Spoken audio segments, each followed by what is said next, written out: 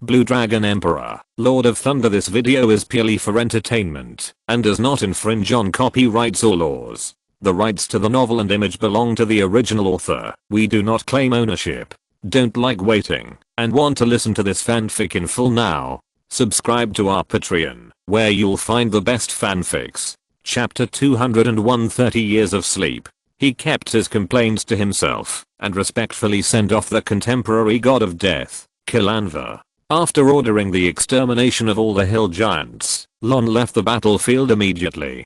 Kilanva, the god of death, healed Lon's life loss and injuries caused by Melka, but he was powerless to help his subordinates who died at the hands of Melka. The souls of the lives that fell under Melka's sickle had been stripped and devoured by Melka, and Kilanva, the god of death, could not bring their souls back. This made Lon feel very bad. A total of 13 dragons, 6 cloud dragons, and 2 ocean dragons died at the hands of Melka, and Lon's true dragon followers were reduced by nearly a quarter. The most courageous Nile legions and Minotaur legions on the battlefield also suffered nearly half of their casualties. Such losses are heavy. This is the most serious blow Lon has suffered since he established his territory, and the reason is simply that he was slightly involved in the confrontation between gods. Whether it was Melka who returned from the realm of the dead, or Jurgil, the lord of the end of all things, who only appeared as a projection from beginning to end, or the new god of death Kilanva, the power they displayed made Longen feel weak and powerless. He thought that he had defeated the incarnation of the 5-colored Dragon Queen, and seized the divine fire of the Dragon Queen, and that he was invincible in the main material world, but the reality made Longen sober instantly. If the carrier of Tiamat's incarnation was not a blue dragon like him, many of the abilities of real dragons would not work. If Tiamat had not broken the space in order to trap himself, regardless of the suppression of the rules of the main material world, he would have been sent back to the main material world by the mysterious existence. If he had not coincidentally found the faith bomb specifically for dealing with the incarnation of gods.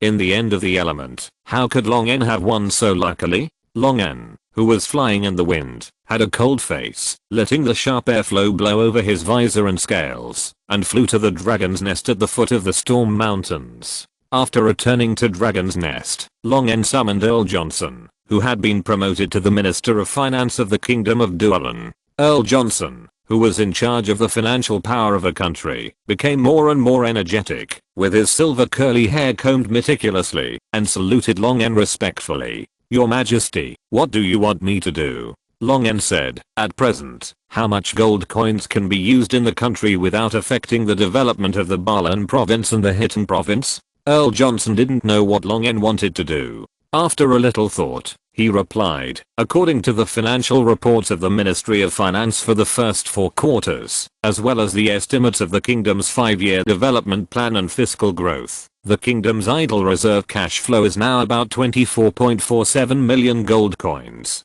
Longen nodded. This number surprised him a little, but it was still within his expectations. The profit-making ability of each factory is too strong. The handicraft workshops in the surrounding countries have almost been completely destroyed by the former Blackstone City Lord Hall factory, now the national factory of the Kingdom of Dualan, and can only be forced to accept the commercial colonization of the Kingdom of Dualan. The countries that became the dumping grounds for the goods of the Kingdom of Dualan were unable to resist Dualan's industrialized manufacturing offensive, and they dared not, and were unwilling to go to war with the Kingdom of Dualan. The rights and interests of the nobles were not harmed by the dumping of goods by the Kingdom of Dualan. Instead, the nobles were able to accelerate the annexation of land and plant a large number of raw materials crops needed by Dualan to make money. As for the life and death of the lower class civilians, it had nothing to do with those noble masters. This also contributed to the plan of the Drow elves to disrupt the human countries to a certain extent. Originally, the goods of the Kingdom of Dualan were cheap and high quality, and were very popular among the civilians of various countries. However, after the nobles thought it was profitable to intervene, the situation deteriorated rapidly. The nobles would impose heavy taxes on the caravans going to the Kingdom of Dualan, and the merchants could only charge the cost to the civilians and spread the taxes on the goods. At first, even with the taxes, Dualan's goods were still in high demand with good quality and low prices, but the greed of the nobles was no less than that of the dragons. They collected more and more taxes, and became more unscrupulous after the domestic craftsmen went bankrupt. As a result, only the goods of Dualan were left on the market, and the common people had to buy them, no matter how expensive the price was. The common people who were exploited to the point of being unable to survive quickly turned into refugees or serfs who worked the fields for the nobles. The relationship between the common people and the nobles was like a barrel of explosives waiting to be detonated. It only took a little spark for these barrels to explode. And the plan of the Drow elves was this spark. The chaos of various internal affairs made the lives of the common people who became serfs and refugees even more difficult, and eventually formed a huge wave of refugees, making the political environment of various countries even worse. But even so, the nobles of various countries did not forget to continue to levy heavy taxes, trying to squeeze out the last bit of property from all the common people. Under such circumstances, it was difficult for the kingdom of Dualan not to make money. Longen said to Earl Johnson, 60% of the cash flow will be used to build the kingdom treasury and the kingdom bank. I will have someone give you the subsequent plan. You just need to execute it. The other 40% will be used to purchase gems from nobles from various countries. The premium range is acceptable within 20%. You can give priority to purchasing from the Dragon clan. They should be very happy. Earl Johnson frowned. He had heard Longen mention the concept of the kingdom treasury and the bank to Flawless, who was still serving as the Archon, a long time ago. He was not surprised by Longen's decision to establish a bank, but Longen's decision to use the kingdom's finances to purchase a large number of gems made him a little disappointed. Dragons are still dragons. Can they still not resist the desire for gems? Earl Johnson wanted to persuade him, but he felt that Longen did not seem to be such a greedy dragon who was greedy for enjoyment. Longen has always shown the attitude of a wise king and wise leader, and he does not seem to let desire overcome reason. Johnson bowed and saluted. As you wish, your will be implemented. Waving his hand to let Earl Johnson leave, Longen summoned Blue Ears, who had not seen him for a long time. Blue Ear, who now manages all the dog-headed clans, has found a way of survival suitable for the dog-headed people under Long's advice. Blue Ear has established a kingdom engineering company with kingdom assets involved, and has started close cooperation with the administrative department, taking on a large number of urban sewer construction projects. The sewer projects in the provinces of Balan and Zatan will be enough to keep Blue Ear and his team busy in the next decade. Blue Ear, who has not been summoned by Long for a long time, was very excited. He knelt on the ground and saluted Long with tears streaming down his face, kissing Long's shadow cast in the firelight of the cave. Great Lord of Storms, Great Dragon King, Great King, Your Majesty, your humble servant is always waiting to be sent by you. Longen shook his tail and said to Blue Ear, in addition to the construction projects, that the Kobold clan is cooperating with the kingdom's administrative department. How many tribesmen can be involved in the construction? Blue Ear's head was pressed against the ground. Great Master, every member of the Kobold clan is honored to serve you. Longen frowned slightly. I want an exact number. Blue Ear hurriedly replied, more than 65,300. Great Master. Longen nodded. I will give you a task. Dig a passage through the Storm Mountains and connect the east and west sides of the Storm Mountains. Blue Ear's eyes widened in shock. A passage through the Storm Mountains? It was a little bit unbelievable. The width of the Storm Mountains, known as the Ridge of Onia, is as long as the distance from the westernmost to the easternmost of the former Principality of Balan. What a huge project it would be to dig a passage through the Storm Mountains. But since it is a task given to them by the Great Master, the Kobold clan must do their best to complete it. Yes, Great Master. Even if the Kobold clan sheds its last drop of blood, we will definitely complete your order. Seeing Blue Ear's heroic look, Longen shook his head and said, this mission is not time sensitive. There is no need to waste the lives of the Kobold clan for this. You have plenty of time, 10, 20, or even 30 years. It's no problem. Hearing that the Kobold clan would not die of exhaustion like slave miners, Blue Ear was moved to prostrate himself on the ground and said, your kindness shines like a diamond. Longen waved his tail tip and said, go, contact the engineering and construction department. The expenses incurred by the Kobold clan in digging the Storm Mountain passage shall be borne by the kingdom. The salaries of the kobold workers shall be paid at 1/3 and 1/4 of the average standard of Black Rock City. Just say that this is my intention. Buir bowed to Long and devoutly and respectfully withdrew from the dragon's nest. A few days later, Long En received ambassadors from various countries in the administrative building of Black Rock City. In the battle with the hill giants, the coalition forces of various countries suffered heavy losses, but the heavy losses of the kingdom of Dualan were obvious to all. After the war, there were about 20 dragon corpses transported away, including Yunlong and Yanglong, and the 1st and 3rd legions of Dualan, which were engaged in the battle, suffered nearly 1/3 of casualties. The kingdom of Dualan killed the most hill giants, and with powerful new weapons, and killed the strongest hill giant alone and the summoned godlike existence, Merca. The record of the kingdom of Dualan was also dazzling. The power shown by the kingdom of Dualan in this war impressed a number of human allied countries, and they all sent envoys to Dualan to send gifts and build good relations with the kingdom of Dualan under the pretext of celebrating the establishment of the kingdom of Dualan. Even the human countries that were not invited by Longjin to join the alliance responded quickly after learning the news, showing goodwill to this powerful country that can be predicted to be powerful for at least hundreds of years. After the envoys from most countries arrived, Long En immediately summoned all the envoys and proposed international friendly exchange and trade.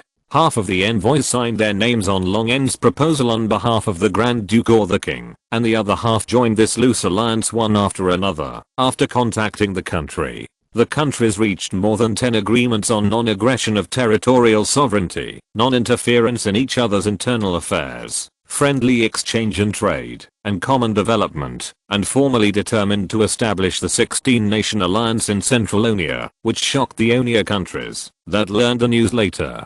Long En also reached a gem acquisition trade with various countries. In addition to the gems bought at a premium from the real dragons, Long En's dragon nest was being filled with gems that were continuously transported. After a period of time, all the affairs and personnel appointments in the territory were arranged properly. The management of the Storm Clan was handed over to the Council of Elders. The inspection and maintenance of the giant structure Sentry Tower was determined to be carried out. The cooperation with the Black Gold Kingdom that successfully restored the country in the lava space was established. Long En finally got out of the heavy territory affairs completely. Lydia, I leave the kingdom to you. Long put his neck against Kirilia's side face, gently rubbing the silver dragon's smooth and shiny silver scales. Kirilia nodded seriously. I will take good care of your kingdom. You can go without worry. Long sweated wildly. He was just going to sleep for a while. Why did he say it? As if he was going to die. After saying goodbye to Kirilia, Videlpin, Lisa Panna, Flawless, Ronisha, Ryan and other friends or subordinates, Long returned to the empty nest filled with gems alone. It took more than a month, and Long finally exchanged 40% of the kingdom's cash flow for gems or more precious magic crystals. But these things were priceless, and Long didn't get much. In order to pile up these gems and magic crystals, the gold coins and other sundries in Long's nest were cleared out, and it was expanded again. Long stepped into the gem hill formed by the accumulation of various gems, sank down and buried himself in the gems. A breeze blew, and the candles in the dragon's nest gradually went out. The dragon's nest fell into deep darkness, leaving only the light released by the magic crystal and the exquisite gems that were illuminated by this light, shining like stars in the darkness. The dull and long breathing of the giant dragon slowly sounded, and the elemental energy contained in the gems and magic crystals slowly merged into Long's body with the breathing. Time passed, and the sun and the moon rotated.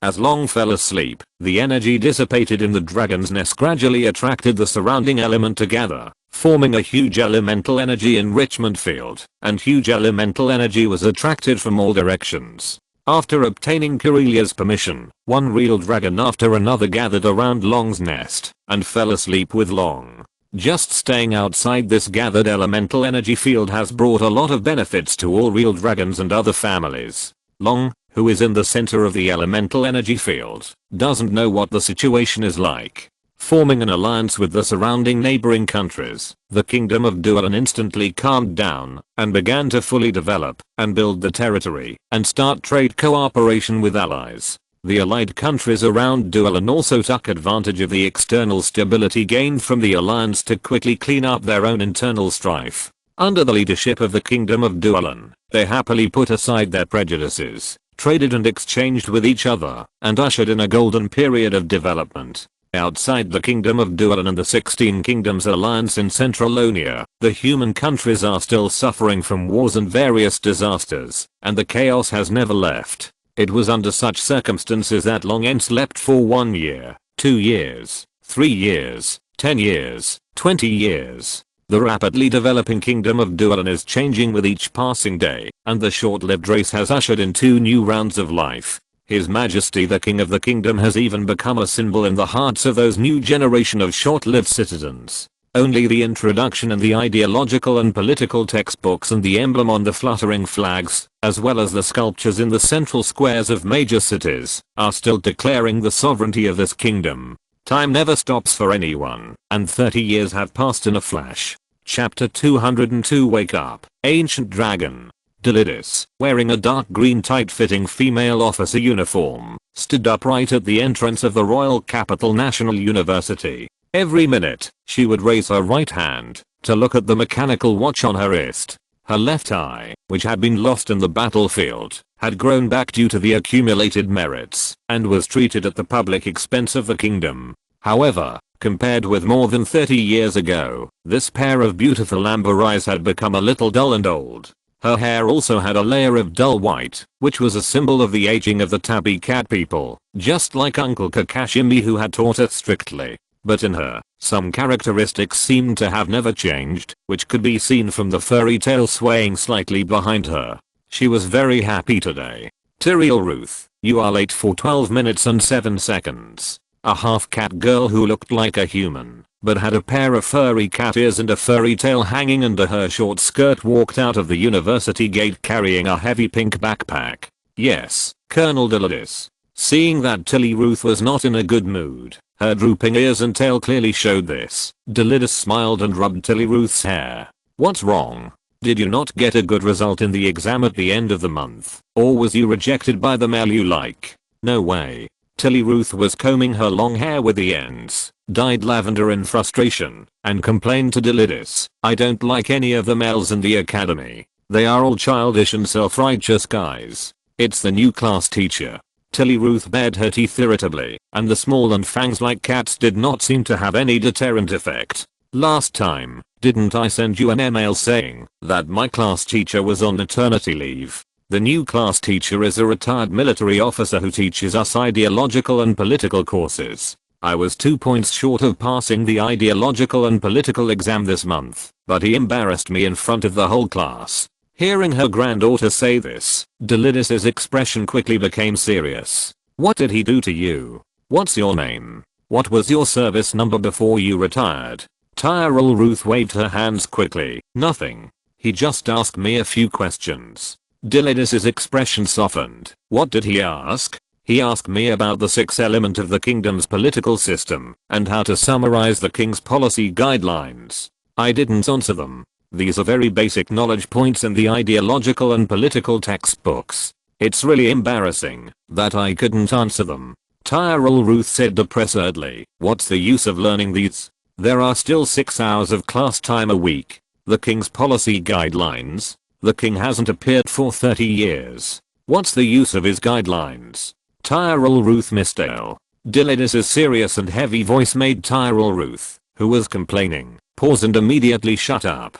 Her grandmother seemed very kind every time she came to see her, but she had to be careful whenever she called her full name in this tone, because she must have made a very serious mistake. Having lost her father at a young age, and being raised by her mother and grandmother, and her grandmother's love for her made her unable to rebel, so she stopped and lowered her head to prepare for the scolding. Seeing Tyrael Ruth biting her lip with a slightly aggrieved expression, Delidis' heart softened. She sighed silently, and said in a slow tone, Ruth, you must respect His Majesty the King. He is a great and wise monarch. The kingdom can only be today, because of His Majesty's governance. Seeing an inexplicable emotion in her grandmother's tone, Tyrael Ruth also felt a little sorry for Delidis. I know, grandmother. Delidis touched Tyrael Ruth's hair with a complicated expression. Ever since her son, Tyrell Ruth's father died in an accident during the development of new weapons in the military. The child was full of disgust for the country that killed her father.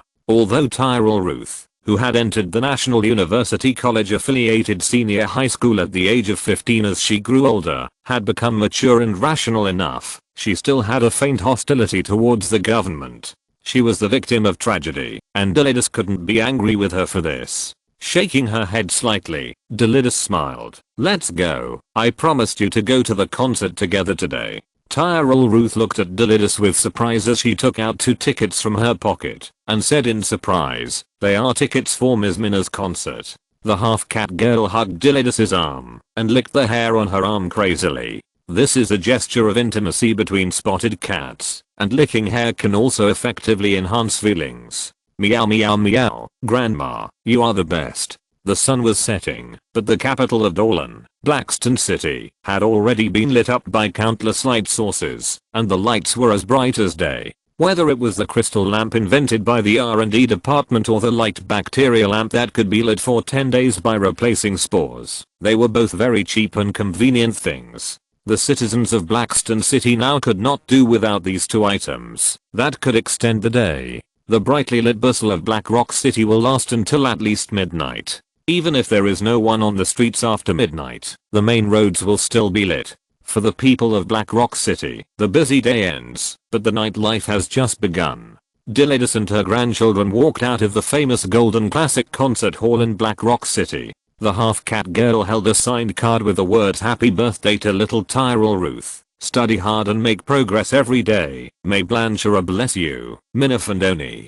Her eyes were full of excitement, and the cat tail under her skirt was shaking wildly, accidentally hitting Delidus's tail. "Ruth, tail." Delidus reminded her, and Tyrell Ruth giggled and quickly coiled up her tail and fixed it with an elastic band. Tyrell Ruth, whose mother is a human grandmother and has been in the army for a long time, lacked relevant education about the spotted cat people since childhood and had little experience in handling the tail's movement according to her mood at some times. As we all know, cats and cattails are 2 different creatures. Tyrell Ruth, who had obtained the autograph of her idol by virtue of her grandmother's status and power, was immersed in excitement. However, Delidus could not understand the passion of today's young people to chase stars, but she had to admit that the performer named Minna was famous for a reason. Whether it was the passionate conducting of the large ensemble or the solo performance of several instruments, the lady's elegant charm was well demonstrated. What Delidus admired most was the vigorous spirit of the other party, which made Ms. Minna, who had a short brown red hair common in Northern Onia, look a little neutral. Perhaps this was why she was so popular among both boys and girls. After looking at the sky and the watch on her wrist, Delidus said, "Let's go. Your mother should be off work." Tyrell Ruth pursed her lips and showed a somewhat forced smile. The National Pharmaceutical Factory has just been expanded, and the orders for medicines in the South are urgent. She has been very busy recently and has no time to eat with us today. Delidus silently touched her granddaughter's head and took her to the tram that happened to stop nearby. Compared with the steam locomotive assisted by magic, the tram is quieter and more convenient, more suitable for use in the city, and one ride only costs 2 copper dias, which is 2 copper coins before the currency reform. It is very cheap for the citizens of Blackston who can earn several silver dias, equivalent to silver coins, a day. It is very cost effective for those who work far away from their residence and want to save time on the way to and from work. After all, the current Blackston City has expanded several times, and the original city wall has now become a tourist attraction on the first ring line of Blackston City. It is not easy to find a house close to the workplace in a place like Blackston City, where every inch of land is valuable. The tram is the first choice for many people to go out. It was not yet the rush hour, so the tram was not crowded. Delidus and Tyrell Ruth found 2 seats side by side and sat down. Not far away, a kobold and a dwarf were squeezed onto seats. The skinny kobold was squeezed by the big dwarf almost to the window of the tram, but it seemed not to care and read the newspaper in the dwarf's hand with relish. "Oh damn. The house price in the new city of BC area is 15 gold dias per square meter. Why don't they go and rob it?" The kobold's sharp exclamation attracted the attention of Delidus and Tyrell Ruth. The cat ears trembled slightly and turned towards the kobold and the dwarf. Be content. The dwarf took out his portable wine flask and took a sip. If the administrative department hadn't forcibly issued a decree to stabilize housing prices, do you think those merchants would be so kind as to only charge 15 gold coins? What a joke. Even beer that tastes like water has risen to 6 copper dias per cup. How can those black-hearted real estate developers bear not to skin you alive and pull out your tendons?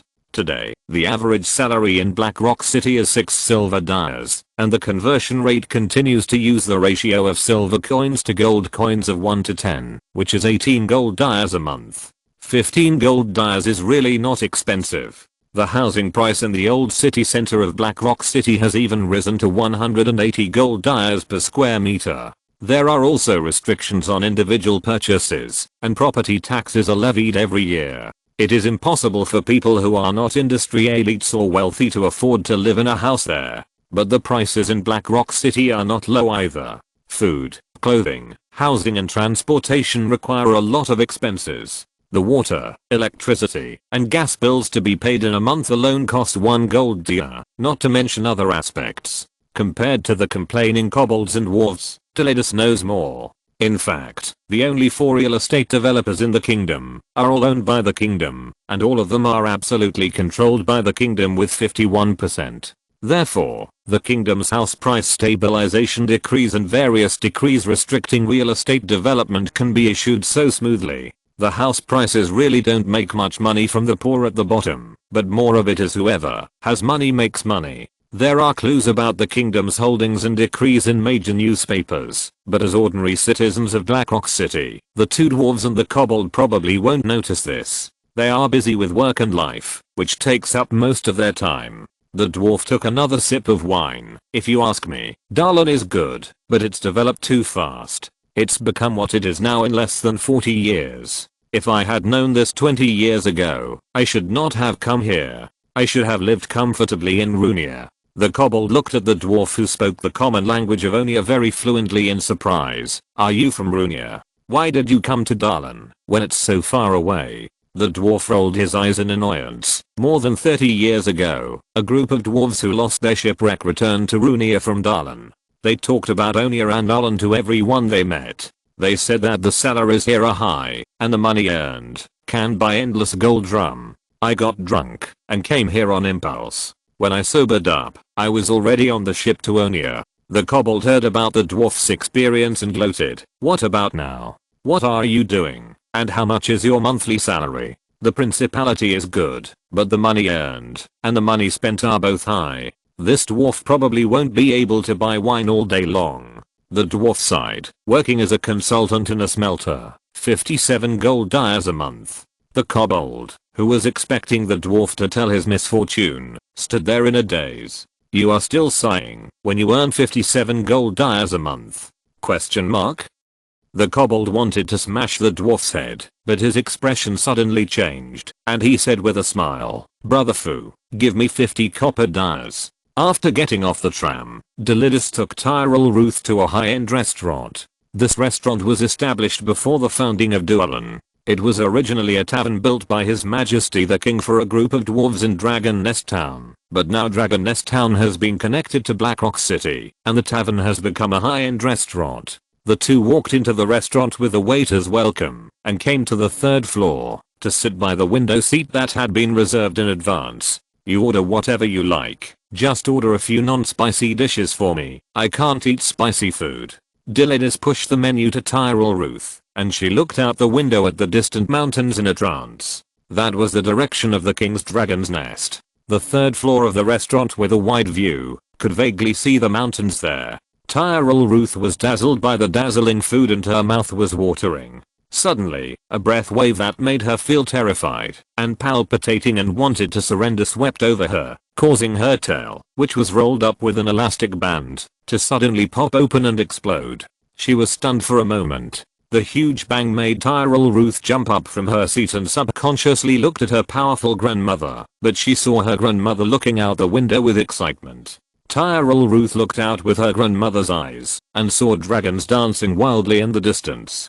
Countless dragons soared into the sky, circling in the sky and roaring excitedly, as if welcoming the arrival of the king. The rumbling sound made the distant Blackstone city feel a terrible vibration. A piece of the mountain collapsed, and a huge real dragon with scales shining like sapphires rose into the air amid the falling boulders and smoke. The awe-inspiring dragon roar made Tyrell Ruth tremble behind the window. The dragon was more than 30 meters long, an absolute behemoth, with extreme beauty and power. Its majestic and noble temperament made people want to kneel down and worship it unconsciously. Longen, who flew into the sky, clenched his claws and felt the immense power.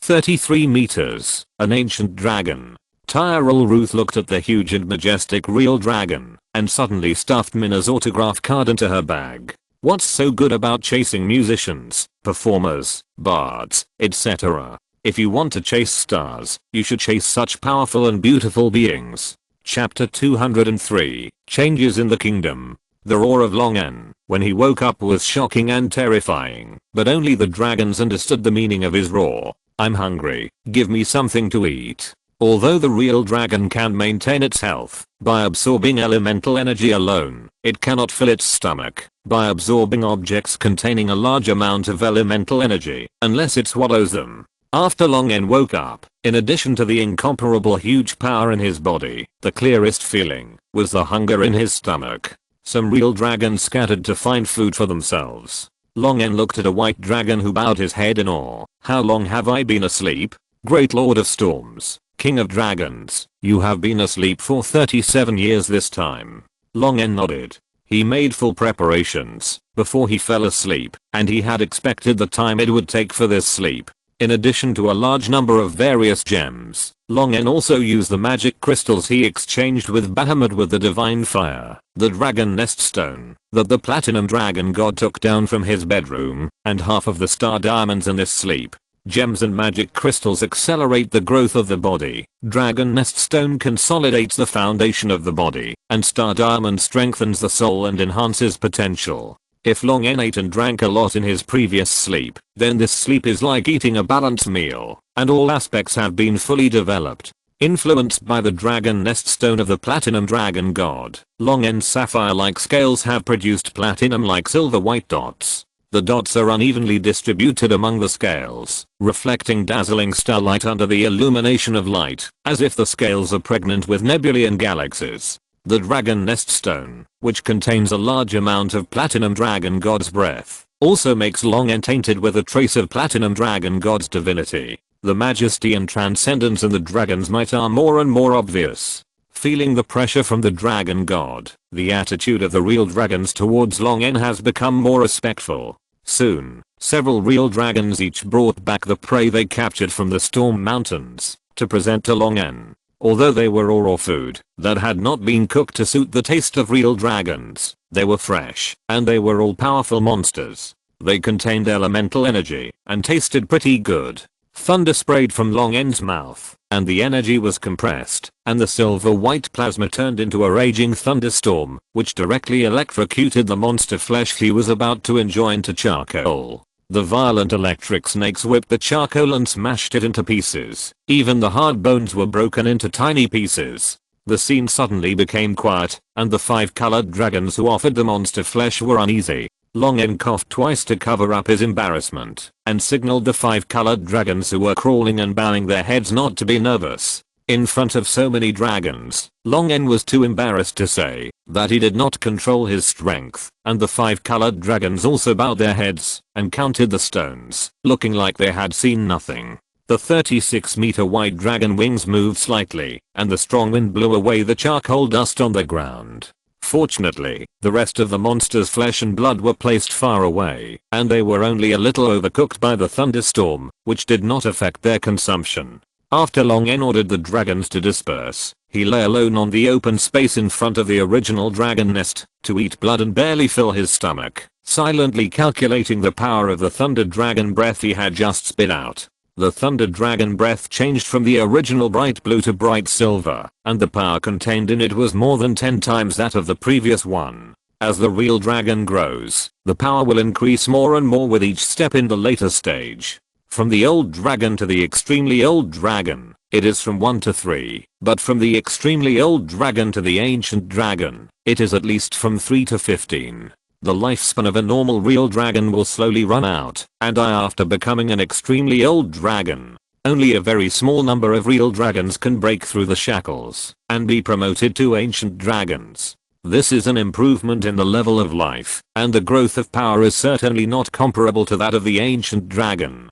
But Long En felt that his current power was still too exaggerated. He still remembered that the thunder breath of the ancient blue dragon Kelkran that attacked him was far less powerful than his own. Even after Shyama descended on his body as a carrier, the thunder breath it spewed was only blue with white, not reaching the level of completely bright silver. Long En estimated that the current strength of his breath should be 7 or 8 times that of Kelkran, almost reaching the limit of a normal ancient blue dragon, and even stronger would be the level of an ancient dragon. If not, Long En would not have misjudged the power of his breath, and turned a delicious fierce snow python directly into a pile of carbon powder. While swallowing the blood food that was hot from electricity, he spread his mental power into his body. Long En's mental power swept through his scales, muscles, bones, and even his internal organs, and found that his body had undergone earth-shaking changes. Needless to say, the strength of the scales, muscles, and bones has been greatly improved.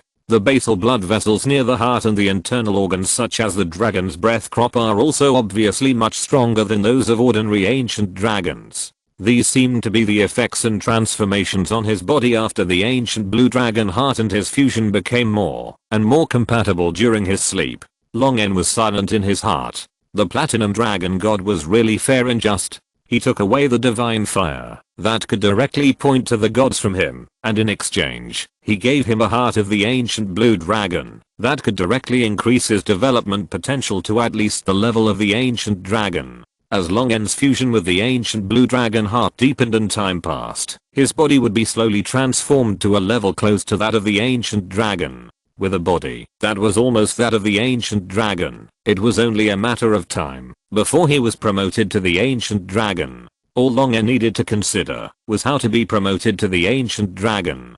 To some extent, the meaning of this ancient blue dragon heart to Long En was much more important than that whispered divine fire. It seemed to be a fair deal, but Long En knew that he owed the platinum dragon god a huge favor. Shaking his head to put these thoughts behind him, Long En chewed a crunchy monster head and swallowed it, and he became happy again. With his current strength, let alone ordinary legends, even if he fights with the hill giant shaman again, Long En has the confidence to easily win. Now in the main material world, the only special existences that can really threaten him are probably the incarnation of gods, demigods, or ancient evil creatures. Long En hadn't finished eating yet, and a 16-meter long silver dragon rushed from the direction of Blackstone City. From the dragon power of the other party, Long En had already recognized Curelia. I'll rush here after I finish the important things at hand. An electric current flashed in his mouth, clearing the blood and bloody smell in his mouth. Long En lowered his head and naturally touched his cheek with Curelia intimately. The lifespan of a real dragon is long, and it is common for it to sleep for more than 10 years. Long En slept for 30 years, which is not long or short, but it is not enough to make Curelia, who is also a real dragon, feel unfamiliar. Long En looked at Curelia's size, and the elegant silver dragon explained, when you sleep, you gather a huge elemental energy field. I will let your family members sleep next to your dragon nest. After handling government affairs, I will come here from time to sleep for a short time. Curelia herself is still in the growth period. In the first 50 years after the true dragon is hatched, if the dragon has enough talent and the required energy, it can grow at a high speed. Curelia belongs to this situation. As a female true dragon with a close relationship with Long En, the 5-color dragon family members consciously gave up the position closest to the dragon nest, where the energy is the most concentrated. Curelia does not have to worry about the energy needed for her body growth. Curelia, who is only in her early 50s, is now larger than most true dragons in their 70s or 80s. You know, a white dragon is only 16 meters tall when it is 100 years old. This growth rate can be regarded as a gifted talent. Curelia, who had grown to the size of a young dragon, became taller and more elegant, with a sense of a girl next door who was about to bloom. Her already beautiful and charming appearance gradually blossomed, becoming even more beautiful and charming, which made Long N slightly absent-minded. But Corelia didn't seem to have any intention of talking about love, and even had a slightly worried look on her face. What's wrong? What happened? Long N saw Corelia's serious expression, and swallowed the remaining flesh and blood in one gulp. Let's go. Let's find a place to talk. Corelia nodded and flew to Blackstone City with Long N. The huge dragon shadow of the ancient dragon covered the sky and the sun, which made the new residents of Blackstone City tremble in shock. But the old Blackstone City citizens who were older were very excited. Their king woke up from his slumber and became more powerful than he was 37 years ago. The refugees who came to settle in Blackstone City during the Bolan Civil War are now old or dead, but after 37 years, they are still full of piety and, or when they see Long N again, they kneel down and shout Long N's name.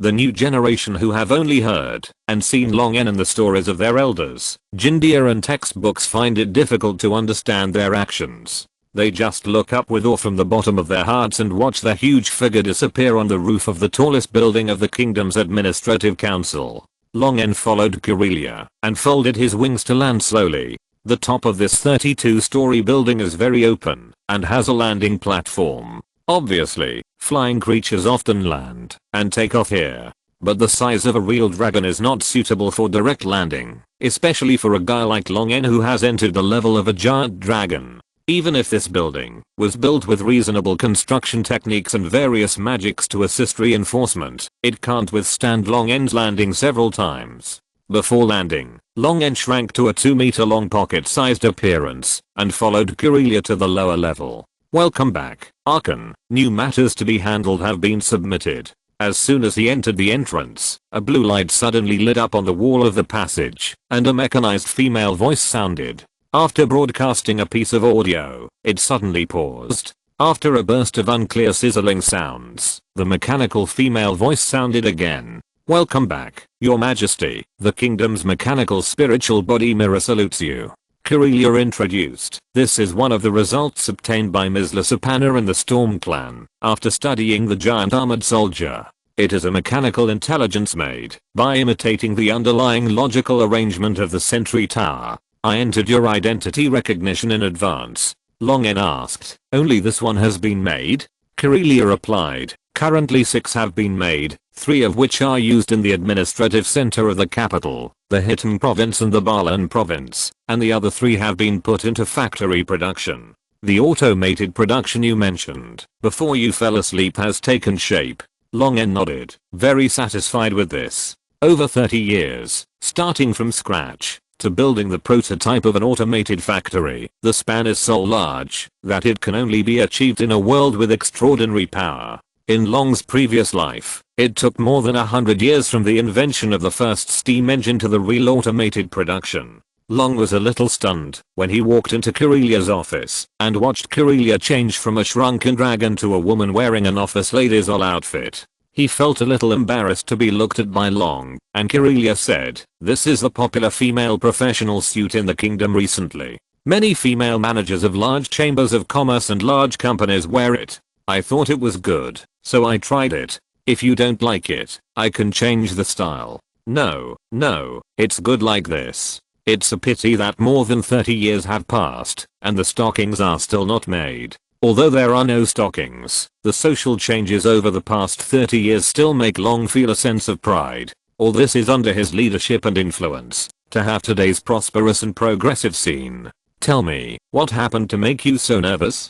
Corelia did not speak, but pulled out a stack of documents from the folder on the table, and pushed it in front of Long N. Long N flipped through the documents, and looked at the reports on them, his expression gradually becoming serious. In the past 30 years, the kingdom of Dualan has developed rapidly, but except for the 16 kingdoms alliance in the middle of Unia, the rest of the human countries are still deeply mired in war. Only the situation in the north is slightly better. With the intervention of the Roman Empire, the conflicts between the countries will not deepen to a too serious level. The human countries that have been at war for more than 30 years have completely become a mess, and even the drama of destroying the country has been staged no less than 5 times. Starting more than 20 years ago, witnesses began to see that the drow elves were secretly setting up some evil altars. The human countries that still had the strength to spare sent strong men to investigate and finally confirmed that those dark-skinned elves were indeed making trouble again.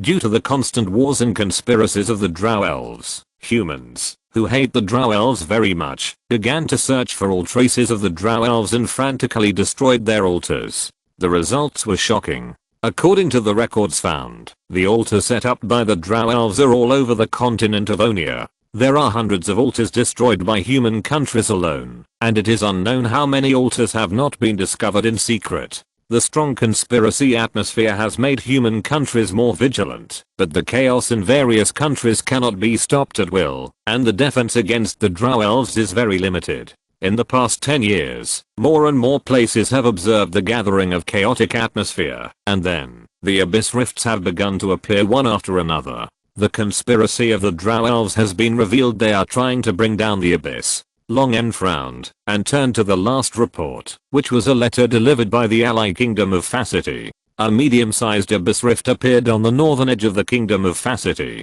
Chapter 204, Fragile Short-Lived Species. In the highest conference hall of the Blackrock City Administrative Council, Long N, who had transformed into a dragonborn, sat at the top of the conference hall that could accommodate hundreds of people, and his sharp fingertips rhythmically tapped the armrests of the high-backed chair. The matter of the Abyss Rift was too serious to be dealt with in a short period of time. This was not a matter for the country of Dualan, or even for the continent of Unia. This was a major event that all life on this main material world had to face together. Well, at least except for the drow elves who created these abyss rifts. The abyss has never been a good word. It is a twisted plane filled with pure chaos and disorder. The creatures there also inherited this. They were brutal, ignorant, chaotic and twisted. Their small brains could only know the most basic killing and devouring. If there was anything else that the demons in the abyss liked to do most besides surviving and becoming stronger, it was to destroy all order. Those chaotic creatures were naturally full of hostility and disgust towards order. As long as there was a slight possibility, they would do their best to completely destroy the disgusting order in front of them and return it to chaos. In addition to being affected by their natural disgust, destroying order will also make demons gain favor and rewards from the abyss plane, gain the blessing of the plane, and be promoted to a more powerful demon. This is one of the fastest ways to gain power. Therefore, demons' favorite thing to do is to invade and destroy the main material world full of order. Once a powerful demon leads an army to capture a main material world and spread the power of the abyss, it will be promoted to a powerful demon lord with the blessing of the abyss and gain unparalleled power, which makes all demons flock to it. It is worth mentioning that complying with the rule of destroying order and getting promotion is actually a kind of order in a sense, so it is deeply hated by some demons. But if a demon takes the initiative to destroy the order of destroying order and getting promotion, it will also gain the favor of the abyss, gain power and promotion, and thus fall into an infinite nesting doll that wants to destroy order, but conforms to order. Completely pure chaos always seems to be difficult to achieve, which is indeed a matter of distress to demons. Seeing that everyone seemed to be there, Long N stopped thinking about the abyss rift in his mind. Once a giant abyss rift that can allow the demon army to pass through appears, it will definitely not only be Onia who will be in trouble. Those demons will destroy the entire world. Long N is not in a hurry, at least he has to make the whole world anxious first. Now the first thing he needs to do is to learn in detail what has happened to the kingdom of Dualan during the 37 years that he has been sleeping, and what the current situation is. As a king, he still needs to grasp the various aspects of the kingdom. His eyes swept across the faces of the participants who were nervous or humble. Some of them were still those that Long N was familiar with, but most of them were new faces that he had never seen before. 37 years is too long for short-lived species. Long N knew that the change of senior government officials was inevitable, but he still asked the hill giant shaman Glengo, "Where are old Haddo and Johnson?" Glengo, who was considered a deformed child among the hill giants, looked more and more like a human. The clean and tidy blue-bottomed gold-edged wizard robe was put on his tall and burly body among humans, making Glengo, with his neatly groomed hair and beard, look like a wise scholar or a powerful wizard.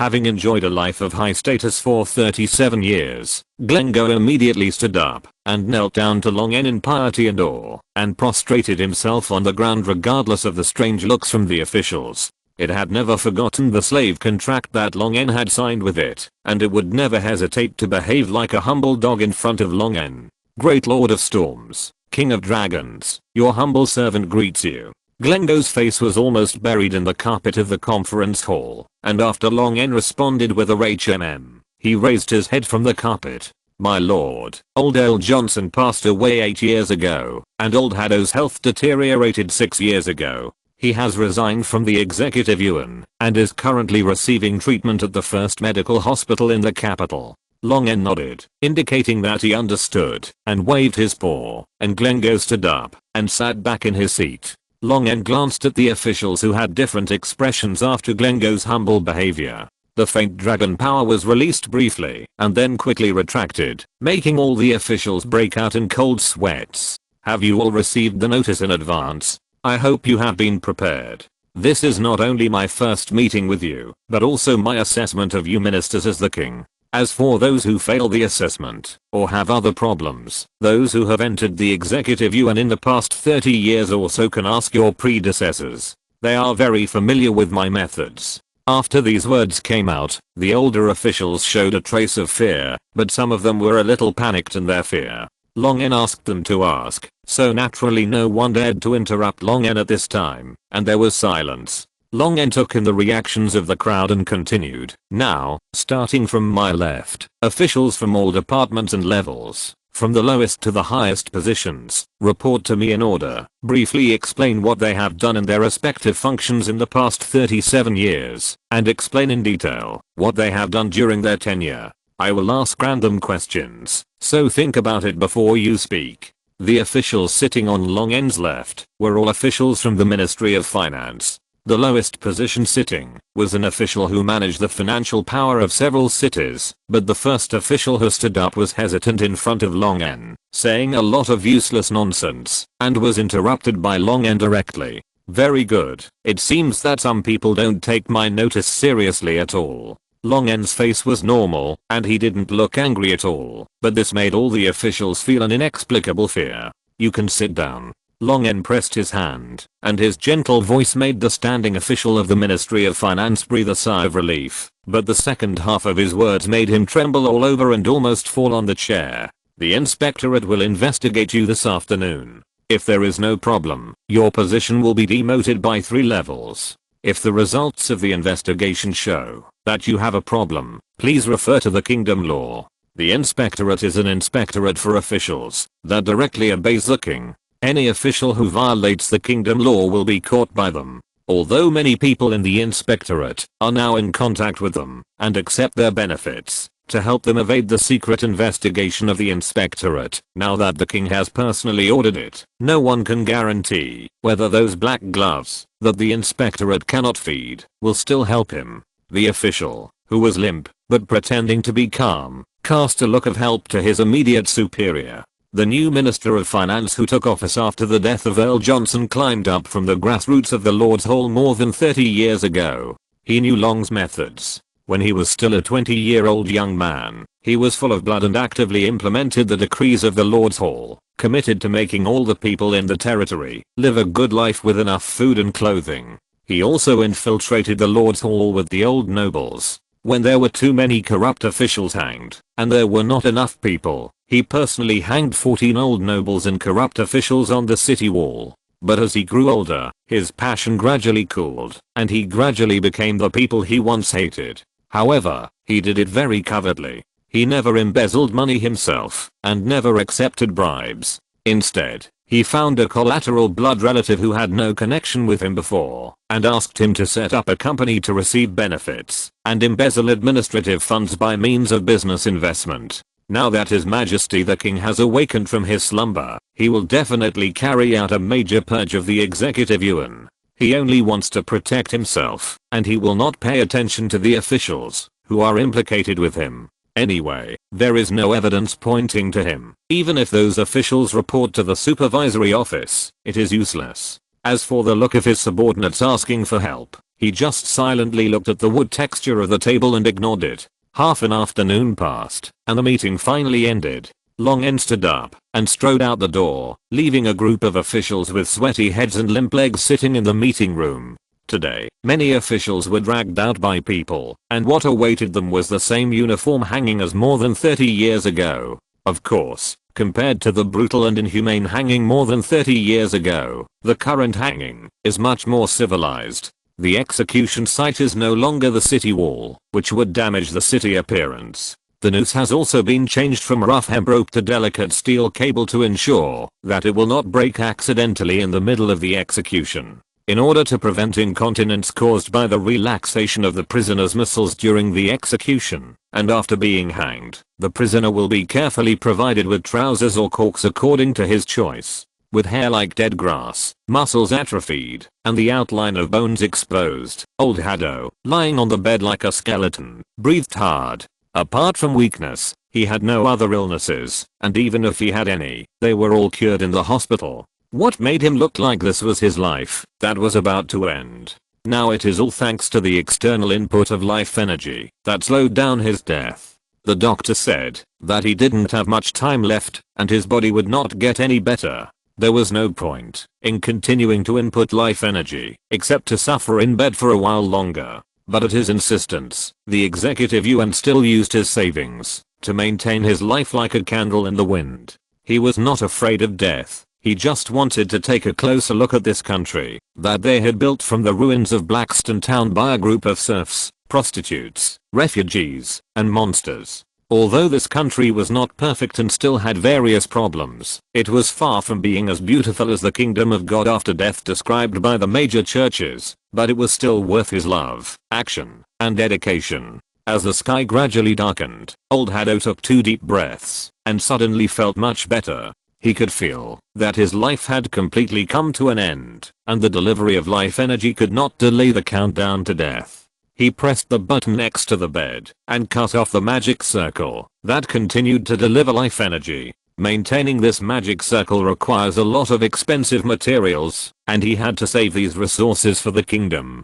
With the sudden strength, old Haddo forced himself to stand up, walk down the bed barefoot, and walk towards the window tremblingly. Pushing open the window and overlooking the prosperous scene of the capital full of vitality, his heart finally settled down, his skinny hands supported on the windowsill, and his body stopped shaking. He had to enjoy the peace of mind in the last moments of his life. But the sound of footsteps and the door opening made his wish come to nothing. Old Haddo turned around with difficulty, saw the appearance of the person coming, and suddenly tears welled up in his eyes. He smiled and said, "Your Majesty, you are finally here. Old Haddo has not let you down." Long N walked forward and said, "Yes, I saw it. You have built the kingdom very well." Old Haddo turned around, closed his eyes with his back to the light, and when he opened his eyes again, the turbidity in his eyes was swept away, replaced by the sharpness and depth honed by years of high positions. "Your Majesty, the executive yuan must be strongly purged. There are countless corrupt officials in the executive yuan, but the involvement is too wide, so it needs to be done step by step. The currency reform is very good, but the currency making power of the executive yuan and the Ministry of Finance must be restricted. The contradiction between the short-lived citizens and the long-lived citizens has gradually emerged, and the racial coexistence decree and a series of related policies must be adjusted in a timely manner. The Ministry of Agriculture." Long N raised his hand to signal old Haddo to stop. "Of course, all your suggestions are good and will be implemented." Long N, after transforming into a dragonborn, stood tall in front of old Haddo, just like the giant dragon standing in front of old Haddo who was trying to dig out corpses from the bricks and stones in Blackrock Town. "But if you don't do it yourself, can you really rest assured?" Old Haddo smiled bitterly. "But your Majesty, I'm about to die." Long N said, "I know, but this is not a reason. Do you want to stop being loyal to the kingdom just because your life is coming to an end?" Old Haddo was a little amused. "Perhaps you can make my bones into a dead skeleton so that I can make a little contribution to the kingdom." Long N smiled. "No, don't bother so much. I have prepared a ceremony for you. As long as you are willing to give up your human identity, you can use my blood to transform into a half-dragon creature, and then you can naturally continue to serve the kingdom. Transforming into a half-dragon creature will also extend the lifespan, at least allowing old Haddo's life to be extended by 50 years. But according to your current physical condition, the success rate is only 1/3 or lower. You can think it over carefully before making a decision. This is not a mandatory order. The setting sun shone on Long N from the window behind old Haddo. His scales sparkled in the light. Old Haddo looked up at the kind and majestic king and smiled. How bad can the situation be? Old Haddo panted with a smile. I'm willing, your majesty. Whether it succeeds or not, it is always my honor to serve you. Dividing line. Let me see which HXD is still reading novels on Chinese Valentine's Day. You won't spend the holiday alone, will you? Just kidding. Even if you spend it alone, you can have some barbecue, beer and play a few games. Happy Chinese Valentine's Day XDM. In addition, should old Haddo be written to die? Here are some suggestions. It feels better when he dies. If he doesn't die, a happy ending is also good. By the way, does anyone still remember this supporting role? He has too few scenes.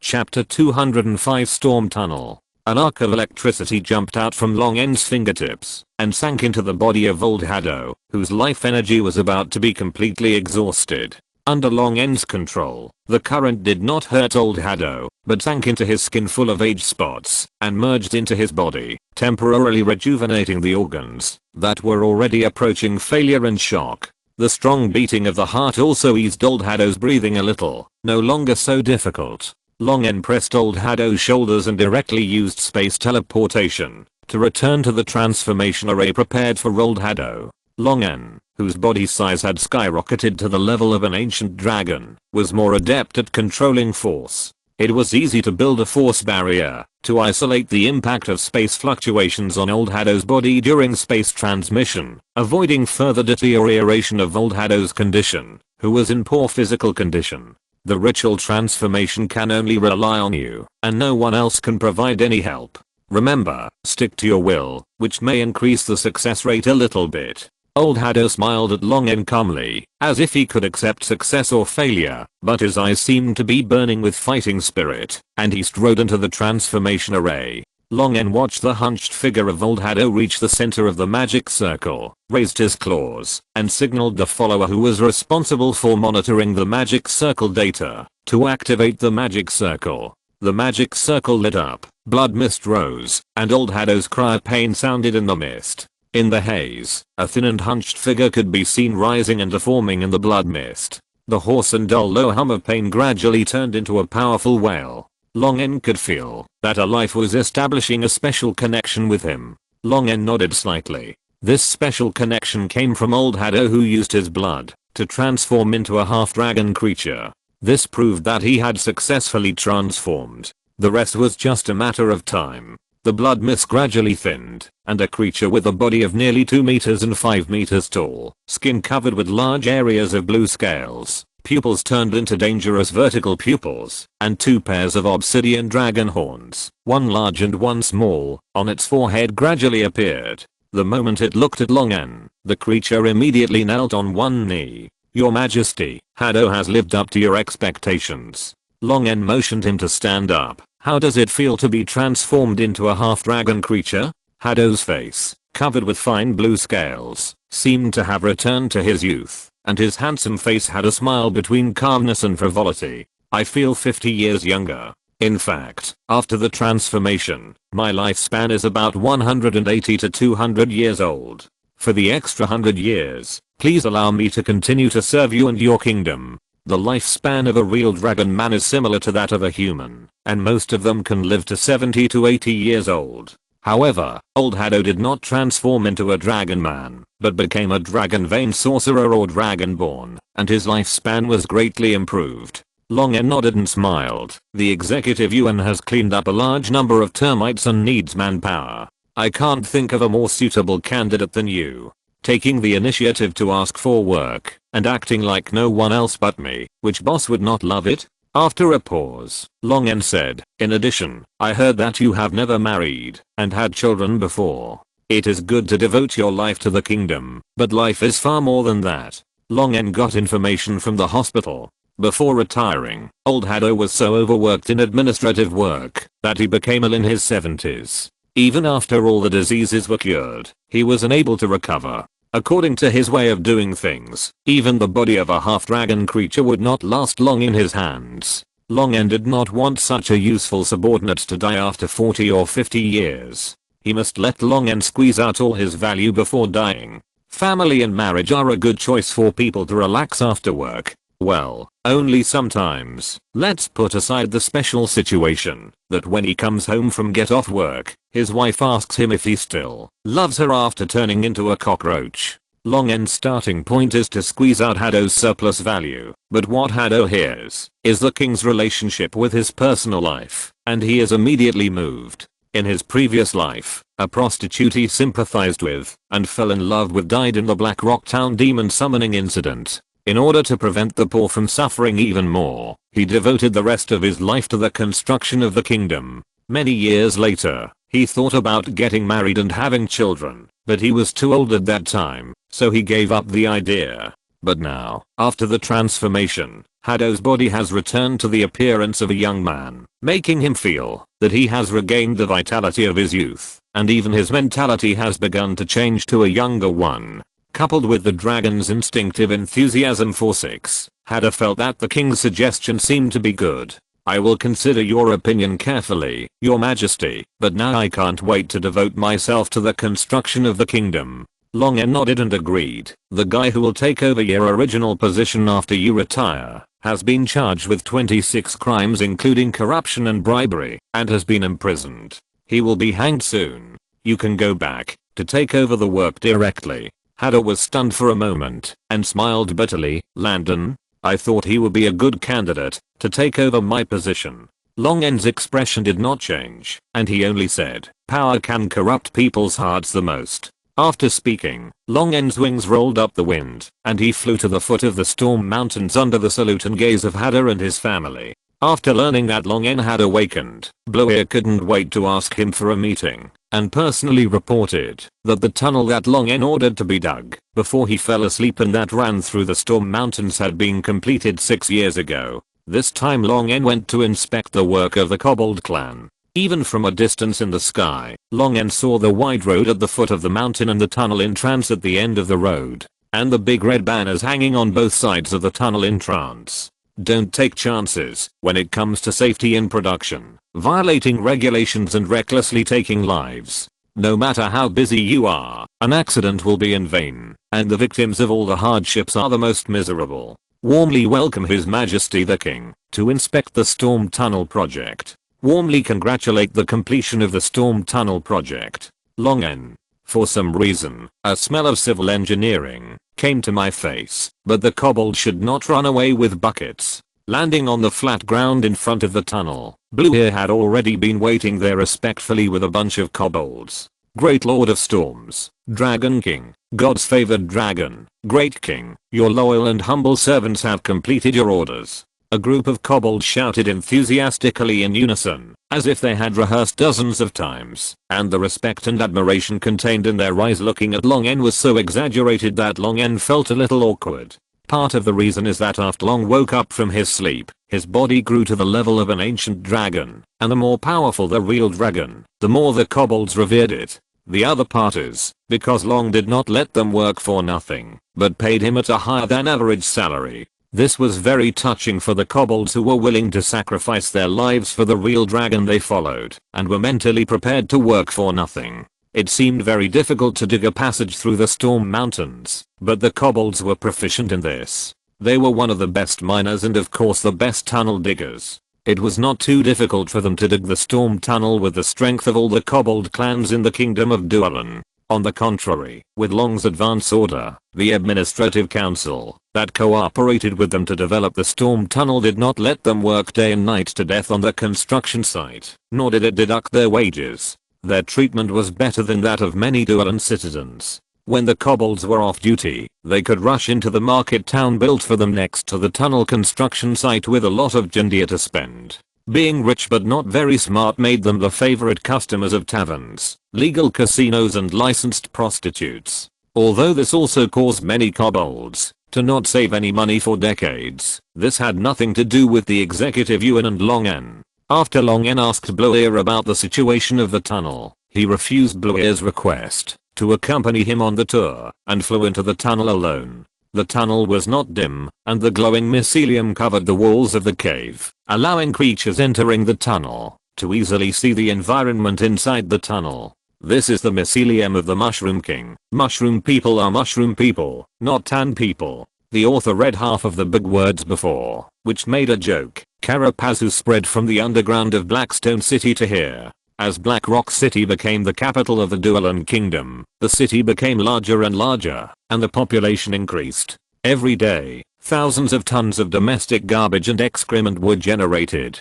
This made the Fungus King Carapazoo very happy. No matter garbage or excrement, they were all delicious in his eyes. Fungus King, old jet, let's do it, brothers. With such a sufficient supply of nutrients, the Fungus King Carapazoo grew bigger and bigger. The range covered by the mycelium has spread out for hundreds of kilometers, and it is still growing every day. It is easy for it to let one of the branches grow into the storm tunnel. Rushing forward along the glowing tunnel, Long En flew for 2 hours at his current speed, and a hole of dazzling light finally appeared in front. The dragon pupil changed from focusing to erecting like a cat's eye, and the sudden strong light did not affect Long En at all. The smell of the fishy and salty sea breeze became stronger, and the airflow in the tunnel gradually strengthened. Long En rushed out of the tunnel, and the storm hit him. The storm sea on the storm mountains is still in a bad environment, and the natural disaster like storms and rains continue. But now Long En is no longer the young and immature one, referring to the terrifying dragon that is more than 10 meters long. Long En, who has grown to 33 meters and entered the ranks of ancient dragons, has the strength to ignore natural disasters of this magnitude. He can even influence and use this natural disaster to a certain extent. The giant blue dragon flew into the clouds and released huge mental power and lightning element at the same time, controlling the leaden clouds that caused the thunderstorm to scatter and retreat, and forcibly created a clear sky without wind, rain, thunder and lightning, allowing the bright sunshine to shine through the gaps in the leaden clouds. But as soon as Long En's power disappeared, the dark clouds around him immediately returned and filled the gap, and the wind, rain, thunder and lightning continued as usual. This method is feasible, but we have to set up a magic circle to maintain it. Long En planned to build a safe outpost in this natural disaster.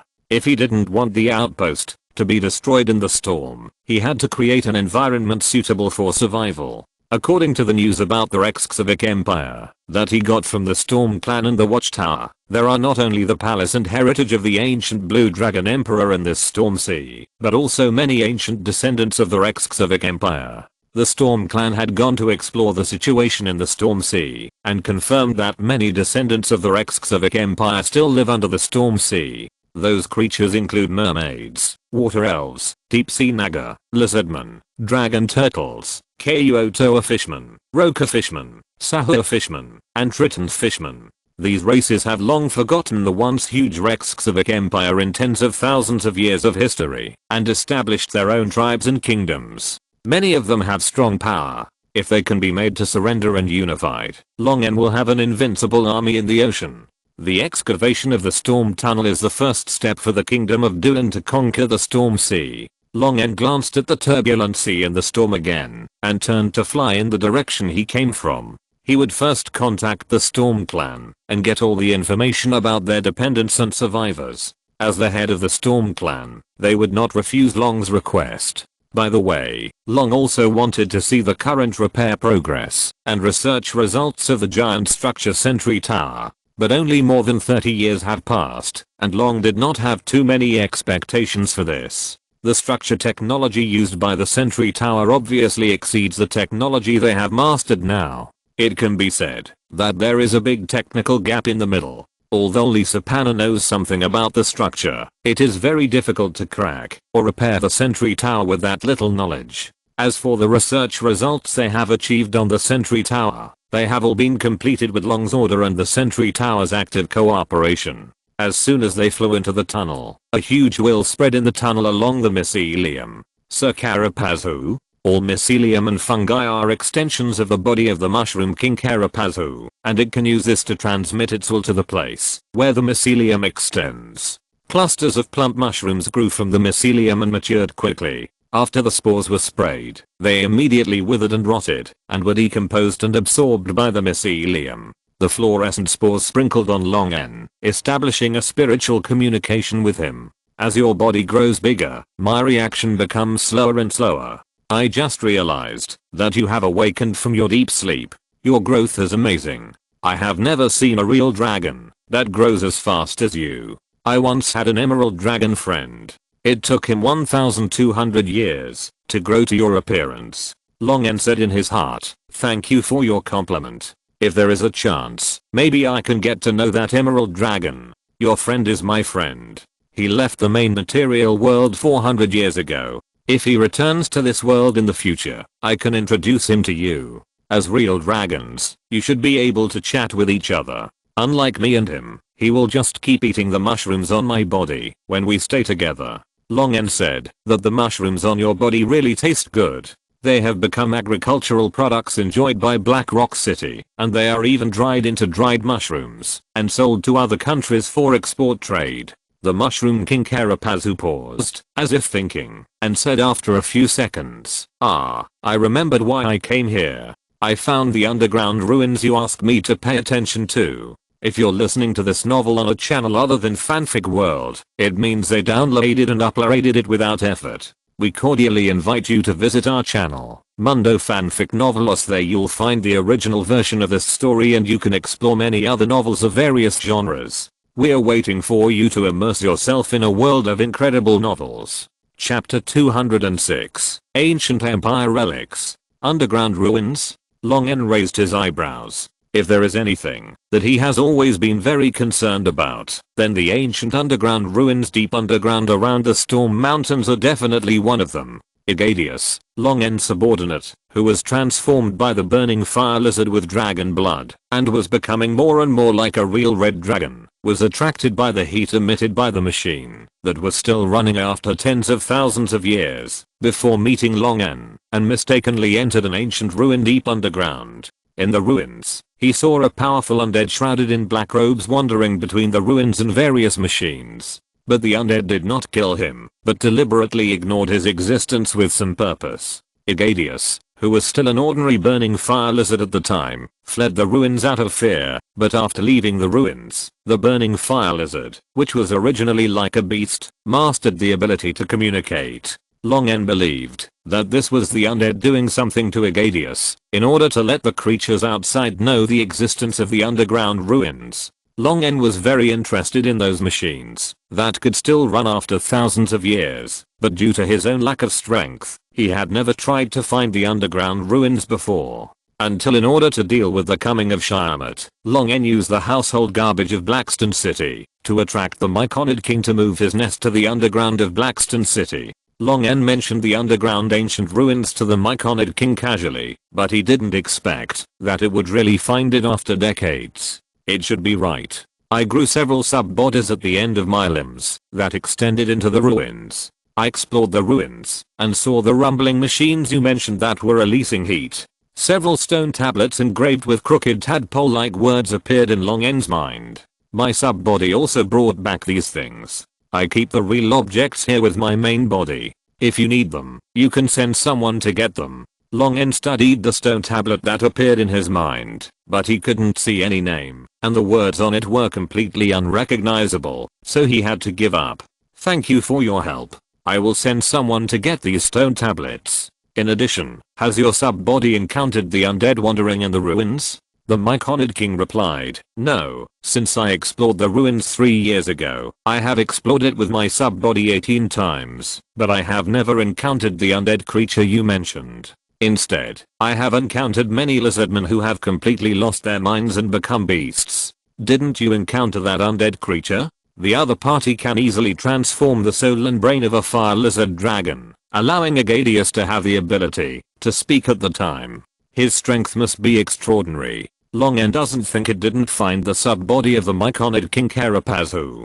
Could it be that the time is too long, so that even the undead are completely dead, and the undead that has been wandering in the underground ruins for tens of thousands of years has dissipated? It has only been 40 years since I got the news.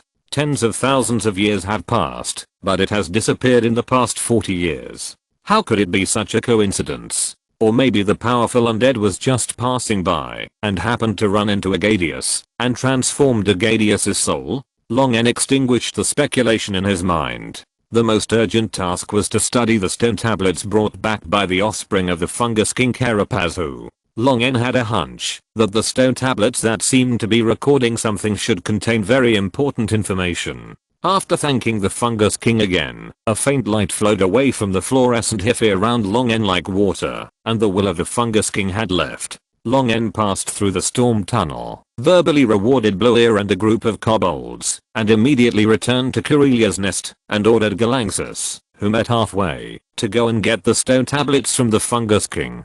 Corelia has been working in Blackrock City for many years, and the dragon's nest has entered a semi-idle state. Long N, who collapsed his own dragon's nest, simply moved in temporarily. Anyway, he didn't have any rigid requirements for the living environment, just barely enough to live in. As for his palace, it has been reserved by the ancient golden dragon Roland, who volunteered.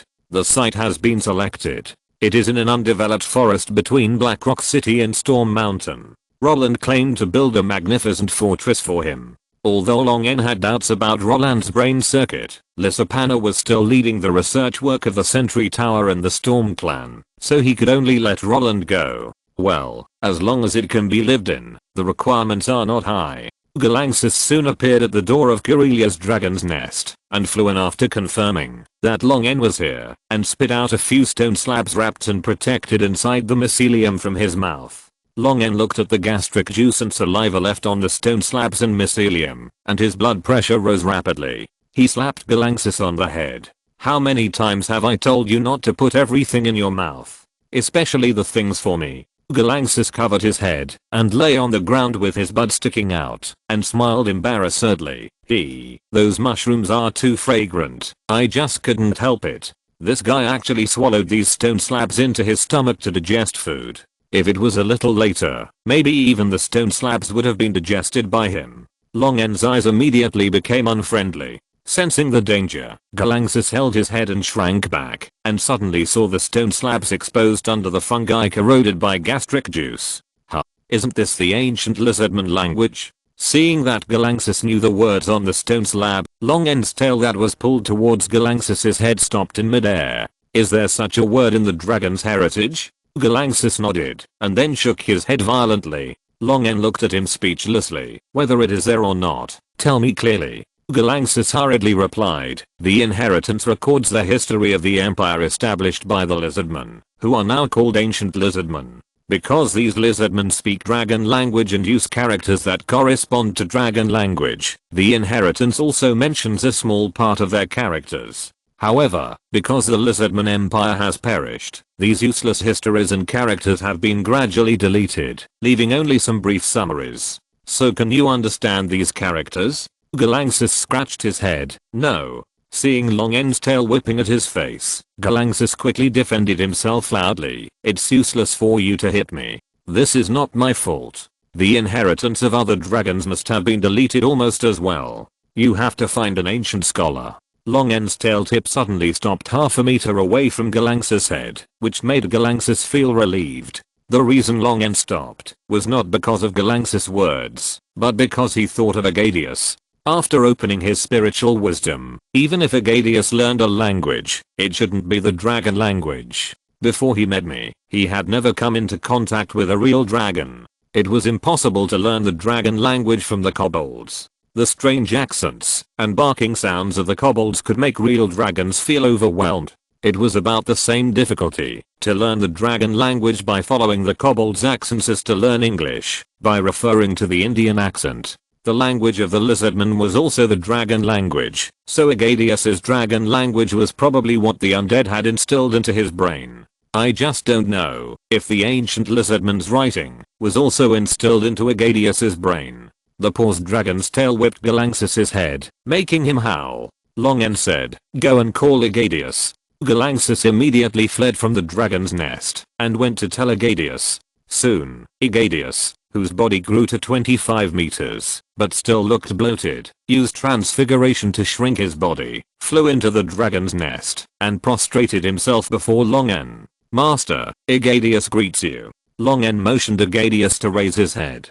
Do you recognize these words? Egadius looked at the several stone slabs that had been cleaned in front of Longen and replied respectfully, yes. Longen raised his eyebrows. It seemed that the undead was not just passing by chance, but was a real ghost of the ancient Lizardman Empire that had existed for tens of thousands of years. Read all the words on it to me. Egadius bowed his head and read the contents of the stone slabs to Longen one by one. Well, I don't know how many days it has been. I have to count the stone slabs again. Anyway, it's another day without any incident. Ever since the 6th magic reactor stopped working completely, bad luck seems to have finally moved away from me. Maybe I can dismantle all the parts of the 6th group.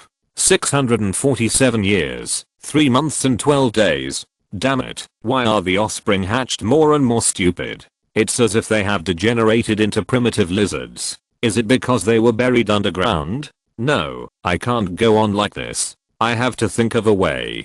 No, I have forgotten a lot of things again, and the diary has completely decayed. Those memories can never be found again. It's too bad. Maybe I can write the diary on stone bricks. These stone bricks can at least last for thousands of years without decaying. They are all dead. Those servants who are still loyal to the Empire today voluntarily became food for the noble lizard people. The Empire will always remember their names. Well, maybe it will. At least compared to the naked people, these servants are much more loyal to the Empire. Naked people. They are a group of despicable, shameful, and treacherous creatures. No. Something went wrong with the ceremony and everyone's souls have been polluted. Damn it, it happens again. I have to write down my name first. Egadius paused, pointed at the stone slab, and said to Longen, Master, the name here has been crossed out. Longen nodded, motioning Egadius to continue reading. I am the name that was crossed out. This is the anchor that can restore my consciousness. Another supplement. Darkrole is an excellent scholar and a powerful wizard, but his mentality has never been very good. I hope that his personality will improve after we merge into one. I'm Dark Milshi. I repeat, I'm Dark Milshi. The soul is disintegrating faster and faster. Is it because of time? It is such a shocking power. Unfortunately, I can't explore the mystery. The more I think about it, the faster the soul disintegrates. I have to let my consciousness fall into a deep sleep, which can extend the time of our existence. Knight, Luale, Bilson, and Lohman all agree with this decision. Egadius quickly read the contents of all the stone tablets. He had guessed the origin of these stone tablets, so he bowed his head respectfully and waited for Long's order. Long looked at the stone tablets in front of him and fell into deep thought. After reading the contents of these slates, Longen was sure that the other party was indeed the remnant of the ancient lizard empire. However, those ancient lizards underground seemed to have undergone some bad changes, including the lizard who left the slate diary, who became abnormal due to a ceremony. As for the naked man, mentioned in the slate diary, it was a derogatory term for humans by other species, when humans were just born. Humans did not have hair, feathers, or scales covering their bodies. Their biggest feature was their naked skin, so they were called naked men. The slate diary called humans traitors, because the ancient lizard empire gradually declined in the struggle with a series of races such as elves and dwarves, and it was because of the betrayal and counterattack of humans, who were once subordinates of the ancient lizard empire, that they were completely destroyed. It can be expected that these remnants of the ancient lizard empire hate humans much more than other creatures that competed on the same stage at the time.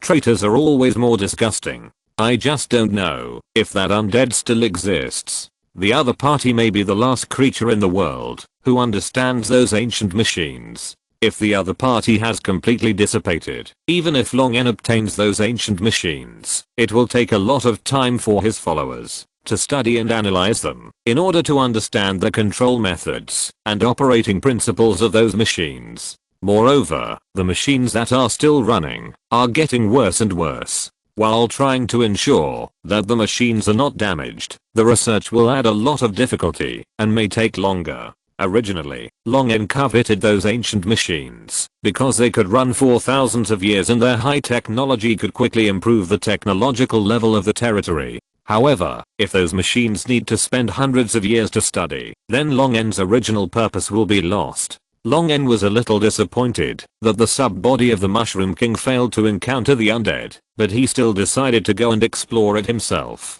Even if he failed to catch the lizardman undead, it would be nice to have an archaeological excavation. Perhaps there are other treasures hidden in the ruins, such as the national treasures of the ancient Lizardman Empire. But before that, Long N still needs to make some small preparations. He waved his hand to let Agadius retreat, ready to be summoned to go underground with him for adventure. After the fat and bloated red dragon left the lair, Long N took out 2 items from his storage ring. One was a giant book made of gold, the end of the element, and the other was a scroll that looked like it was made of gold. This was an item that Long N got from the corpse of the hill giant shaman after participating in the battle between the 3 gods of death before he fell asleep. It was an item that could be called a divine weapon. The Nether Scroll. Chapter 207. Nether Scroll. The rolled up Nether Scroll, like the elemental finale, was made of pure gold, reflecting a brilliant golden luster, and suspended in front of Long N. The Nether Scroll had a total of 100 pages, divided into 2 volumes of 50 pages each. One of the volumes was kept in a certain prime material world called Farron, while the other volume was lost and scattered all over the world, obtained by various powerful people, and then drifted to various prime material worlds. This artifact, which contained powerful power and many secret knowledge, had incredible abilities. When a creature successfully read 1 page of knowledge, his spellcasting ability would be greatly improved immediately, and even the reader would be promoted to a higher level. This made all spellcasters flock to this artifact, especially those 9-ringed great wizards who could never be promoted to legendary, or those legendary spellcasters who had not made any progress for decades after being promoted to legendary. In order to break through their own limits, they could go crazy for this powerful artifact and lose their minds. Long originally guessed that the hill giant shaman had the Nether Scroll to release the 10-ring superclass spell, but later he realized that it was more likely just a trick that Mikkel prepared to deceive the shaman for his return. Later, after killing the returning Mikkel, the contemporary death god Kilanva talked to Long and never mentioned the Nether Scroll until he left. Artifacts of this level also have a great appeal to gods. Even if they are useless to themselves, it is also good to give them to their own gods and fanatics. But Kilanva ignored this page of the Nether Scroll. Long or his 5 colored dragons cleaned up the battlefield and found this powerful artifact from the body of the great shaman. He did not dare to hide it and offered it to him. Only then did he know that the great shaman really had this artifact. After Long woke up from his sleep, as his size and strength increased, his spellcaster level also increased. Although he still had no time to learn some powerful spells, Long estimated that his spellcaster level was now equivalent to that of a 9-ring archmage. If he can successfully read one of the pages, Long N will have the hope of being promoted to a legendary spellcaster with the power of the Nether Scroll. This can be considered a great improvement for Long N, and it will also be of great benefit to his exploration of the ruins of the ancient lizard empire buried deep underground. Long N's only shortcoming at present is his spellcasting ability. If the lizard spirits in the ruins are still alive, and if the other party has ill intentions towards them, such a powerful creature that can survive for tens of thousands of years may cause Long N to suffer a great loss if he is not careful. But if Long N's spellcaster level is upgraded to the legendary level, then his mental power and soul strength will also be strengthened, and he will gain stronger spell resistance to mental power or soul spells. However, the Nether Scroll is not an item that can be used easily. Mortals cannot bear the huge knowledge recorded in it. It is easy for the knowledge recorded in the Nether Scroll to blow up their brains, or get lost in all kinds of knowledge, and become irrational lunatics. As a powerful true dragon, Long N, who has now been promoted to the level of an ancient dragon, should have no problem with bearing the knowledge of a page of the Nether Scroll. But to be on the safe side, Long N still has to prepare first. And before that, Long N must first ensure that this page of the Nether Scroll is indeed authentic and correct, and beware of any traps or backup plans left by others on it. As for how to check, it is not a problem at all. Long N focused his consciousness on the silver white scales on his chest, and called the name of Bahamut. Call the quality inspector. Call the quality inspector. This time, the response of the Platinum Dragon God was much faster than before, as if he had been waiting for Long N to pray to him. The familiar will and gaze of the Dragon God descended from the infinite height, and Long N bowed his head respectfully to the Platinum Dragon God. I'm also surprised by your growth rate, child. Your determination is rare in the middle age of true dragons. Before Long N opened his mouth, the Platinum Dragon God took the lead in praising him. Long N knew that the Platinum Dragon God was referring to his spending money to buy gems to upgrade, which was indeed extremely rare among the greedy and stingy true dragons. Long N lowered his head slightly and said, without power, treasures cannot be protected. I just made the right choice. Long N said it lightly, but I don't know how many true dragons were unwilling to eat their collection of gems and transform them into combat power until they were killed by the enemy. The Platinum Dragon God nodded slightly to express his affirmation to Long N, then changed the subject and said solemnly, the Spider Queen is planning to bring the Abyss to this world, and my sister seems to be involved. I have contacted several allies in the good and neutral camps, and their believers are all working on this matter, but this continent has been infiltrated too deeply by the Drow Elves, and it has almost been completely turned into a mess. The power that several churches can exert is very limited, but the kingdom you established is different. I hope you can do your parts for this, child. Long N also responded solemnly, if the Abyss comes, the whole world will be in disaster. Even if you don't say it, I will stop the Abyss from coming. The Platinum Dragon God nodded. Please, child, the Metal Dragons are preparing, and will be here soon. We will stop the Spider Queen, my sister, and their evil allies. The Abyss is the enemy of almost all gods in the good, neutral, and lawful camps. Only some chaotic or extremely evil gods will associate with those chaotic guys whose minds are full of sulfur and magma. In the battlefield of the gods above the astral world, as long as it does not develop to the point where they need to go to the Abyss to fight, the good gods will almost certainly win. The demons and the demon lords who are comparable to gods can exert a powerful force that is one level higher than themselves when fighting in the Abyss. With the blessing of the will of the Abyss plane, it is difficult for the gods to enter the Abyss and completely destroy those damn demons. What really needs to be concerned about is the mortals who are fighting against the demons. Once the Abyss rifts are torn and expanded, the demon army in the Abyss will continue to pour out of the Abyss rifts. Even if all races gather together, they may not be able to resist those endless demons, let alone Oniya, which is now in a mess. The Platinum Dragon God meant that Long N should clean up all the Abyss rifts that have not yet expanded as soon as possible, and kill the Drow Elves' plan in the cradle. Well, not in the cradle. It seems that the Drow Elves conspiracy has grown up happily. After using a serious and earnest tone to ask Long N to contribute his troops and strength again, the Platinum Dragon God let Long N tell his intentions. With Long N's current strength, even if the Abyss demon army occupied the entire world, he could break through the boundary of the main material world and escape to other main material worlds. If he was forced into a corner, a single world could no longer restrain a strong man like Long N, and the coming of the Abyss was not something that Long N had to face, so the Platinum Dragon God was so polite to Long N. Long N knew why the Platinum Dragon God had such an attitude towards him, but he still behaved very respectfully in front of the Platinum Dragon God. After all, the other party was a friendly elder who had helped him several times. Moreover, Long N himself did not want to give up the newly established and developed kingdom of Dualan. Unless it was absolutely necessary, he would not abandon the forces that he had built with great difficulty and leave alone.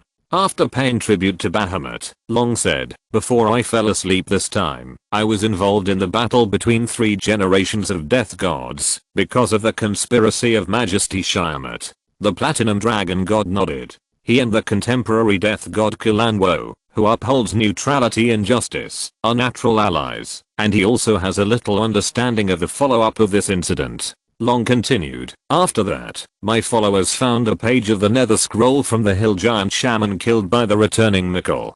Long took out the golden scroll. I would like to ask you to help me see if there is anything wrong with this artifact. The platinum dragon god's eyes swept over the nether scroll in Long's claws and checked it carefully. This page of the nether scroll is fine. You can use it with confidence. In addition, if you want, you can exchange it with me after using it. Long was relieved to get the result of the inspection of the platinum dragon god, that there was no problem. As the platinum dragon god, who is also the first among the gods, did not find any problems, Long could only blame himself if something went wrong.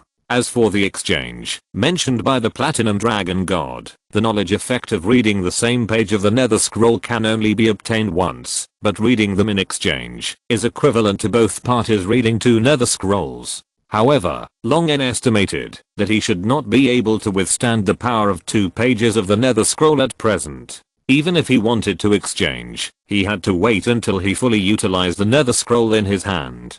Thank you for your help. I will consider your proposal carefully. After thanking the platinum dragon god, the platinum dragon god nodded, and his will and attention gradually dissipated. After respectfully sending the platinum dragon god away, Long unfolded the nether scroll rolled up in his claws. This famous artifact was not much larger than an A4 paper after being unfolded, and the gold foil-like scroll was flowing with dense silver words. The moment Long N's eyes came into contact with those words, a huge amount of knowledge immediately flooded into Long N's mind. The basic principles of various spells, the relationship between spell model architecture and magic resonance, the control of elemental power by mental power. A series of spell-related knowledge suddenly poured in, making Long N's brain seem to be filled with something, squeezing his eyeballs so hard that they were bulging out. Long N could only close his eyes to prevent his eyeballs from being squeezed out of his eye sockets by the huge pressure. As various knowledge emerged out of thin air, Long N's mental power was stirred up, and the depths of Long N's soul suddenly began to build a spell model on its own. Long N immediately divided a part of his will to guide the power of self-construction of spell models due to the Nether Scroll, and transformed it into building a spell model of his own choice. The lines of mental power condensed intertwined the structure, and quickly built a spell model of a 6-ring spell to activate objects. Then came the more complex 7-ring spell, spell reversal. 8th ring, mental barrier. 9th ring, time stop. In the impact of knowledge and the expansion of his mind, Long N's spell model finally caught up with his spellcasting level, becoming a veritable 9-ring master wizard. Although he only knew 1 spell per level of high-level spells, the spell model of time stop was constructed in his soul, but the power did not stop. Instead, it accumulated more and more with the influx of knowledge from the Nether Scroll. However, Long N was already so shocked by the huge amount of knowledge that he could not concentrate on controlling the spell that affected the power. When this power accumulated to a certain extent, it finally began to change. One after another, the spell model structures that were far more complex and huge than time stop absorbed Long N's mental power, spreading out complex lines of mental power. These lines intertwined, entangled, rotated, and turned, gradually outlining a spell model that was larger and more complex than all the spell models in Long N's soul combined. These lines were about to be completely outlined, but Long N's mental power was about to be exhausted. Although he didn't know what spell this was, Long N was sure that this spell was definitely legendary. How could he miss the opportunity to get a legendary spell for free? Long N gritted his teeth and persisted. The little mental power that had just been generated in his mind was immediately drained by the legendary spell model that was taking shape. Long N's eyes were bloodshot and his body was shaky. Finally, the silver words flowing on the gold foil-like nether scroll disappeared, and a power beyond the limits of the world's rules emerged from the scroll. Long N's soul quickly sublimated and promoted in the power of the nether scroll, and a large amount of mental power immediately surged out of his dry mind. The only part of the legendary spell model that was left was quickly filled and outlined. After successfully reading a page of the nether scroll, the spellcasting level was promoted by 1 level. Long N's mind suddenly lightened, and the pressure of the massive knowledge in the nether scroll and the pressure of constructing legendary spells disappeared.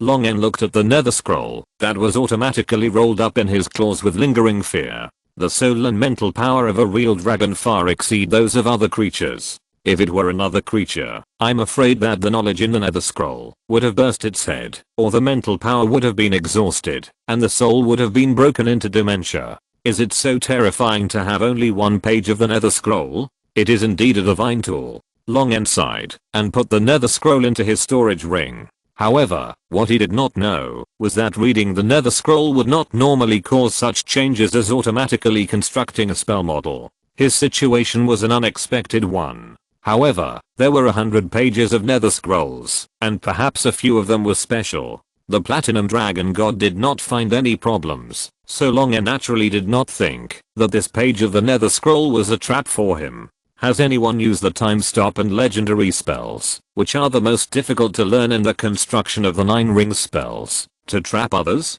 Long N wished that this trap would happen more often. He closed his eyes and rested for a while, letting his brain, which was swollen by the knowledge, and his mind, which was still churning, gradually calm down. Long N's strong physique and mental strength, after being promoted to a legend, allowed Long N to quickly recover to his best condition. Opening his eyes, Long N recalled the knowledge that flooded into his mind and the spell model in his soul. Let me see what is in this page of the nether scroll. Chapter 208 3 Coordinates. Long N reviewed the knowledge in his mind. In addition to a large amount of spell knowledge that made Long N understand spellcasting more thoroughly and master spellcasting more proficiently, this page of the nether scroll also recorded the manufacturing technology of magic equipment. In addition to the research on various types of spellcasting knowledge, the nether scroll also contains knowledge about various magic secrets. For example, how to make constructs, how to make spell scrolls, how to make magic equipment, how to arrange puzzle locks, etc.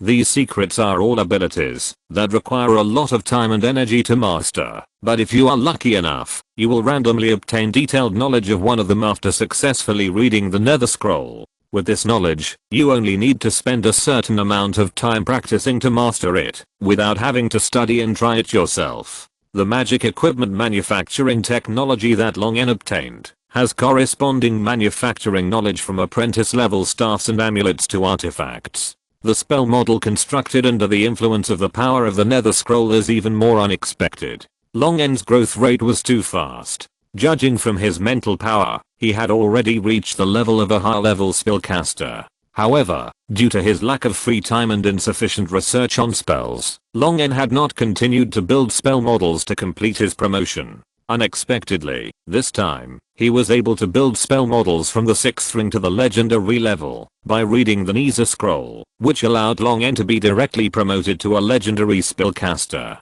Needless to say, the 6 to 9 rings of animated objects, spell reversal, mental barriers, and time stop were all spells that Long N took the initiative to guide that power to build for his own use or relatively powerful spells. But the last legendary spell was automatically generated by the power of the Nether scroll absorbing Long N's mental power. With Long N's attainments in spells, he could only judge from some characteristics of the spell model that this was a legendary spell that included both force fields and space, and the effect was unknown. Long N put away the elemental finale in front of him and prepared to test the power of this legendary spell first. After flying out of Corelia's lair, Long N thought for a moment and flew directly to the northeastern kingdom of Facity. Clean up the battlefield, treat the wounded, and repair the magic circle. The priests of the Church of Light and the magicians will clean up the abyss to prevent it from spreading. Be quick. Jos, the northern general of the kingdom of Facity, stood on a low earth slope covered with twisted limbs and soaked in blood of various colors, and gave orders with a combat skill to increase the volume. Even a 9th level knight, after nearly 2 months of fierce fighting and loud commands, his body, mind, and throat were almost at their limit. Jos, the northern general, stood upright with his sword, staring at the huge abyss crack that was vaguely visible 10 kilometers away. When no one was looking at him, he took out a cigarette produced by the kingdom of Dulan from his storage ring with his slightly trembling hand, lit it with the high temperature generated by the energy condensed by his fingers, put it in his mouth, and took a deep puff. In recent years, many nobles of Facity have begun to grow tobacco leaves and learn to make cigarettes from the kingdom of Dulan, but the sales are not very good.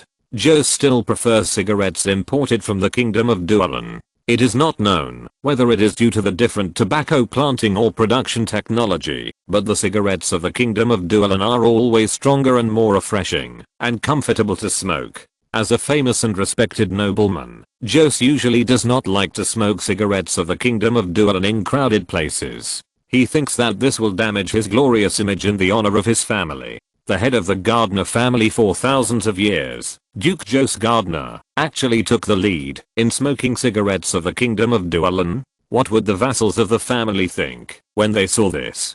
Jose Gardner is inclined to the Kingdom of Dualan. This will cause a major earthquake in the noble council of the capital, and his every move may be regarded as a political signal. But he hasn't smoked a good puff of cigarette for half a month.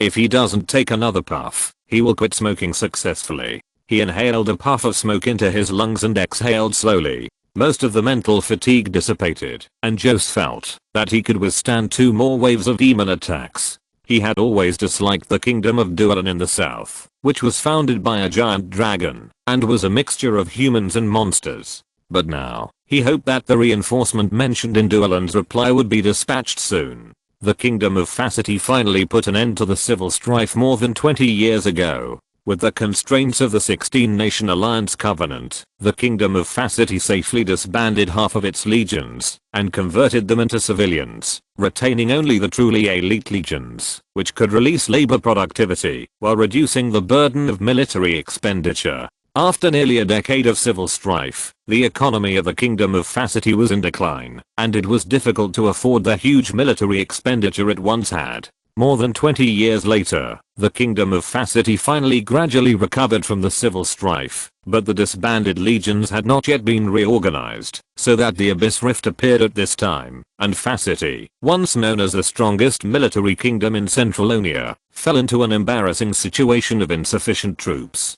Before he could take a few puffs, the Abyss Rift that Jose was looking at suddenly produced illusory fluctuations, which was a sign that a large number of creatures were crossing the space rift. Here they come again.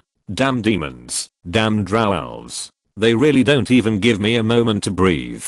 The demons behind the Abyss Rift seem to have gradually figured out how to use this Abyss Rift. From the beginning, they could only send a wave of demons every other day, but now they have started to send again in less than half an hour. After taking 2 deep puffs, the cigarette in his mouth quickly burned to the end. Jose spit out the cigarette, Button stepped fiercely into the bloody mud with his combat boots, shouting loudly, "All troops are ready to meet the enemy." Jose glanced around, and the morale of the soldiers around him was visibly low. If it weren't for the good propaganda work, letting them know that the demon's intention was to destroy the entire world and no one could escape, I'm afraid these soldiers would have collapsed long ago. Jose sighed secretly. Even so, these soldiers were almost at their limit. Even if they didn't flee this time, it would be difficult for them to survive the next time and the next time. With his powerful vision as a level 9 knight, he could already see the densely packed demons of various strange and twisted shapes pouring out of the Abyss Rift. This was only a medium-sized Abyss Rift, which could only bear limited power and could not accommodate high-level demons. This was the only good news, but even if it was just those low-level demons, the huge number of them was enough to make people feel desperate. Forcing himself to cheer up, Jose pulled out the magic sword that had been passed down in his family for 1,000 years and was stuck in the mud, and prepared to rush to the front line of the battle with the demons. Only in this way could the soldiers behind him have the courage to hold on in the face of the demon army that was surging like a tide. Suddenly, a huge shadow flew over Jose's head, and the fear from his body made Jose's hair stand up. He looked up at the sky and saw a huge blue dragon flying straight towards the Abyss Rift in the dark and blood-red sky. Dragon. It was well known in the allied nations that the Kingdom of Dualan was founded by a real dragon and had a powerful real dragon army. Jose finally breathed a sigh of relief when he saw the giant dragon flying in the sky, but then he became confused again. Just one. Although the real dragon is powerful, isn't it a bit too much to expect only one real dragon to destroy a large army of demons? The huge blue dragon lowered its altitude and hovered over the army of demons pouring out of the Abyss Rift. The violent thunder descended like a forest of thunder and lightning, covering all the demons. The rumbling thunder gradually stopped, and the lightning flashed. The area in front of the abyss rift was charred black and was directly bombarded into a white land by the thunderstorm. No demon survived. Jose's half-thought was stuck in his mind. It seems that it is not impossible for a real dragon to destroy a large army of demons. Just when Jose thought that this was over, he saw the huge blue dragon hovering in front of the abyss rift rising in momentum, and a huge spell wave spread out. The blue dragon raised its claws and produced a pitch black sphere that distorted the surrounding space. Then, the blue dragon threw the pitch black sphere that distorted the space directly into the abyss rift. Long N threw the extremely dangerous pitch black sphere that was released by the legendary spell model in his soul. The black sphere easily penetrated the abyss rift without tearing it apart. The black sphere that penetrated the abyss rift and entered the bottomless abyss plane was no longer under Long N's control. The surrounding space immediately twisted and deformed violently and collapsed towards the black sphere.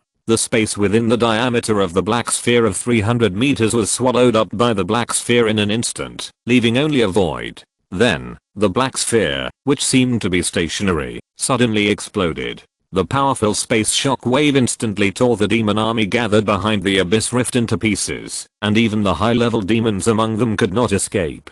The abyss rift was also affected by this space fluctuation, and was constantly twisted and expanded by the shock. When the abyss rift gradually stabilized, and the smoke and dust produced by the explosion in the bottomless abyss behind the rift slowly dissipated, Long N finally saw how terrifying the power of this legendary spell was. A pit with a diameter of 1 kilometer was directly blown out on the ground behind the abyss rift, but there was not much evidence left of the demon army's existence. This was an explosion in mid-air. If it fell to the ground, the damage caused by this legendary spell would be even more terrible, and the pit left behind would not be only 1 kilometer. The convergence force can create a singularity with strong gravity, and then absorb and compress the surrounding space through the created gravitational singularity.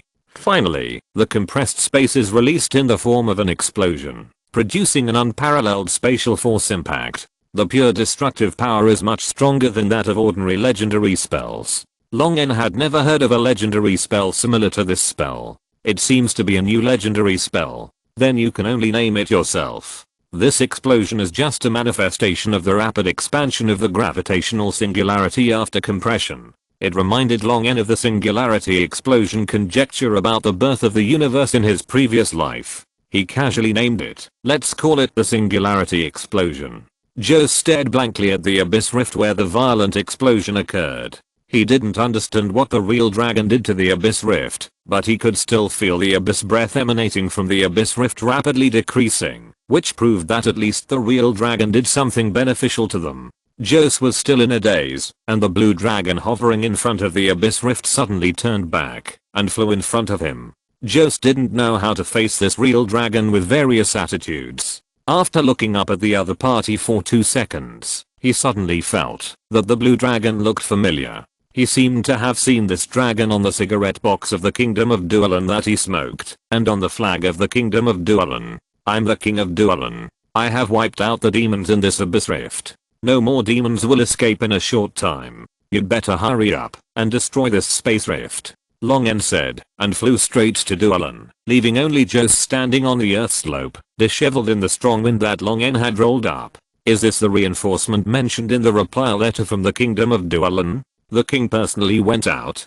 Jose silently labeled the Kingdom of Dualan as full of martial virtue in his heart. On the other side, Long N went directly back to Corelia's dragon nest. After testing the power of the legendary spell, Long N was very satisfied with his first legendary spell. The NASA scroll is indeed a divine artifact. I wonder if the end of the element can find some more good stuff for me. Long N felt that the end of the element was much more impressive than the NASA scroll. After all, even gods could not sense objects. This alone was much better than the NASA scroll, not to mention that there was a fire element emperor who was thousands of meters tall and guarded it. But judging from the performance of the end of the element, the effect it showed was far inferior to its own level. In addition to the fact that the legendary strongman could not turn a few pages, the effect shown by the NASA scroll was more than a little stronger than the end of the element. But Long N still had hope for the end of the element. What if this thing really unified the 4 basic forces one day? With an excited mood, Long N took the end of the element out of the storage ring and turned the pages that seemed to be cast in gold. The first few pages were still the same as Long N had seen before, without any changes. Long N's claws were between the 6th and 7th pages. With a little force, he easily opened the pages. Coordinates again. The coordinates of the space passage leading to the fire element plane last time left Long N with a very bad memory. Now seeing the coordinates appearing in the final chapter of Element again, he immediately felt a little headache and tried to turn to the next page. Coordinates again. Long N frowned and turned out 2 coordinates in a row. This situation didn't look good. Shaking his head, Long N continued to turn to the 9th page. Coordinates again. Turning out 3 coordinates in a row made Long N a little suspicious of his life. He flipped back and forth several times and finally confirmed that the 7th, 8th, and 9th pages of the final chapter of Element were all a string of isolated coordinate data presented after the light spots merged into his mind. But unlike the previous coordinate data, the 3 coordinates this time were obviously a little more complicated, like the coordinate data needed for plane shuttle. In other words, these coordinate locations are all in the alien space outside the main material world. Long N gritted his teeth and said, okay, let's play it this way, Then I really have to see what's at these coordinates. Chapter 209. You must be kidding me. The huge blue scaled dragon claw pressed on the golden page and prepared to exert force. Long N stared. I don't believe it. If you have the ability, give me another coordinate. The golden elemental finale was slowly turned in Long N's claws, and the 10th page appeared in front of Long N. With Long N's current strength, he also felt a sense of effort when turning the page.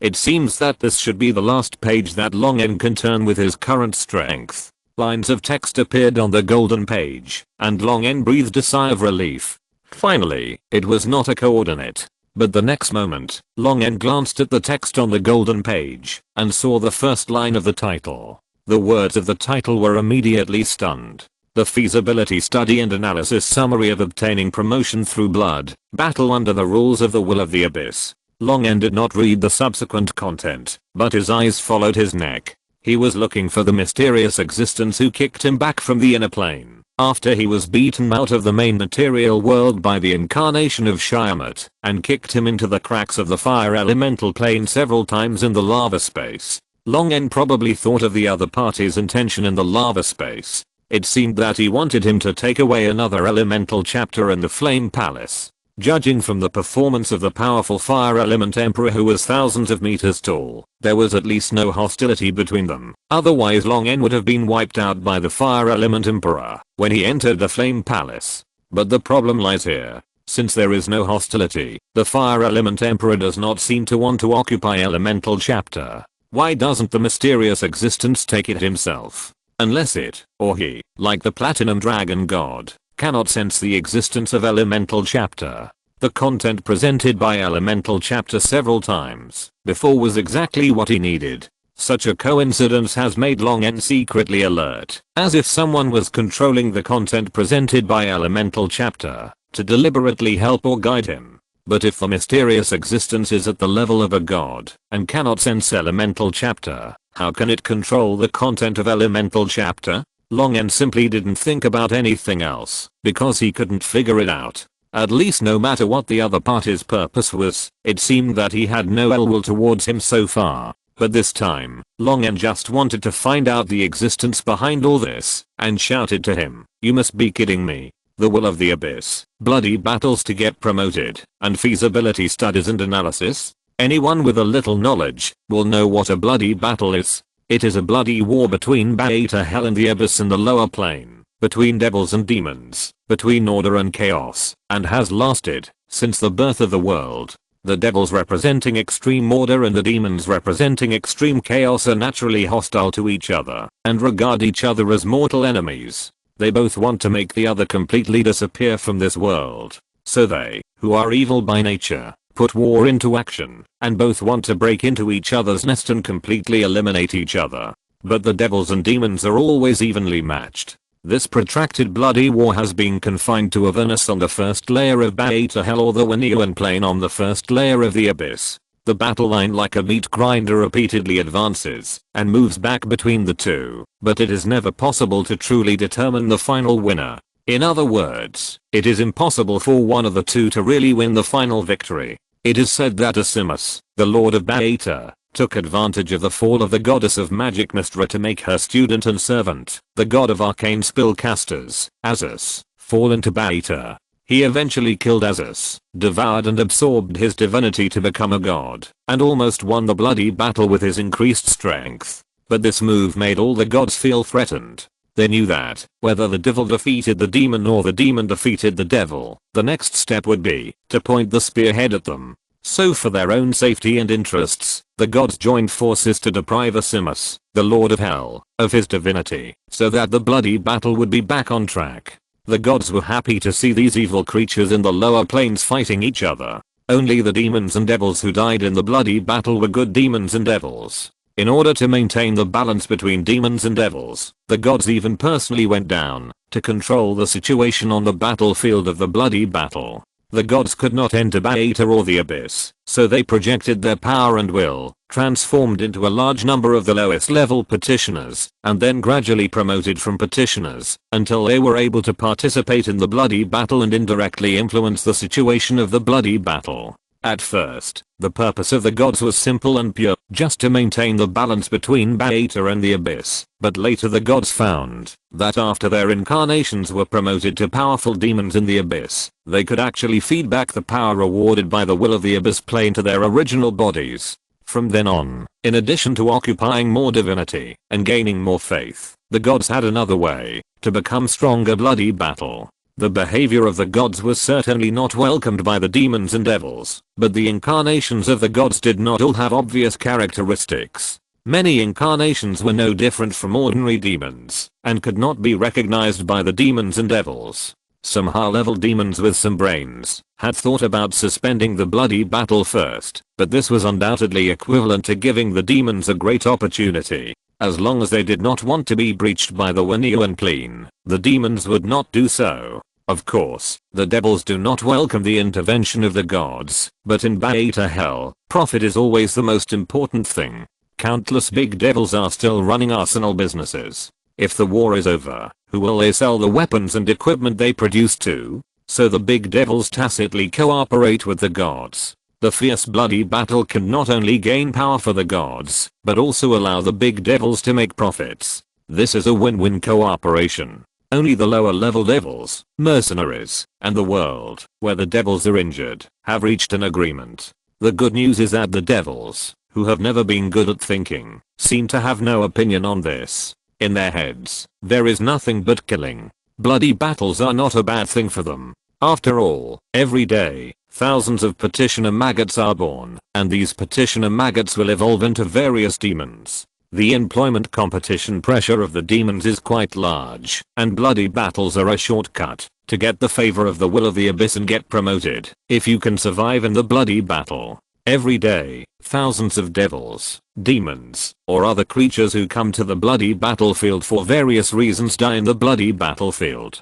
It is far from enough to call it a meat grinder. And the final chapter of Element actually directly showed me a method similar to how the gods participated in the bloody battle to gain power. Is this trying to tempt me to go to the bloody battle? Longen's reason told him to close the final chapter of Element directly. The bloody battle was too dangerous. He could still become stronger if he stayed alive. There was no need to get involved. But his eyes couldn't help but look at the content on the page. It's no harm to just take a look. Just don't go. Longen tilted his head and read all the contents of this page. The process of the differentiated incarnation gaining power from the plane will of the abyss is not complicated. The difficulty lies only in how to make the differentiated soul become an independent individual controlled by itself. And after entering the abyss, the chaotic energy of the abyss shapes the soul into a demon and promotes it again and again to maintain the incarnation's rationality, and finally how to purify and transfer the power bestowed by the plane will of the abyss to the body. And the final chapter of Element lists all the solutions to all these difficulties. There are even 3 or 4 solutions for one difficulty, which can be said to be extremely considerate. After reading the last punctuation mark at the end, Longen's heart was pounding, but soon calmed down. Long En admitted that it was indeed very tempting to gain power through a bloody battle, but he would never participate in it. Not to mention how terrifying the bloody battlefield was, but the fact that the end of the element behaved so abnormally, and Long En didn't know the purpose of the mysterious existence was enough to make him alert. At least until Long En figured out the secrets behind all this, and grew up to the point where he could fight the dangers brought by those secrets, he would never set foot on the bloody battlefield. After trying and confirming that he could not turn another page, Long En took the end of the element back to the storage ring. The 3 coordinates in his mind were all in the alien space, and he didn't have time to find them at this time. Long En took a rest and recovered. A golden dragon with a body length similar to Curelia landed in front of the dragon's nest. It felt Long En's dragon power and changed into a human form and flew into the dragon's nest. "You're really here. Good for you guys. You've only been together for a few years and you're already living in the same nest." Looking at the golden dragon girl Vidalpin, who was dressed like a secret agent in a black high-collared slim windbreaker, a wide-brimmed hat and a pair of sunglasses, Long En rolled his eyes and didn't explain her misunderstanding. He just said, "Let's talk business." Vidalpin waved his hand fiercely and said excitedly, "The corruption case of the Supreme Ministry of Finance has been closed. All the evidence is conclusive, and a bunch of extended cases have been implicated, and a total of 2,394 people have been arrested." Long En nodded with satisfaction after listening, and did not hesitate to praise him at all. "Well done. I was right to hand over the supervisory office to you." Before falling asleep, Long En had anticipated the development of the kingdom, including the corruption and degeneration of the administrative department. Therefore, before falling asleep, Long En ordered the establishment of the supervisory office to specifically supervise the administrative system, and let the golden dragon Vidalpin, who had nothing to do all day and pretended to be weak to attract bad guys, to fish for law enforcement, take charge of the supervisory office. At first, this did work, but apart from Vidalpin, who was just by nature, most of the others in the supervisory office were human or humanoid races, which could not avoid the internal corruption of the supervisory office. Even Vidalpin had been deceived by those officials of the supervisory office who had been bribed for more than 20 years. It was not until Long En woke up and realized the corruption in the administrative department that he directly ordered that all those who violated the law, accepted bribes, and embezzled the property of the kingdom should be hanged. With Long En's oral order, Vidalpin finally had no worries and took the lead in carrying out a major purge within the supervisory office, directly arresting 3/5 of the officials in the entire supervisory office. Then, with a bunch of fresh blood who had just joined the supervisory office, he investigated the administrative system. According to the problematic administrative officials pointed out by Long En, he investigated a top-down corruption chain. Vidalpin himself was shocked. Although he was fair, Vidalpin was not a fool. On the contrary, gold dragons were very sensitive to politics, but they were usually unwilling to participate in it. Vidalpin knew very well that this corruption case involved a wide range of people.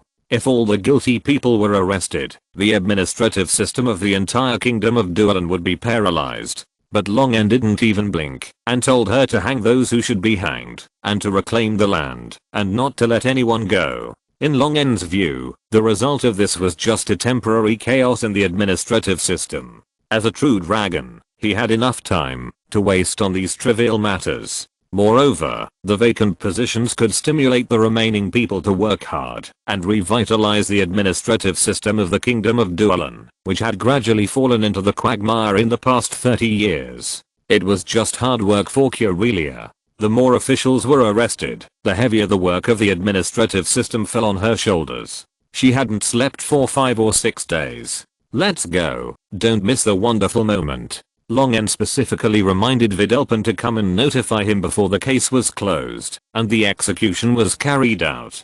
Vidalpin nodded seriously. Flying out of the dragon's nest and landing on the central square of the capital, Long En looked around and saw that the square was full of people, all of whom came to watch the hanging, a special hanging for high-ranking officials. The newspapers cooperated in the publicity in advance, and all citizens of Dualan knew how serious the corruption in the kingdom's administrative system was, and also saw the determination of His Majesty the King to deal with corruption. One by one, the criminal officials without hoods and with faces that were familiar to the public and often appeared in newspapers were taken to the gallows and died in fear and regret under the tightening steel ropes and the cheers of the citizens. Long N watched the officials being hanged one by one expressionlessly, without any mercy or pity, because he knew very well that those guys would only regret one thing, that is, they were not covert enough when they were corrupt. The people who were hanged this time were all high-ranking officials, but it took more than an hour to hang them all on 10 gallows, which made the citizens of Blackstone City watch it all at once. The next day, the official Blackstone Weekly immediately published a special supplement to the whole country, describing in detail the course of the case and the final handling. The newspaper page was printed with a magical image of the terrified expression on the face of the corrupt official before the hanging. At the top of the page was a prominent headline in red and bold: "Fighting tigers and flies together, fighting corruption and promoting integrity is urgent." The anti-corruption documentary special issue was well received by citizens across the country. For a time, the credibility of the Kingdom of Dualan soared. Many citizens directly summoned up the courage to report to the Judicial Department and the Supervisory Office. Various old cases were turned over one by one. Many officials who had escaped the disaster eventually did not escape the fate of being sent to the gallows. And just as the gallows of the Kingdom of Dualan were turning non-stop and batches of people were hanged, the highly respected King Long N had already set out from the Kingdom of Dualan and headed for the Storm Clan in the Whirlpool Sea. Chapter 210 Return to the Whirlpool Sea. Flying over the vast blue sea, which reflected the sun's rays and looked like a flowing sapphire, Long N looked at the wall of clouds that appeared in his sight at the horizon. The wall of clouds in the misty sea was no different from the last time Long N saw it.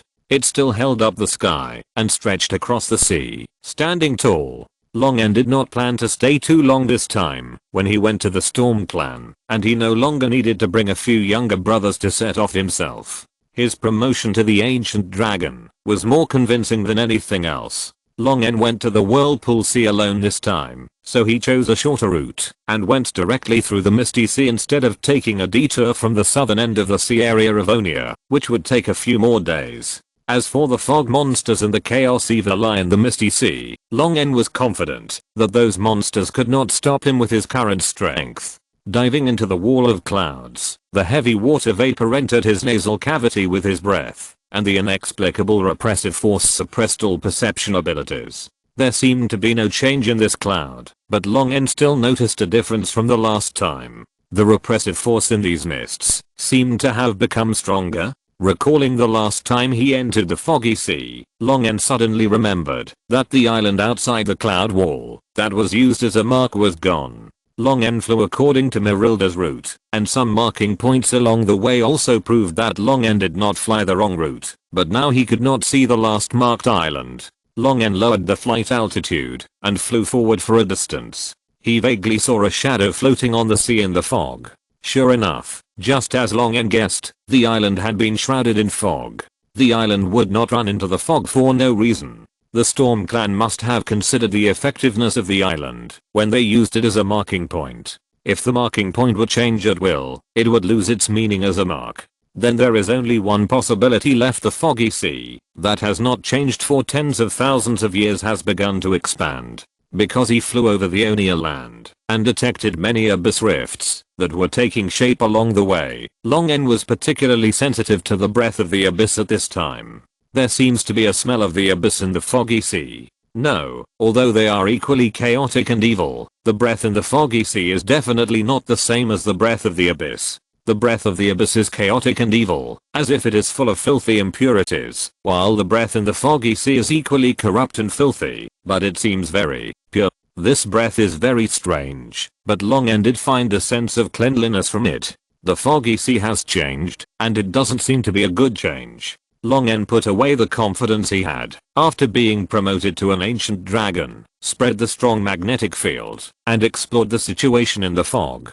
He accelerated to the extreme and flew in the direction he had planned. After arriving at this island, shuffled through the grey fog, Long N vaguely felt a sense of being watched, but he could not detect any creatures that were secretly spying on him. Not to mention the chaos evil eye, he didn't even see a fog monster. The more this happened, the more cautious Long N became. This situation was too abnormal. According to the Storm Clan, fog monsters should be everywhere in the foggy sea, but now they seem to have completely disappeared. Long N, who was on high alert, did not encounter any danger until he broke through the cloud wall and was exposed to the sun again. He could only look back at the fog behind him, which seemed to hide a terrifying giant monster.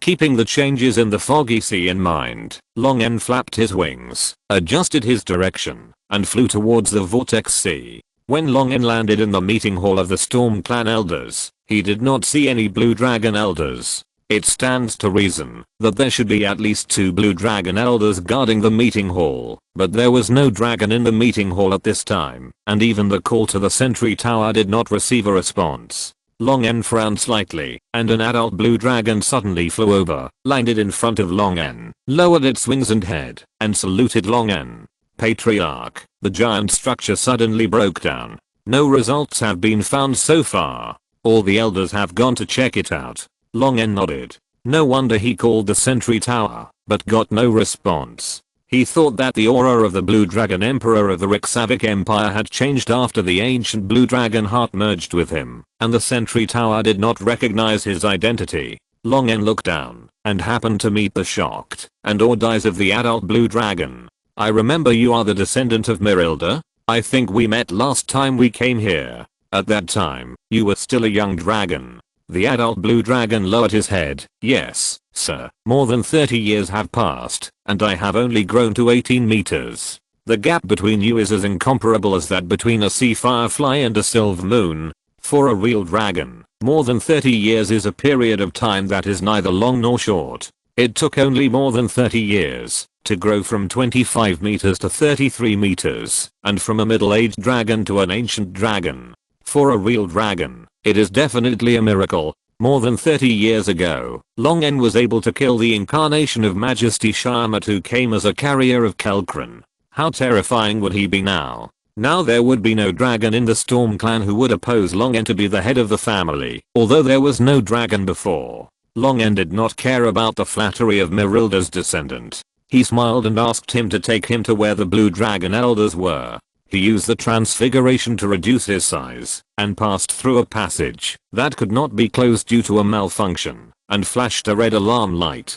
Long N saw a group of blue dragons surrounding a crystal dragon that was using spells to check and process a bunch of spell inscriptions. The crystal dragon who was checking and repairing the spell inscriptions was Lisa Panna. Being pointed at by a group of blue dragon elders who did not understand constructs obviously made her a little irritable. Ahem. Long N coughed twice, releasing the dragon's power and announcing his arrival. All the blue dragon elders turned around, and Lisa Panna also looked up and said in surprise, "Long, you finally woke up." Then she looked at Long N with some uncertainty, and the other blue dragon elders were also as surprised as her. Transfiguration changed the size of Long N. They didn't know how many meters Long N had grown after waking up from his slumber, but the dragon power released by Long N alone made them a little breathless. This pressure not only came from the ancient blue dragon aura on Long N, but also from his own strength. The blue dragon elders had only felt it on the former patriarch, Kylkron, and Long N's dragon power was even stronger than Kylkron. This shows that Long N has at least been promoted to an ancient dragon, and is a powerful ancient dragon that surpasses normal ancient dragons like Kylkron. Long N released his dragon power with all his strength for a moment, allowing all the blue dragon elders to clearly feel his power. The blue dragon elders, awakened from their doubts by the dragon's might, immediately bowed to Long N, patriarch. In the past 30 years, Kalendos, who had swallowed gems, or prayed and sacrificed to the Dragon Queen in order to gain strength, lowered his eyes to the ground with a strong sense of unwillingness. Why can he grow so fast? Question mark? Why can't I compare to him, even if I work so hard? What's the point of believing in the Dragon Queen? Long N glanced at Kalendos in the corner. Kalendos raised his head when he sensed his gaze. His unwillingness and anger instantly turned into a flattering smile, and he looked at Long N flatteringly. He had decided to get closer to his Majesty Bahamut, the Platinum Dragon God. Long N must have grown so fast because of his Majesty Bahamut's favor. Since he couldn't beat him, he chose to join. Kaelan Go's sudden change made Long En a little confused, and he was even more disgusted by his eyes. He quickly turned his eyes away without making a sound. What happened here? What's the situation at the Sentry Tower? Lisa Panna was about to speak, but was interrupted by Merilda. In order to maintain her intellectual and elegant personality in front of Long, Lisa Panna could only endure it with a smile. Merilda looked at Long with a different color in her eyes. The last time she invited Long, she was more for the purpose of cooperation, or to use him. At that time, Merilda had no idea about this alien blue dragon that was not much bigger than herself. But now, Long has been promoted to an ancient dragon in less than 40 years, and his power is enough to make most female true dragons excited. It has been more than 100 years since she last mated and got pregnant. The dragon cub has grown up and has nothing to do with her. In this case, Long is a very good mating partner. What's more, this will make her happy, while also strengthening her own voice with the help of Long's status as the head of the clan. Merilda said to Long En with the low nasal tone of a female blue dragon in heat and a hoarse tone full of charm like a desert storm. My lord, 2 days ago, the Sentry Tower suddenly sounded an alarm and then entered a self-isolation state. Your follower, after 2 days of inspection, still couldn't figure out what happened to the Sentry Tower. Now we don't even know the situation of the Sentry Tower. Hearing Merilda's sarcasm, Lisa Panna immediately couldn't hold it. Do you think the construct is easy to repair? Then you come and try to repair it. You can't even understand the magic pattern composition of the construct. Although she didn't study the construct in depth, she was at least much better than this group of blue dragons who knew nothing about constructs. Merilda wanted to refute, but had nothing to say. She could only attack Lisa Panna madly for being incompetent, because she couldn't repair the construct. The other blue dragon elders turned their heads away. Long En was also troubled by the quarrel between the two female dragons, and spoke out to stop the quarrel from escalating into a fight between females. The fight between female dragons is not as entertaining as a human women pulling their hair and clothes. That would only be a disaster. Enough, shut up. Lisa Panna glanced at each other, snorted, and turned her eyes away from each other. Long En cleared his throat and asked, to be more specific, when was it 2 days ago? The other blue dragon elders finally didn't have to listen to the female dragons quarreling anymore. Sandra hurriedly said, 2 days ago in the morning, around 11 or 20. Long En converted the time zone he had crossed in 2 days of flying, and suddenly realized that this was when he just flew into the foggy sea. What happened when he just flew into the foggy sea? The vague gaze he felt. Is there any connection between the two? Long En frowned and flew forward, and the blue dragon elders stepped back to make way. Arriving at the control hub, Long En placed his claws on the crystal and said, Tower, report the status of the whole machine and the results of the self-test. The mechanized and cold voice of the tower sounded, the highest authority has been detected. Your Majesty, the Supreme Emperor, salutes you. The number 07 tower of the megastructure is in an error self-locking state. The error item is, underlying logic conflict. Do you want to authorize the release of the self-locking state? Release the self-locking state. As Long En's voice fell, the flashing red light in the control room stopped immediately, and the soft and bright blue lighting came on. An illusory figure next to the control hub became stable from the distorted fluctuations. A blue dragon figure in gorgeous military uniforms emerged and bowed deeply to Long En. Long En glanced at several blue dragon elders. Do you want to go out by yourselves, or do I send you out? The faces of the blue dragon elders became not very good, and they remembered the last time Long En used the power of the megastructure to teleport them out. But more than 30 years ago, they didn't dare to have any opinions about Long En who could control giant armored soldiers. Now, they could only be angry, but not speak out. They left the Sentry Tower with smiles on their faces. Long En looked at Lisa Panna who was standing there. I want to go out too. Lisa Panna pointed at herself and asked. Long En nodded and explained, some things are not good to know. Lisa Panna flew out with doubt. After the dragons left, Long En lay on the recliner extending from the Sentry Tower and said, report the detailed error reporting process. Yes, Your Majesty. The dragon man in the Sentry Tower saluted and reported. At 11:24 on the 9th day of the golden month of the year, the unknown monitoring system detected unknown energy fluctuations in the unknown coordinates in the northwest direction. and automatically awakened the combat readiness system, detecting the conflict or loss of the underlying logic, and the possibility of abnormal changes in the overall underlying logic. Level 1 alert. No appointed authorized driving crew exists, and the self-locking program is immediately started according to the construction soldier management regulations. Long N could understand the unknown coordinates. After all, the positioning system that could connect to the sentry tower must have failed and damaged long ago. But what the hell is the unknown monitoring system and unknown energy fluctuations? The ability to detect energy fluctuations means that this monitoring system is indeed installed on the sentry. But why don't the sentry itself know what monitoring system it is? Long N keenly felt that this might be related to the reason why the underlying core logic of the sentry tower was tampered with. The northwest, where the unknown energy fluctuations were detected, was exactly the direction when Long N just entered the foggy sea. In addition, the time was roughly the same, so Long N was basically certain that the energy fluctuations detected by the sentry tower and the vague gaze he felt should come from the same object. In this way, the reason why the sentry tower and other giant structures were deployed in the fog sea seemed to be found to monitor the target that released energy fluctuations in the fog sea. It was not until 2 days ago that the sentry tower finally detected that special target in the monitoring system that had been forgotten by the lower level logic. In order to monitor this target, the sentry tower and other giant structures have been waiting for tens of thousands of years.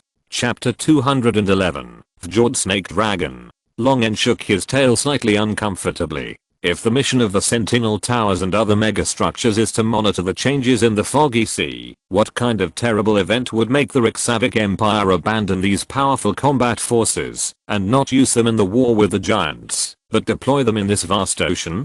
Long N can fully imagine how much role the Sentinel Towers and other megastructures can play in the war when they are just built. Each megastructure is a tireless giant war fortress, and they are born for war. But none of the megastructures have been actually put into use in the war, but have quietly sunk and guarded in the depths of this ocean. What secrets are hidden in the foggy sea?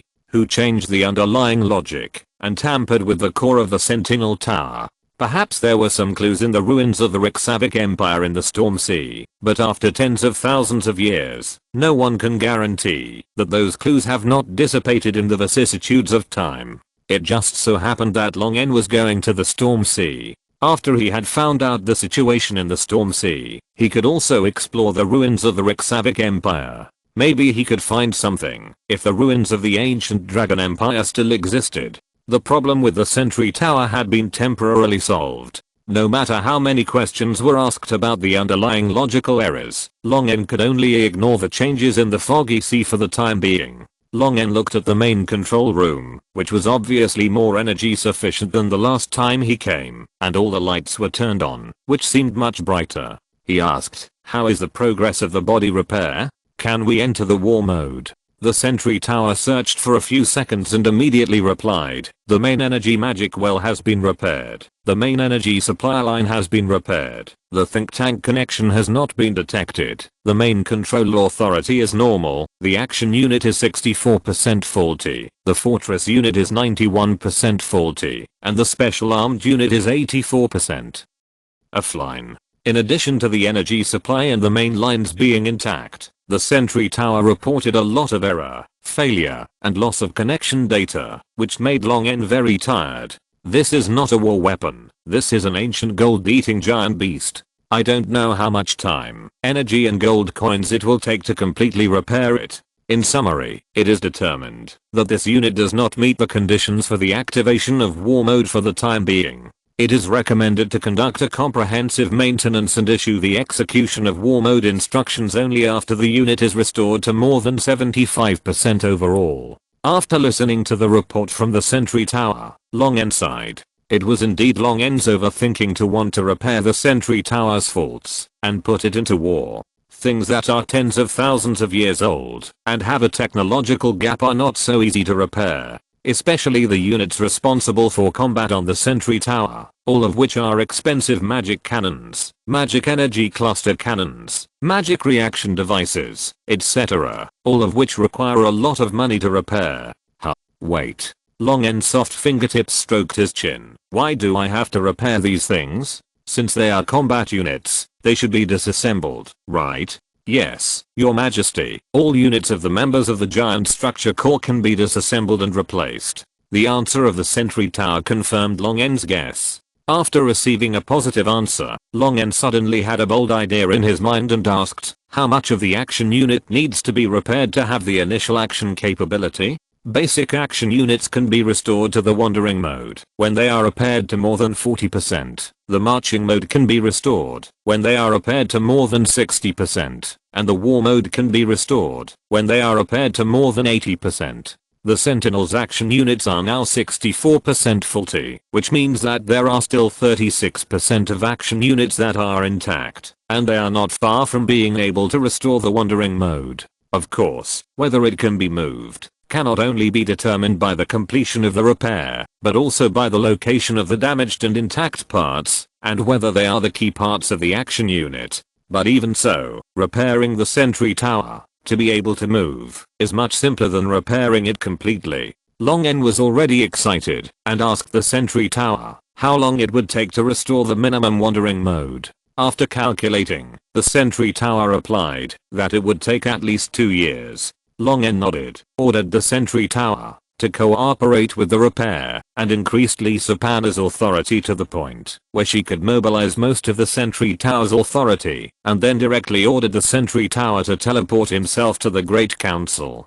Dragon might spread out, and the blue dragon elders who were waiting outside the sentry tower felt the dragon might released by Long N and immediately rushed to the meeting place. After leaving the sentry tower, Long N lifted the transformation spell. Although the blue dragon elders had expected it, they were still shocked to see Long N really grow into an ancient dragon with a body size of 33 meters. All the blue dragon elders fell to their own positions, and Lisa Panna also rubbed over and squatted beside Long N. Long N glanced at Lisa Panna and casually asked about the situation of the Storm Clan in the past 30 years. The lifespan of a real dragon is nearly 1,000 years. Usually, apart from earning gold coins and gems, they just sleep and have no interest in doing anything messy. What changes can the Storm Clan have in more than 30 years? But after all, he still has the title of the head of the Storm Clan, so he has to pretend to care about it anyway. Then Long N asked about the news of the Rixavic Empire and the current situation of the Storm Sea.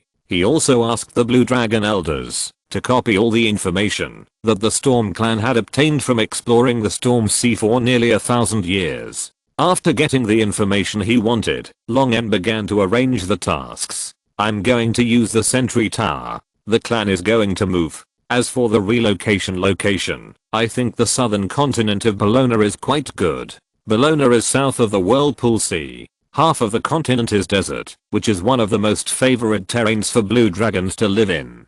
There are many human countries on that continent, but in addition to humans, there are also many intelligent races such as snakemen, sphinxes, and jackals, and a tribal fusion empire led and ruled by snakemen has been formed. Humans occupy the habitable areas along the coast, while the desert is almost completely ruled by the snakeman empire. If you want to move the Storm Clan there, you have to tear a piece of meat from the Snakeman Empire, or go a step further and directly occupy the entire Snakeman Empire. When Long N said this, several Blue Dragon Elders subconsciously wanted to object, but after looking at Long N's size, they chose to remain silent, and looked at the Sandlet family who had taken the initiative to cooperate with Long N, and had a better relationship. Sandlet felt a lot of pressure from the other elders, but he couldn't keep silent either, because that would be like agreeing with Long's approach, and giving up the clan's survival foundation and future interests. Sandlet opened his mouth, and was about to speak, but was interrupted by Long. Don't rush to refuse. First of all, I have the highest authority over this giant structure. If we have a bad time, the giant structure may suddenly malfunction and cause wanton destruction and massacre. Even if it doesn't malfunction, it may be repaired with great effort, but still be useless. Don't you think this is the case? Long's naked threat made the Blue Dragon Elders look ugly, but they had no choice. Who made this ancient giant structure only recognized the ancient Blue Dragon heart and Long's body. Long N put on a smile and continued, how about this? First, I will repair part of the megastructure's mobility according to my idea, replace the armament system on the megastructure with the weapons I provide to restore some of its combat power, and then I will divide half of the highest authority of the megastructure, and select 5 elders, to share this half of the authority equally. Whenever and wherever they need to use it, they will have the right to call the megastructure. We can sign a contract as proof. How about that? Of course, the first use after the mobility is restored must be done by me first. After the threat, of course, some benefits must be given. The big stick and the sweet dates will make these blue dragon elders more acceptable. The blue dragon elders considered it seriously. According to Long N's proposal, although it seems that Long N has half of the authority and the Storm Clan has half of the authority, the Storm Clan's half is divided equally by the 5 elders, which means that each elder only has 1/10 of it, while Long N has 5/10, and he is still the one with the highest authority level. But the 5 elders worked together to fight against Long N, which meant that half of the megastructure had fallen into their hands, which was much better than when Long N had all the authority, and it was hard for them to refuse. After exchanging glances, the Blue Dragon elders finally agreed to Long N's proposal, and signed a contract with Long N under the witness of the Platinum Dragon God with strange expressions. Watching the contract dissipate, Long N smiled and said, "It's a pleasure to cooperate. The megastructure is expected to take more than a year to repair. There is no need to rush the clan's relocation. As the head of the family, I will face the problem of relocating the territory together with the clan. Don't worry." Long N has already told Lisa Panna to repair the action unit first, and asked her to speed up the progress as much as possible, and strive to complete the repair within a year. During this period, weapons suitable for loading the megastructure will also be shipped from the Kingdom of Dualan. The loading information given by the Sentry Tower will be sent by the Storm Clan to the Dragon, and then the Kingdom of Dualan will speed up the customization. After telling all the dragons to be careful and take a long detour rather than risk crossing the foggy sea, Long N immediately planned to leave. Seeing Long N about to flap his wings and take off, Merilda was anxious. Lisa Panna pretended to be reserved and elegant, but Merilda didn't care about that. She directly showed her strong and healthy body with obvious estrus and mating postures. The special body fluids secreted by blue dragons in estrus decomposed into a salty wind that blue dragons loved and blew out from under her body. She tried to keep Long N and said, "Why are you in such a hurry, Chief? It's rare for you to come back to the clan. Why don't you go to my dragon nest and stay in the clan for a few more days?" Such obvious seduction is very common among real dragons, especially 5-colored dragons. Except for Merilda's son Kylangus, who looked constipated, all blue dragons were not surprised by this, and even thought it was natural. Only the crystal dragon Lisa Panna secretly spat and cursed the horsefork worm. The horsefork worm is a rare parasitic creature that can parasitize into the brain of an organism and control its behavior. It is named because it looks like a dung fork used to clean the fesses of a warhorse. In order to reproduce, this worm will control the host's estrus, mate crazily, and then inject eggs into the body of the mating partner during the mating process. Therefore, when someone is very promiscuous and seems to be in estrus all day long, people will call him a horsefork worm. Ron was full of black lines at Merilda's sudden love. Although the appearance of a blue dragon is not beautiful as a real dragon, Ron can still see the unique and powerful beauty of Merilda. To be honest, Merilda's appearance can be considered very good among blue dragons, but Ron is really not interested in being a father. So Ron did not respond directly, and the electric current magnetic field pushed and accelerated the gravity. The speed was extremely fast and disappeared in the horizon in an instant. Leaving the Vortex Sea, Ron went straight to the Storm Sea on the other side of the Onia continent. This time, Long N chose to take a detour from the southern end of Onia, bypassing the cloud wall of the Misty Sea. He was able to see the situation in the southern part of Onia and see if there were as many abyssal rifts as in the central part. Facts have proved that the situation is not optimistic. Currently, only one medium-sized abyssal rift has been found in the Kingdom of Facity in the central part of Onia, but in the south, Long N encountered more than 4 medium-sized abyssal rifts along the way. Countless demons poured into the main material world and fought with the nobles, adventurers, mercenaries, mages and scholars of various human countries. There were also various humanoid creatures in these armies. In the face of the crisis of the abyss, the various races of Onia were rarely united. Flying over the gradually lowering remnants of the storm mountains from the southern end of Onia, Longen calculated the direction and flew towards the deep sea of the storm sea covered with thunder clouds, until he saw a broken rock pillar exposed above the sea surface illuminated by lightning. Longen slowly landed on the rugged section of the pillar eroded by the storm. According to the record of the Storm Clan's last visit to the Storm Sea more than 80 years ago, to explore the remains of the Empire and the situation of the survivors, there is a group of mermaids and dragon turtles living in the northeast of this place. The mermaids worship the dragon turtles and live together in an underwater rift. The mermaids and dragon turtles' reverence or fear of the real dragons made them the breakthrough for Longen to open the Storm Sea. After making the group of mermaids and dragon turtles surrender, Longen will gradually gather the nearby marine species. Folding his wings and jumping into the sea like a shuttle, the blue dragon's natural swimming ability was brought into play. Longen rode the ocean current under the sea surface and swam northeast. Soon, Longen saw the rift under the sea full of traces of mermaid life. But it seems that a dragon got there first. Longen sensed an evil dragon power, so evil and chaotic that Longen felt inexplicably disgusted.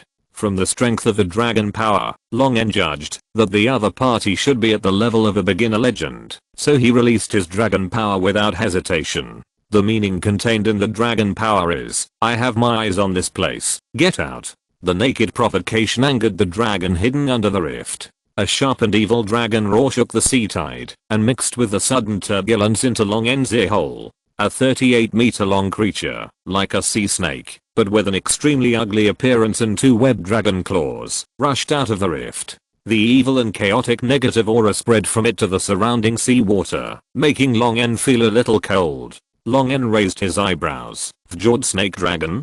Chapter 212 Naga Dynasty. Longen didn't expect that he would meet a Fjord Serpent Dragon. Serpent dragons are slender, just like their name. They are dragons with snake-like bodies. They are an ancient dragon creature that has lived in various planes before the appearance of true dragons. But there is indeed a blood connection between them and true dragons, all of which may be derived from the source of the dragon race, the great nine-faced dragon god Io. However, although serpent dragons also have dragon power, can spit dragon breath, speak dragon language, and have similar strength to true dragons, they are classified as a subspecies of true dragons by scholars, but most true dragons refuse to recognize serpent dragons as a member of the dragon race. True dragons don't think serpent dragons are ugly. In fact, there is another dragon species that is similar to serpent dragons, with a body shaped like a long snake, and the difference in appearance is greater than that between serpent dragons and true dragons. But true dragons will not deny the true dragon identity of those dragons called emperor dragons. What really makes serpent dragons hate dogs is their extremely bad character, which is even more perverted than the five-colored dragons. The intelligence of lino dragons is lower than that of white dragons of the same age, and their nature is evil and chaotic. Words like cruel, tyrannical, vicious, and sinister seem to be born for them. Lino dragons will find ways to kill all living things around them, and torture their prey to the extreme before killing them. The screams and pain of the prey before death will make the lino dragons feel heartfelt pleasure. These unrestrained lino dragons of course also hunt other dragons. As long as they encounter and can beat them, lino dragons are usually very happy to kill real dragons. The more powerful the prey, the more excited they are. Killing real dragons is undoubtedly an act of trampling on the majesty of real dragons. This is why real dragons hate lino dragons so much. Not only are the real dragons, but these strange dragons are even so bad that they are unbearable for their own kind. Any lino dragon survives alone and will never travel in groups. When two lino dragons encounter each other, they will either fight and end separate, or fight to the death until only one is left. The only situation where two snake dragons can be seen together is when there is a male and a female. Although snake dragons hate each other, they must take on the responsibility of reproducing the group.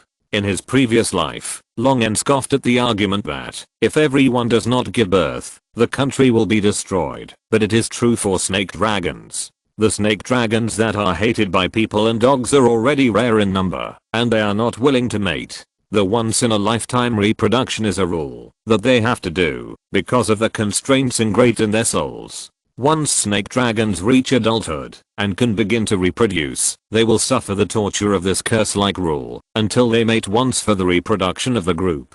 Snake dragons who like to torture others are sadistic, but this does not mean that they are willing to be tortured by others and become masochistic. So snake dragons will do their best to find a fellow snake dragon to complete mating as soon as possible to get rid of this torture from the depths of their souls. The snake dragon that has this rule imprinted in its soul may be the most successful snake dragon, and all subsequent snake dragons born will be tortured by it. After mating and becoming pregnant, female snake dragons will lay 1 to 6 eggs at a time and lay these eggs in several nests far from each other. The first snake dragon cub to hatch will perfectly inherit the evil nature of its father and will tear the eggshells of its unhatched brothers and sisters without hesitation and devour them. If all the eggs are laid in one nest, there will definitely be only one snake dragon cub left. If 2 snake dragons give birth to one, the number of snake dragons will be reduced by half in 1 generation, and it will be extinct in a short time. How can the purpose of expanding the population be achieved? Although the current situation does not seem to have increased much, this endangered species that needs to be specially built a nature reserve for protection was actually encountered by Long N. I don't know whether it is good luck or bad luck. Long N's speed increased sharply, and his power could control the water flow like a spiral drill to open up the surrounding seawater so that Long N would not encounter any resistance underwater. Avoiding the fjord snake dragon that rushed towards him and wanted to entangle and strangle him, Long N frowned with a headache for a while. If the fjord serpent dragon only had a bad personality, it would be fine. The most disgusting thing was the innate ability of the serpent dragon, the death curse. When the serpent dragon died, it would release a curse on the target that killed it. This curse would exist forever, and only the power above the gods could remove it. The effects of the death curse of different serpent dragon species were also different. The cliff serpent dragon weakened the fire resistance, the ice serpent dragon weakened the frost resistance, and the Shianchi serpent dragon made the victim's body unable to heal, whether it was spells or its own recovery ability. The death curse of the fjord serpent dragon that Long N faced made the cursed person unable to breathe underwater, and the breath holding ability would be greatly weakened. When holding the breath, they would feel nausea and extreme discomfort at the spiritual level. Compared with the Shianchi serpent dragon's incurable or the permanent weakening of resistance like the cliff serpent dragon and the ice serpent dragon, the fjord serpent dragon's curse seemed too useless, but this thing existed forever. Who could guarantee that they would never go into the water for their entire life? Although if Long N asked the platinum dragon god to remove the curse for him, the platinum dragon god would definitely not refuse, but it was not worth it to owe the dragon god a favor for such a small matter. It was better to handle it by himself. The irritable fjord serpent dragon continued to make piercing roars and screams. The seawater not only failed to block the sound, but also became the medium for the screams. Long N was headached by the roars and screams, and felt like he was facing a pregnant woman with bipolar disorder. After the fjord serpent dragon roared threateningly, it rushed towards Long N again, swaying its body like a sea snake eel, and instantly rushed out dozens of meters, spewing cold liquid dragon breath from its mouth to freeze Long N. But no matter how fast it was, it could not match Long N. Before the fjord serpent dragon's dragon breath touched him, Long N had retreated dozens of meters away. The cold liquid breath that failed to hit Long N created pieces of ice floating upwards on the seabed, blocking Long N's sight. Long N immediately released a strong magnetic field to detect the movement of the fjord snake dragon. The strong magnetic field expanded, and something unexpected happened. This fjord snake dragon actually wanted to run. Generally speaking, with the violent and fierce snake dragons, they would never retreat, even if they encountered a creature stronger than themselves. Instead, their opponents had to worry about the disgusting death curse, and could not kill them.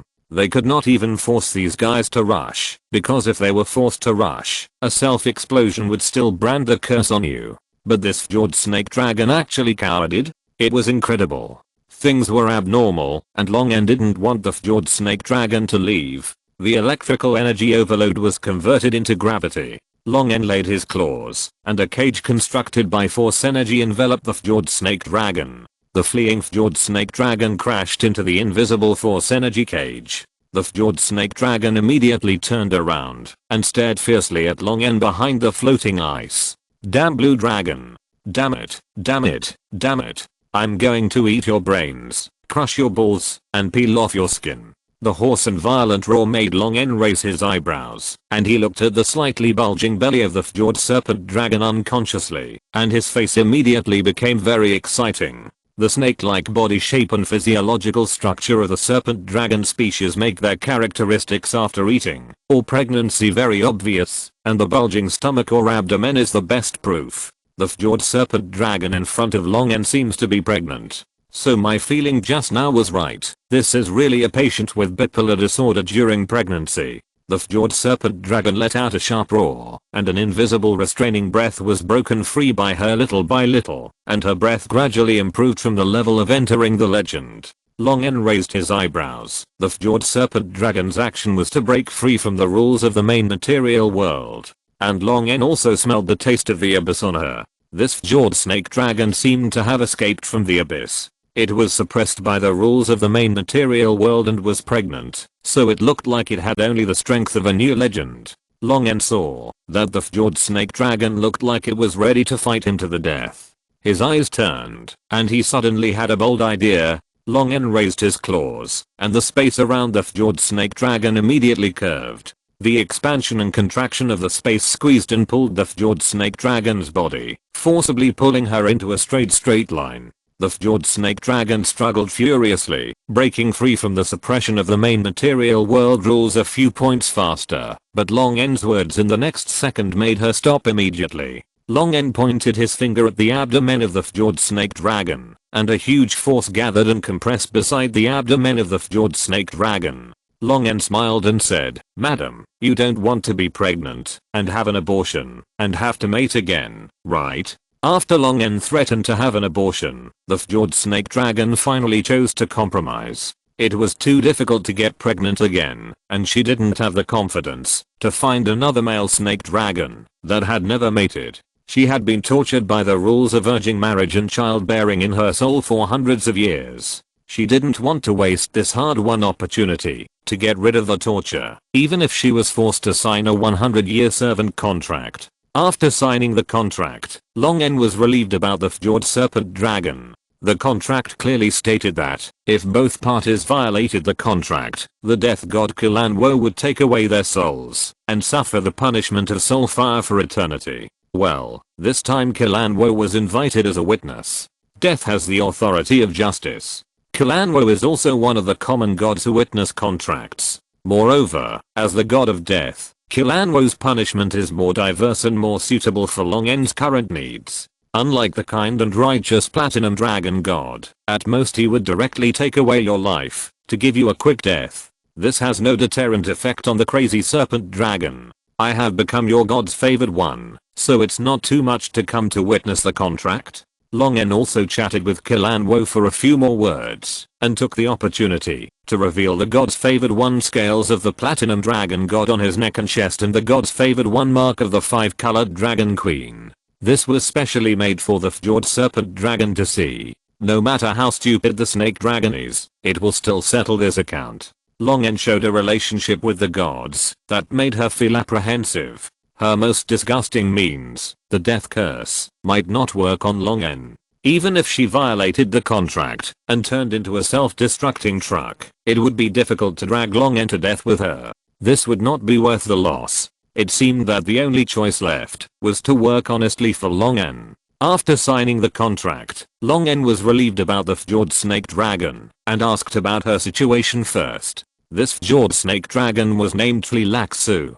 She originally lived in the abyss. Some time ago, she caught a male who was also looking for a mating partner. After finally getting pregnant, they immediately separated and returned to the abyss. But the situation in the abyss has been a bit chaotic recently. Tlilaxu was worried that this pregnancy would have an accident, so she ran to the main material world along a large abyss rift that no one knew about. She wanted to use her strength to reach the legendary level after being weakened by pregnancy and suppressed by rules to dominate the main material world. But he didn't expect that. After jumping into the sea randomly, after leaving the abyss rift, he suffered 2 major blows in succession, which made Trilaksu, who had a bad personality, very irritated. Wait, you mean you came out of the large space rift? Long asked with a frown. Trilaksu nodded. Long frowned even deeper. The large abyss rift is enough to accommodate powerful high-level demons to enter the main material world. If high-level demons are allowed to enter the main material world, Long does not think that the human countries of Onia can resist it. And those demons that enter the main material world will tear the abyss rift bigger and bigger until they can accommodate the arrival of legendary demons. If it is not stopped, this world will be assimilated by the abyss soon. Where is that abyssal rift? Take me there immediately. Tleilax looked at Long with sarcasm. You actually still care about the lives of those ants? Long said coldly, none of your business. Tleilax looked at Long with fear, who was emitting arcs, and added, you don't have to worry. The rift has just formed, and is not stable. I forced it through and squeezed it. It will take more than a year or 2 to recover. Long nodded slightly. You said that you first found a group of Nagas? Then you were beaten back by those Nagas and ran here? When Long mentioned this, Tleilax immediately became irritable, twisting his body and rolling up undercurrents with an expression that he couldn't help but tear people into pieces. There are so many damn Nagas, at least hundreds of thousands, and there are also many Naga spellcasters. They rely on their numbers, and 2 legends are bullying me. I must hollow out their internal organs, imprison their souls, and whip them into mummies for 10,000 years. Longen looked up at the sky speechlessly. It was too tiring to communicate with the snake dragons. They only said I'm killing, killing, killing, killing. Every 3 sentences. No wonder it is said that snake dragons are more stupid than white dragons. Longen swam towards the deep sea rift, preparing to collect the mermaids and dragon turtles living there first. Okay, stop going crazy here. Tell me about those Nagas. In the records of the Storm Clan, those Nagas who established their own dynasties were also mentioned. Because this group of Nagas is one of the ancient descendants who least respects the real dragons of the Storm Clan, and because this group of Nagas is entrenched in the ruins of the former capital of the Rex-Xavic Empire. If you're listening to this novel on a channel other than Fanfic World, it means they downloaded and uploaded it without effort. We cordially invite you to visit our channel, Mundo Fanfic Novelos. There you'll find the original version of this story and you can explore many other novels of various genres. We're waiting for you to immerse yourself in a world of incredible novels. Chapter 213, The Lair of the Ancient Blue Dragon. After diving into the trench rift and seeing the tragic scene in the rift, Longen had a more intuitive understanding of the cruelty of the snake dragon species. Above the colorful and beautiful coral nests cultivated by the mermaids, there were countless fragmented mermaid bodies hanging. The torn flesh and blood had been soaked in the seawater and turned white, swaying slightly in the ocean currents passing through the trench. You are really bad enough. Tleilaxu was quite proud of Longen's praise, and was obviously very satisfied with his work. Mermaids are not the beautiful half-human and half-fish creatures that Longen knew in his previous life. They are mermaids, which are 2 completely different species from mermaids. Although mermaids are also half human and half fish, they have nothing to do with beauty. This creature has a fishtail covered with blue-gray or dark brown scales that are not bright in color, and the upper body is ugly and skinny like an ape monster, with a hideous and evil face. Mermaids are very weak, only slightly stronger than ordinary humans, and are one of the most ideal followers of deep-sea sub-dragon species such as dragon turtles and dragon eels. These weak creatures can thrive under the dangerous deep sea, relying on their innate unique ability, immortality. Mermen do not really die after being killed. When night falls, the killed mermen will be resurrected in the state of undead creatures under the cover of night, and they are no different from being alive. They can even reproduce in this state of undead creatures. If you want to kill them completely, you can only try to cut the bodies of the mermen into small pieces, or destroy their bodies with fire, lightning, toxins and other attacks. Only in this way can you avoid these evil and vengeful little things from resurrecting in the night and biting your neck while you are resting. This is why Long used bad to describe Tleilaxu. Although the merman's limbs are scattered, they are relatively intact, and the body fragments of the same merman are deliberately piled together. This is to facilitate the resurrection of the mermaids. As for what these mermaids will suffer after resurrection, it is self-evident. Of course, it is a new round of torture and killing by Tleilaxu. This guy has set his sights on this safe trench, and even more on the mermen who live here, who can allow her to abuse them repeatedly. Although the mermen are weak, there are enough of them for Tleilaxu to use for entertainment and to release the evil desire of not being able to look for prey and kill them when she is pregnant. Longen originally wanted to learn about the situation of the Naga dynasty through these mermen, but now it seems that he will have to wait until night. Fortunately, there are still a few dragon turtles under the trench that have not been killed by Tleilaxu. They are trembling on the seabed and dare not even raise their heads. Longen took a look at the broken dragon turtle shells and bones scattered around the bottom of the trench, and instantly understood why these dragon turtles were so frightened. Dragon turtles are not like mermen who can be resurrected, although the fate of those resurrected mermen is not much better. If Tleilaxu had not had a little bit of brains and knew to keep a few dragon turtles to get food for himself, or directly use these dragon turtles as backup food, the few remaining dragon turtles would probably have died tragically long ago. After Tleilaxu visited the Naga dynasty, he was immediately driven out by the Naga. Apart from a little understanding of the Naga's military power, he knew nothing about anything. Lone could only ask these dragon turtles. As sub-dragon creatures, these dragon turtles inherited some of the power and wisdom of the real dragons. Most of them mastered the language of the water tribe and the language of the dragon.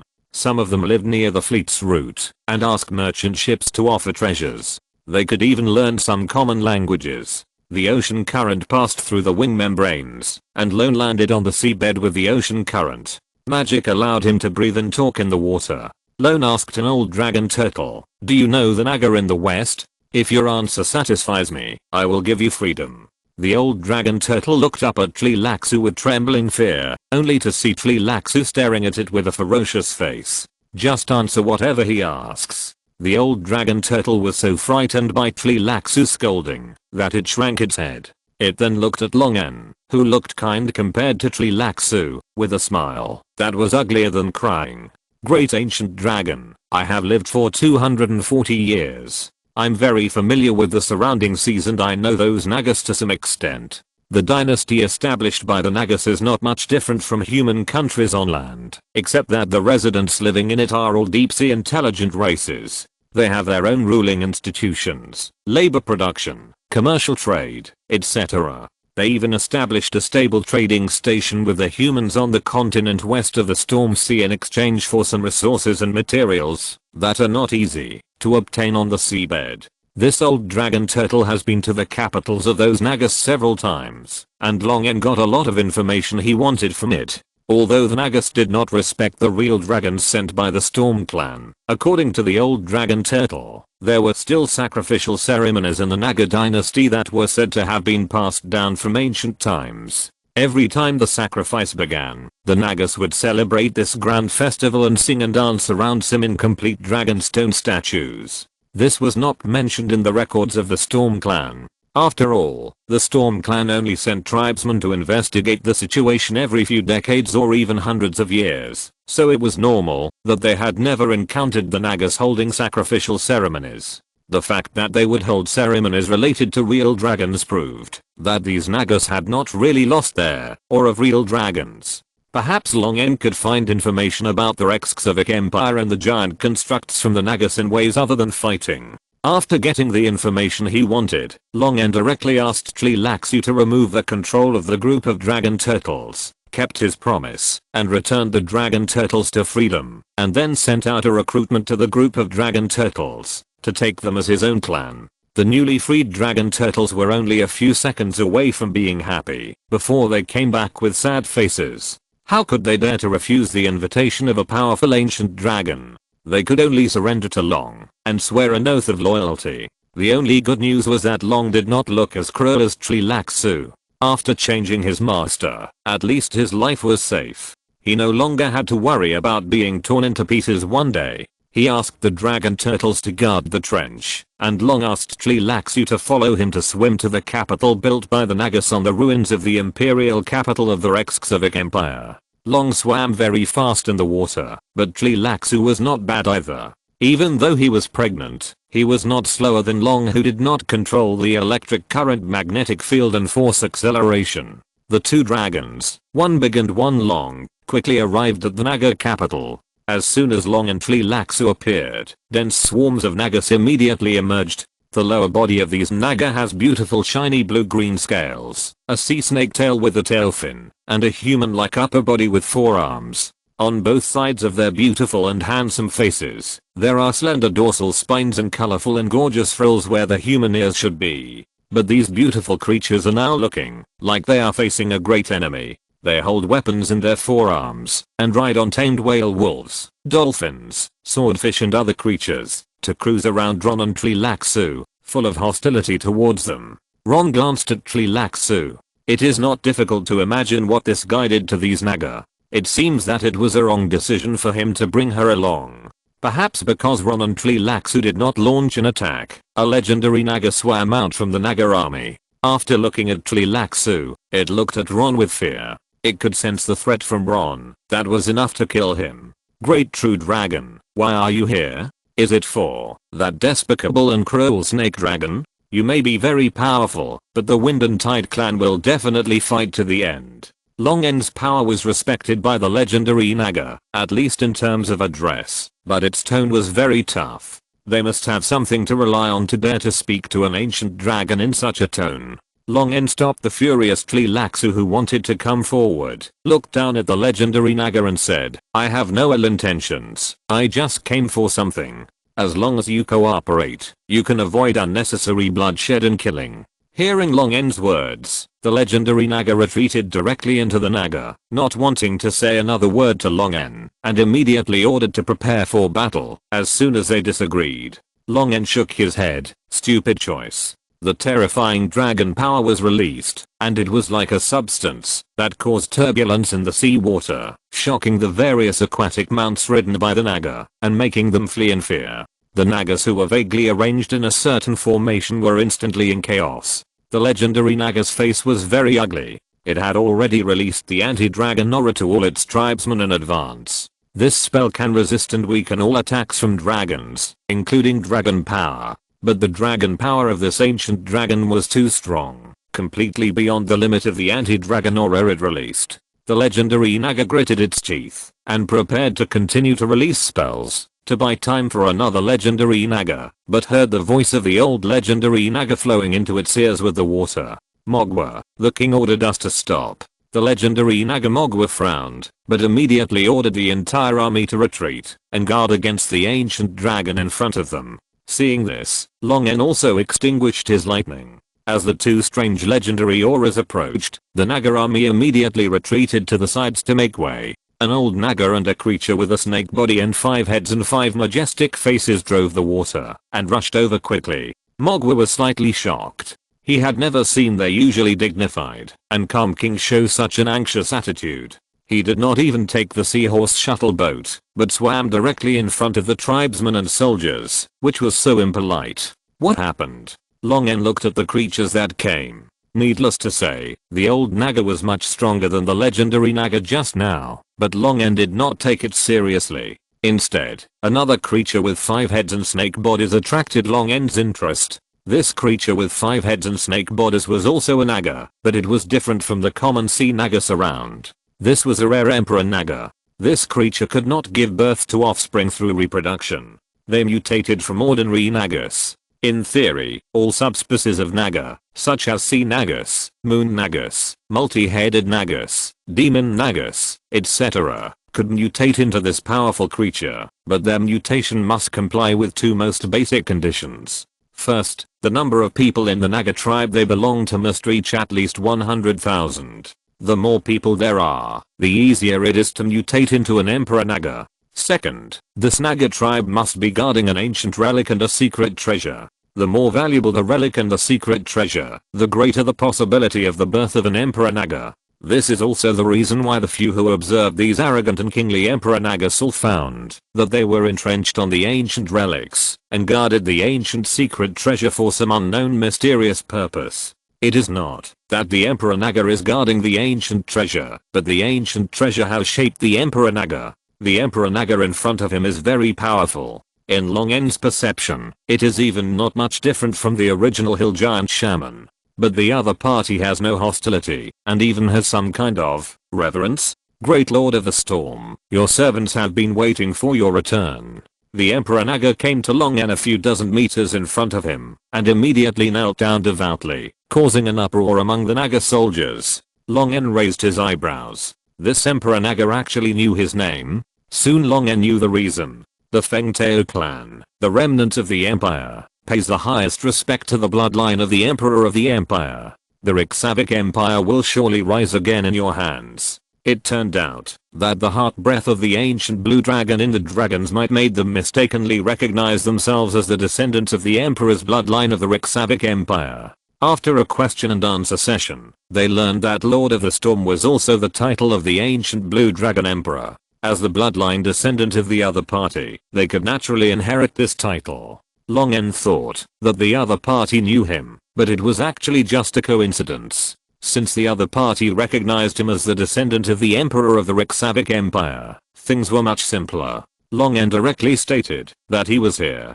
to take back the legacy of the Empire. The Emperor Naga bowed his 5 heads respectfully. The Feng Tao clan has been guarding the legacy of His Majesty the Emperor, and has not allowed any covetous person to succeed. Long N was delighted when he heard this. He did not expect that the treasure of the huge Rexxavic Empire had not been taken away by others. He was a little excited when he thought that the treasure of the ancient blue dragon was waiting for him.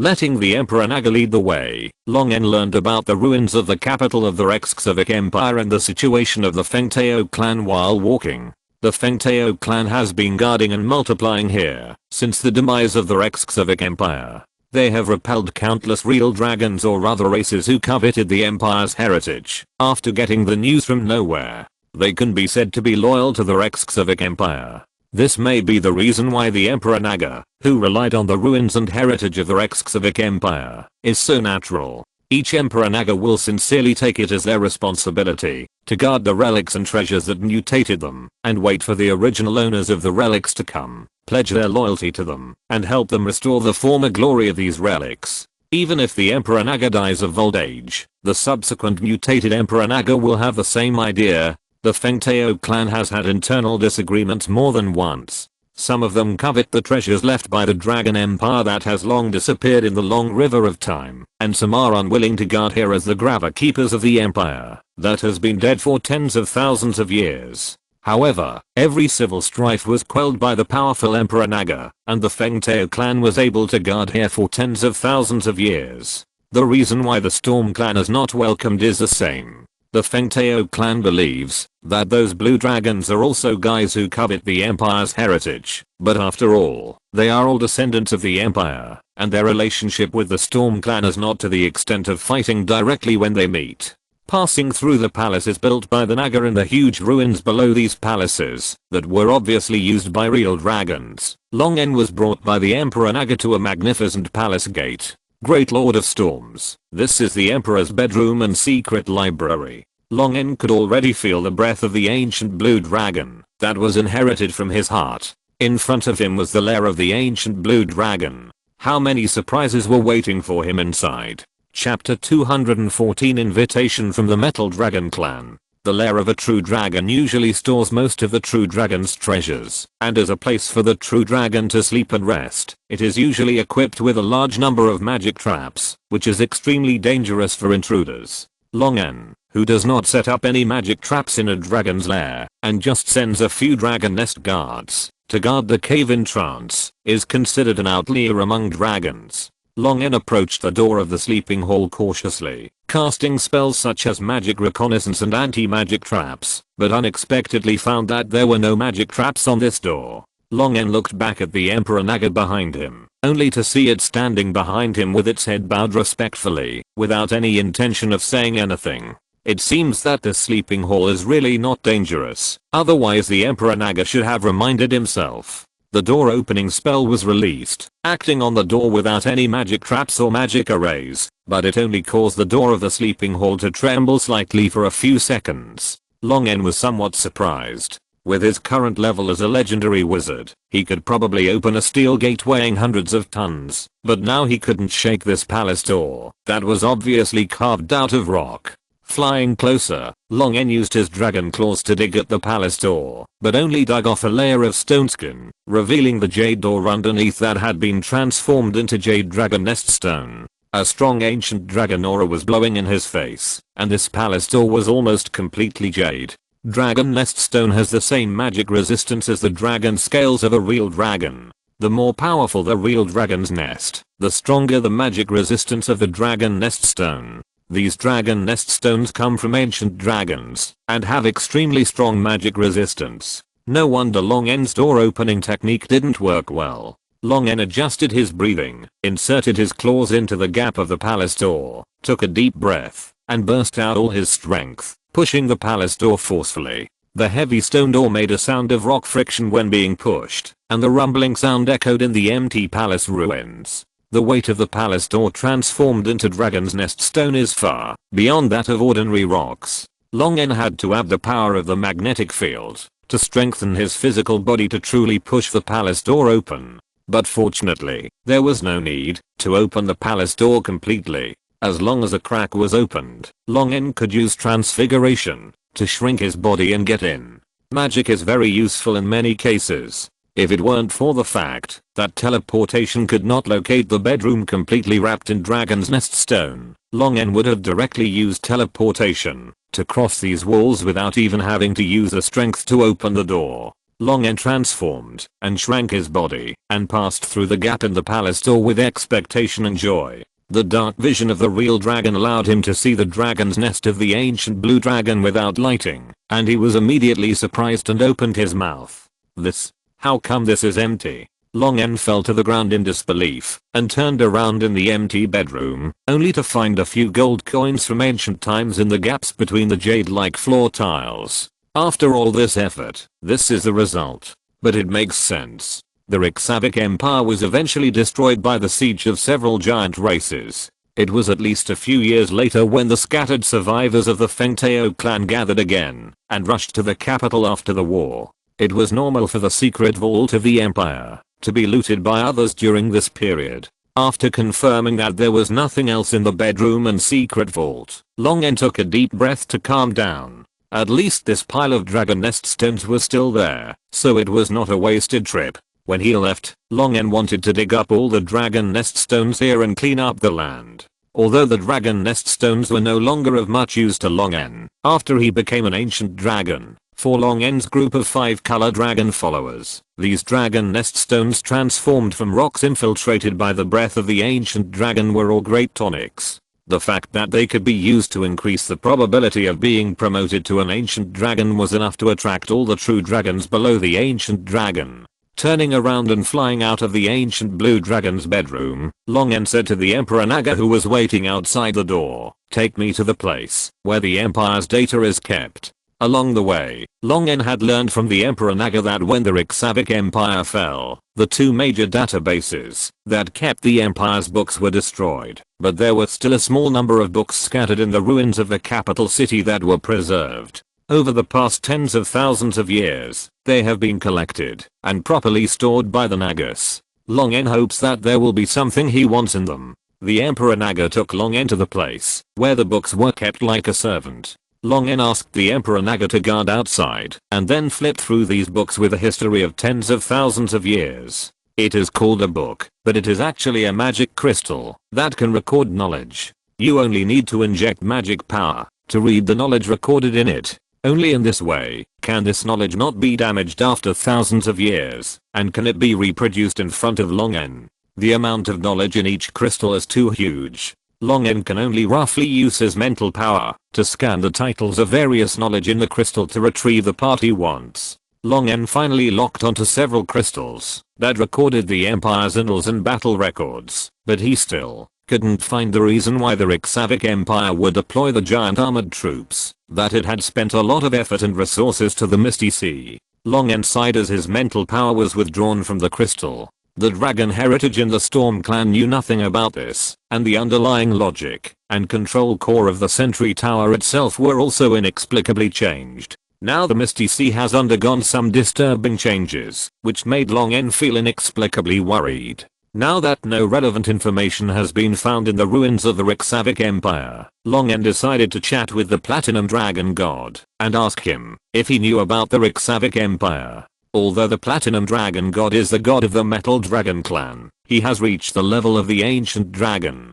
No matter what, he will pay more attention to these powerful ancient 5-colored dragons, and this involves the Dragonfall War. It is very likely that the Platinum Dragon God knows the secrets behind all this. After Long N walked out of the palace, where these books were stored, he accepted these survivors of the Reykjavik Empire as his own family at the request of the Emperor Naga. It was a great thing for Long N to easily obtain hundreds of thousands of Naga family members. These Nagas were born warriors and sorcerers, and they would be very scary if they formed an organized army. Moreover, this was a special warfare navy that could march under the sea and attack the enemy from any coastal area of the continent. It could be said to be a nightmare-level existence for countries in coastal areas, and the role it could play in war should not be underestimated. Originally, Long N planned to gradually erode the intelligent races in the Storm Sea, but now with the Wind and Tide clan, Long N could directly extend the kingdom's territory to the Storm Sea, and other deep sea intelligent races would also surrender to Long N under the conquest of the Wind and Tide clan.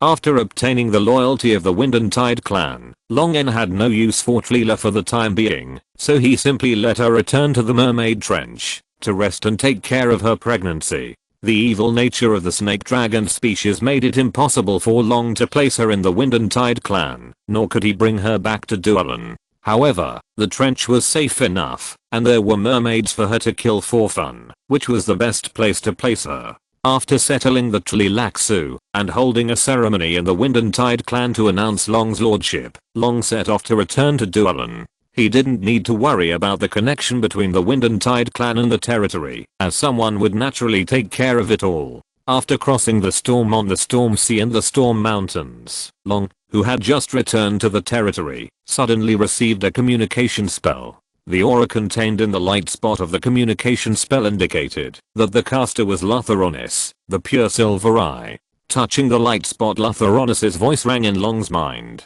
Long, His Majesty Bahamut should have also sent you an oracle. Once the abyss descends, this world will be destroyed. The conspiracy of the Drow Elves must be crushed. The Metal Dragon clan is coming here in accordance with the oracle, and will gather at the islands, where the Silver Wing clan lives. His Majesty Bahamut ordered in the oracle that the Silver Wing clan should cooperate with the kingdom you established. Several old guys in the Metal Dragon clan are very interested in you and want to meet you. If you are willing, you can come to the Silver Wing clan. By the way, bring Lee back as well. Her mother is very worried about her. Latheronis' voice gradually disappeared in his mind, and Long raised his eyebrows. Is this an invitation on behalf of the entire Metal Dragon clan? The existence that Latheronis called old guy is at least a powerful metal dragon at the level of an ancient dragon.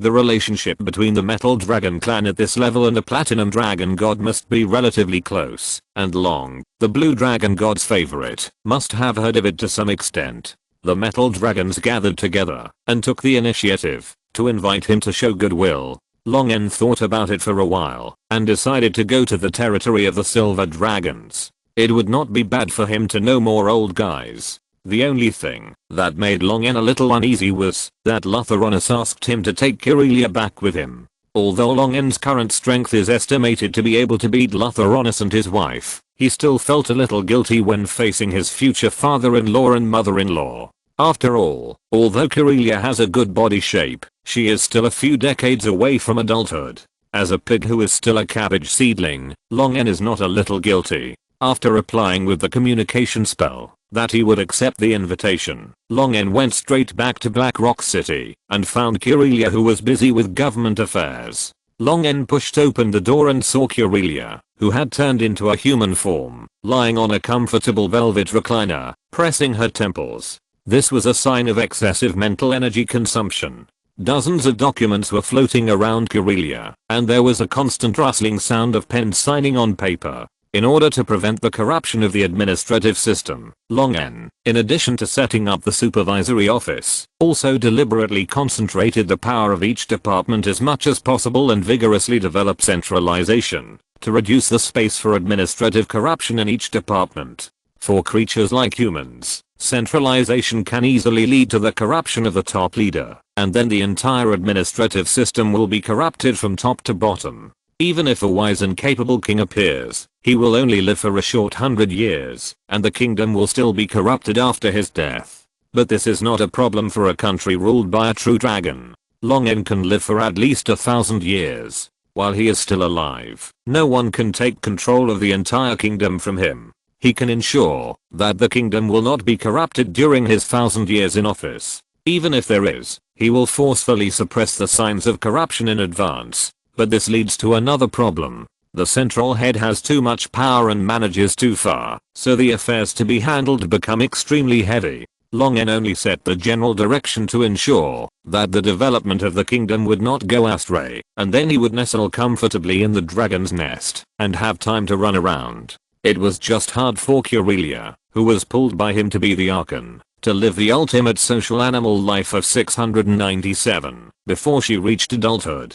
It was okay when the territory was not big and there were limited things to manage, but now the area of the territory has expanded dozens of times, and it has developed so fast, and handling the kingdom affairs submitted by various departments has become a big problem. Curelia, who is essentially a silver dragon, feels that she can't stand it. If another creature stayed in this position, she would probably have died of overwork. Long N pushed open the door without making much sound, but with the sensitivity of a real dragon, she should not be able to detect it. Curelia's lack of reaction can only mean that her spirit is so exhausted that she can hardly perceive the surrounding environment. Seeing Curelia so tired, Long N couldn't help but feel a little guilty.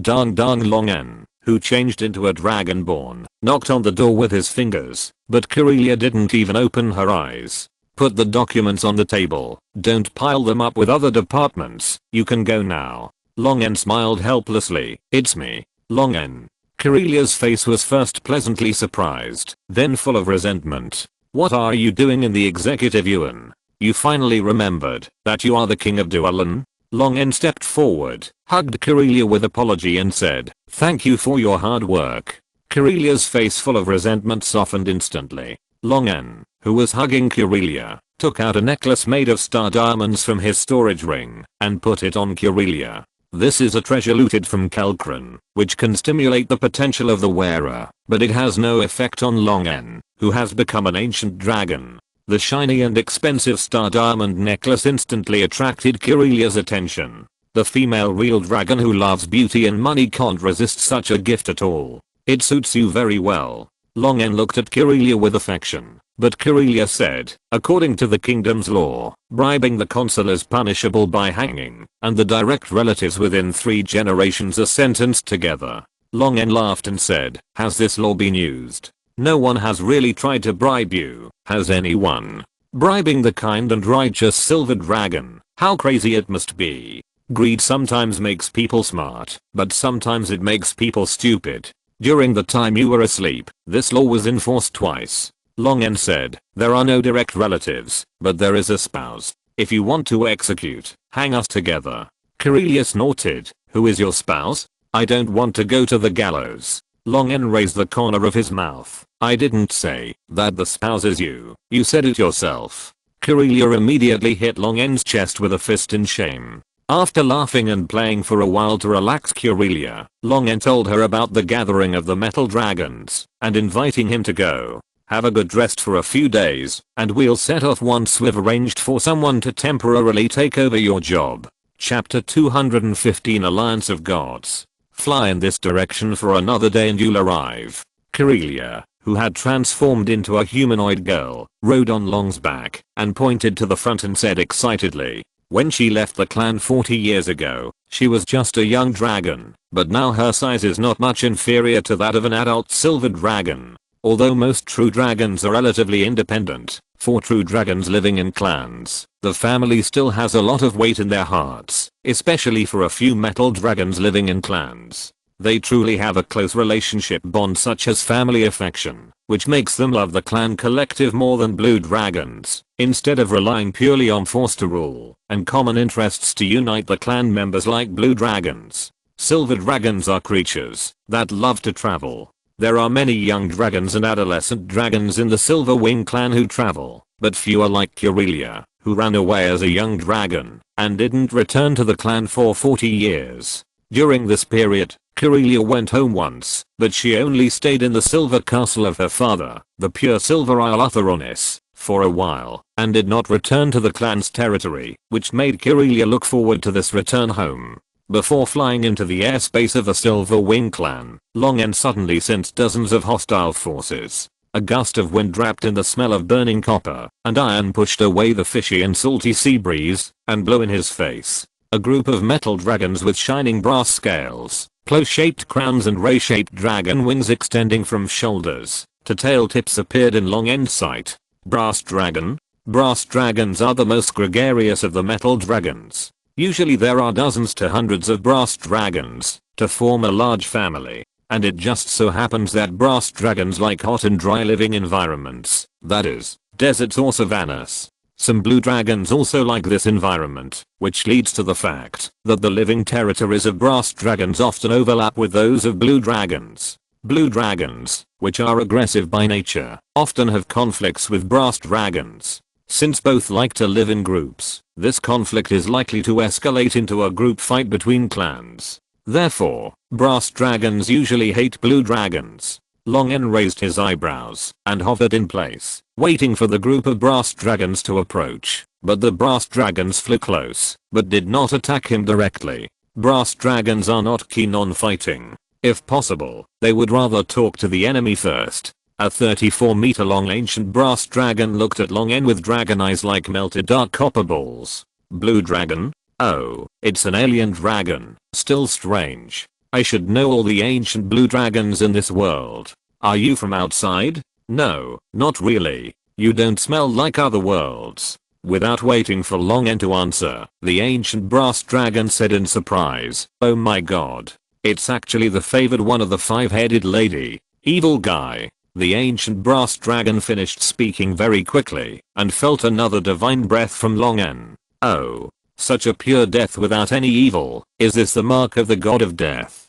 How could this be? He doesn't get along well with the five-headed lady. Longen directly showed the scales of the god of platinum dragon god and took advantage of the moment when the ancient brass dragon was stunned to interrupt and said, I'm Longen, the favored one of his majesty Bahamut. As for this, it is a trap set by the five-headed lady. Longen pointed to the mark of the five-headed dragon on his chest. Aha, you are the blue dragon that defeated the incarnation of the five-headed lady? A sapphire dragon? Longen's transparent and smooth scales like sapphires are indeed very deceptive. As soon as the platinum dragon god's good dragon certification came out, the brass dragons immediately confirmed Longen's identity and greeted Longen or talked to each other, talking about the news they heard about Longen and Longen's appearance, without caring that the dragon in question was in front of them. Hello. My name is Tamasis. Nice to meet you. I heard that you were only 25 meters tall when you defeated the incarnation of the five-headed lady. How come you're 33 meters tall in just a few decades? What did you eat to grow up? Ayo, don't squeeze me. Oh, sorry for being rude. Lekan what? You can also call me Wade, Weddle, Weld and so on. I heard that you established a country among those humans. How is it? Is it finished? How come you have 3 marks of God's favor? How come you have 3 marks of God's favor? How come you have 3 marks of God's favor? Quilted, nice to meet you. Which blue dragon clan are you from? Do you like to eat beef or sheep?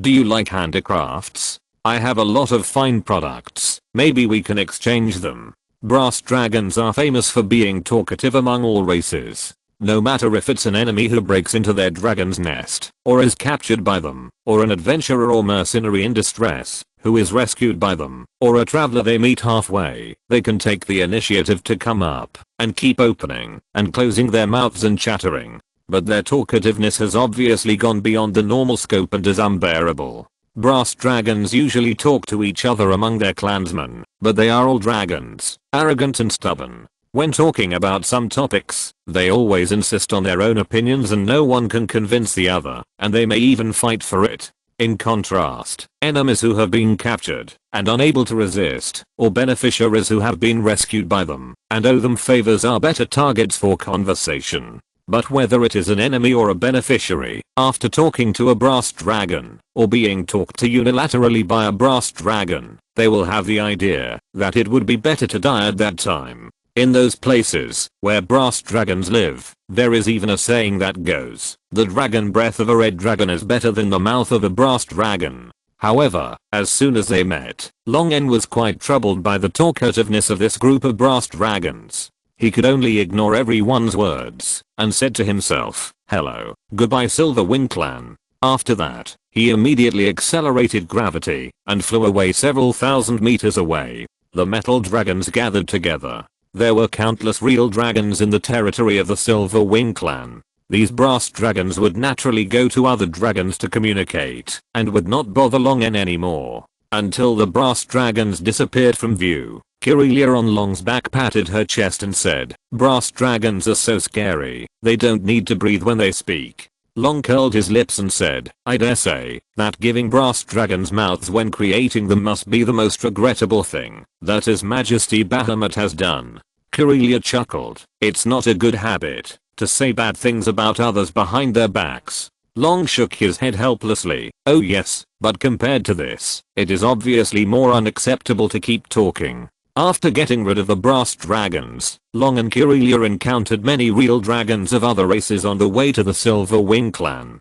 Gold dragons, silver dragons, copper dragons, and bronze dragons flew to the territory of the Silver Wing Clan in groups of 2 or 3. In order to avoid the previous misunderstanding, Long directly displayed the scales given by the Platinum Dragon God, releasing the divine aura of the Platinum Dragon God contained in them. But this also brought other troubles. The metal dragons that were just passing by were attracted by Long N, who was emitting the aura of the God's Blessed One. Long N had to deal with the conversations of several metal dragons every once in a while. In addition to the metal dragons, Long N also saw some rare chromium dragons, nickel dragons, iron dragons, etc. from the Subferous dragon family, as well as some amethyst dragons and topaz dragons from the gem dragon family, and even saw a few 5-colored dragons. As the number of real dragons encountered became more and more dense, an archipelago appeared in front of Long N, and hundreds of giant dragons of different colors and reflecting metallic luster circled over the archipelago.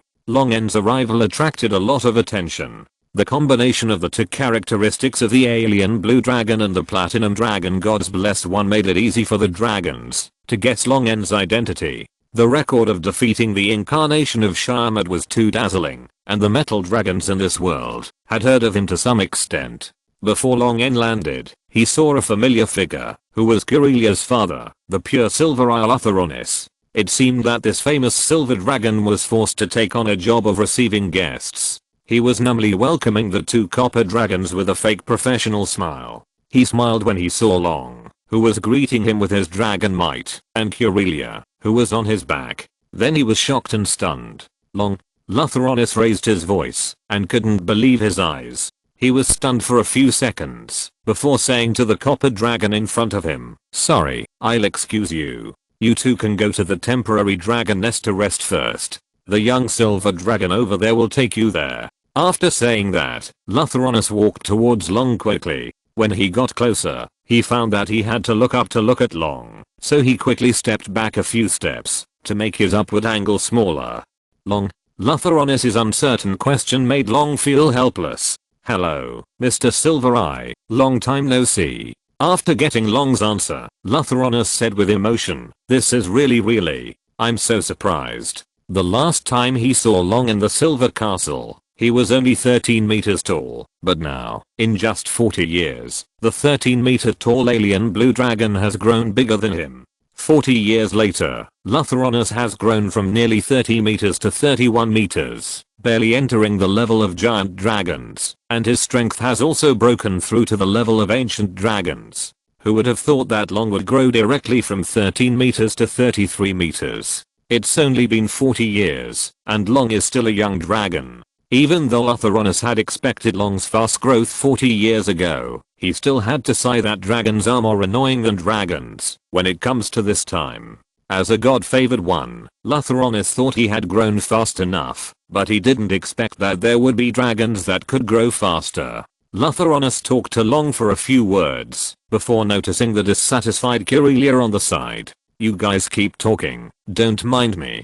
Kirelia put her hands on her hips and rolled her eyes. Lathronis then said to Long, "I'll have someone take you to the old guys. I'll take Lee to her mother first. We'll be there soon." Long nodded. Lathronis called out, and an adult silver dragon immediately flew over to greet Long respectfully. Kirelia also changed back to a real dragon and prepared to leave with Lathronis. Lathronis couldn't help but raise his eyebrows when he saw his daughter's size. Although Kirelia's potential was good, it was definitely impossible for her to reach this level. Seeing Lathronis' surprise, Kirelia raised her head proudly and said something good about Long in front of him. "This is all thanks to Long. He used up a lot of gems and magic crystals when he was sleeping, and I also absorbed a lot of them." "Sleeping? By the way, do you live in a dragon's nest?" "Ah, of course not. I just touched it for a while and didn't go in." Lathronis, in order to prevent Kirelia from making things worse, Longen quickly covered her mouth. "Ahaha, it's not what you think. Nothing has happened between us yet. If it hasn't happened yet, it means it's about to happen." Lathronis felt the blood vessels in his head throbbing, but he couldn't say anything. Saying that Longen attacked an underage dragon? Longen is a dozen years younger than Lee. Taking a deep breath, Lathronis decided not to ask any more questions and flew towards his wife with Kirelia, who was embarrassed and didn't know how to explain. "Sir, please follow me." The adult silver dragon bowed slightly in front of Longen. Longen nodded and followed the silver dragon to fly to the center of the archipelago. Landing on the central island, Longen followed the silver dragon leading the way through a large group of artistic buildings and came to a huge square paved with white stone bricks. The 9 metal ancient dragons with a body size of more than 30 meters were either lying or sitting, and when they saw Longen coming, they all turned their eyes to look at him. "Welcome to the Silver Wing Clan, little friend."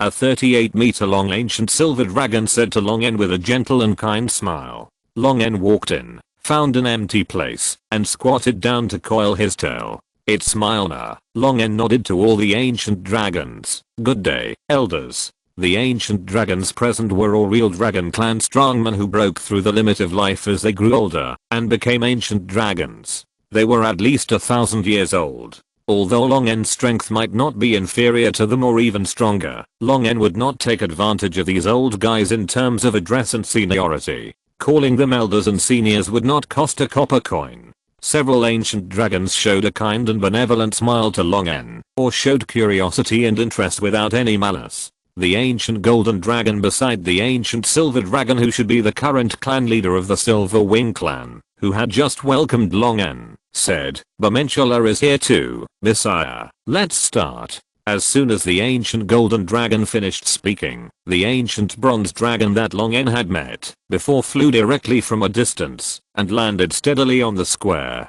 Oh, make way, mercedes, retract your tail. Are you embarrassed to have a dragon occupy such a large area? As soon as the ancient bronze dragon Bamenshala landed, the solemn square suddenly became a little noisy, and several familiar ancient dragons turned their heads away, as if they didn't want to talk to Bamenshala. Bamenshala looked around and simply locked onto Longen.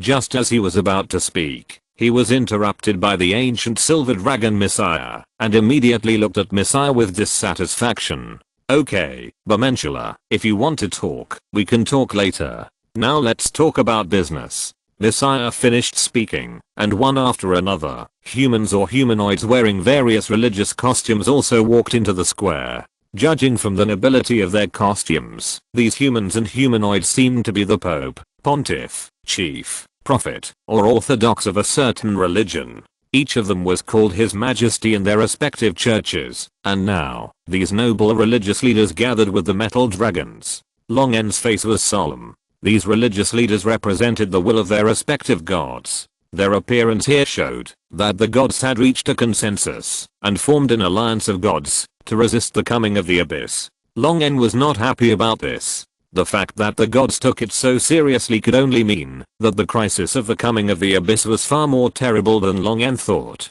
The plan of the Spider Queen Rose might be far more than that. Chapter 216. War Machine and the name of the country. Onia is the least developed among the several continents, and the power established by the churches of the various leaders in Onia is also the weakest. They are unable to form an effective counter-attack against the abyss rifts throughout Onia. The ancient silver dragon Messiah said, currently, there is only one country in Onia that has the strength to lead the establishment of an alliance against the abyss, the Roman Empire. Oh, and now we have to add the kingdom of Dulan established by our little friend Long N. His Majesty Bahamut has praised the kingdom he established.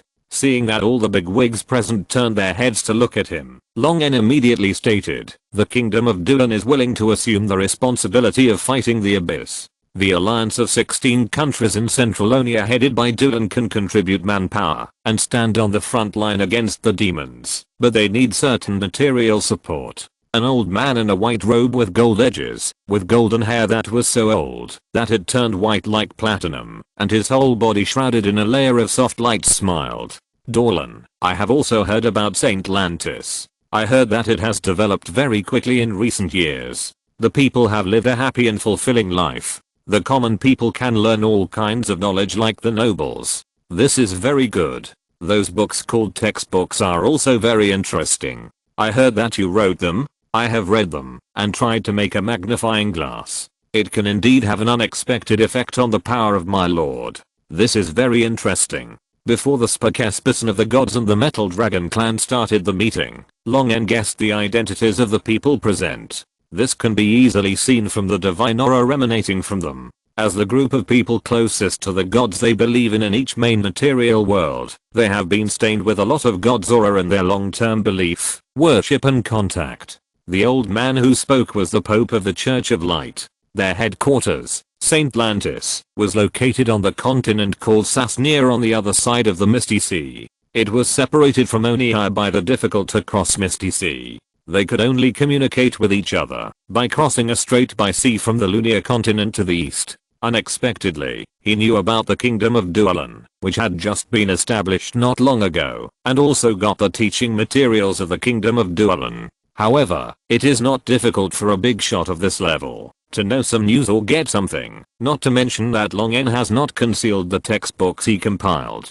On the contrary, Long N hopes that the surrounding kingdoms and principalities can obtain knowledge related to physics and chemistry from him and spread this knowledge more widely. As for the warning of the god's destruction given by the Platinum Dragon god, Long N has his own plan. However, Long N's plan has not yet officially started, and he does not know what the Pope of the Church of Light means by saying this at this time. The other party has a kind face, and Long N can't see anything from his face. He has no ill intentions. Lutheronus arrived at some point, sat down next to Long N, and communicated with Long N directly with mental power. I learned from Lee that your kingdom does not prohibit civilians from believing in religion, and has set up theology courses in the academy that imparts knowledge, explaining the history and stories of the gods, and guiding civilians to believe in good and neutral gods. At present, there is no problem with your measures. This can indirectly increase the influence of various churches in the central region of Onia. At least the gods of the good and neutral camps will not cause trouble for you. Long N nodded slightly, and then said to the Pope of the Church of Light, you are too kind. My original purpose of establishing this country was actually just to earn gold coins. Long N's frankness made the Pope of the Church of Light slightly raise his mouth. Kindness and honesty are exactly the doctrines preached by our Lord. Doing good deeds with non-evil purposes is practicing the way of light. Having said that, Long N took the opportunity to say, I also admire the teachings of the Church of Light, but it is a pity that there are few churches of the Church of Light in the whole of Onia. How about this? Dulan can provide land for the Church of Light to settle in, and establish an archbishop-level diocese, and also provide various policy benefits. What do you think? The Pope of Light was at a loss for words. Long N was tempting him with a vast sea of faith. It would take a lot of manpower and resources, to set up an archbishop level diocese, but it would greatly enhance the influence of the Church of Light in the remote continent of Onia. He really couldn't refuse, and immediately agreed. I will send the cardinal in white to discuss in detail. After the Pope of Light finished speaking, an old man covered in a black robe with a golden skull pattern symbolizing the dead and full of silence laughed hoarsely. Haha, the Church of Death is also willing to spread the gospel of our Lord, so that the deceased can rest in peace. As the God of our Lord, you should not refuse, right? This is the Pope of the Church of Death that worships Clan Woe. Long N's claws are still printed with the mark of the God of God, so it is not too much to ask for the establishment of a diocese. Of course, Dulan welcomes all churches that are not in the evil camp. Seeing that the church is rushing into the central part of Onia to seize the faith, the other popes and pontiffs could not sit still, and asked Long N if their churches could have the same treatment as the previous two. Long N was very happy. It would not be so easy to leave after the diocese was built in his territory. At that time, in order to protect the interests of the church in Dulan, these churches would have to cooperate with the religious management policies issued by Dulan. As long as Long N's policies were not evil or excessive, the gods could only accept it. And those evil gods who could not accept the popularization of knowledge in Dulan and no one believed in them anymore had to think twice before they wanted to cause trouble in Dulan. In order to protect their believers, those gods would not stand idly by. Long N bound the churches to his warships in advance to avoid the situation where the evil gods destroyed the world for the faith, and he was the only one to fight against it. The plan of letting the churches settle in Long N was half completed. Ahem, you can talk about these things later. Now the priority is to discuss how to stop the abyss from coming. Messiah brought the meeting back on track, and the heads of the church also turned their attention back to the main business. The meeting lasted for 2 days, and the overall plan was determined.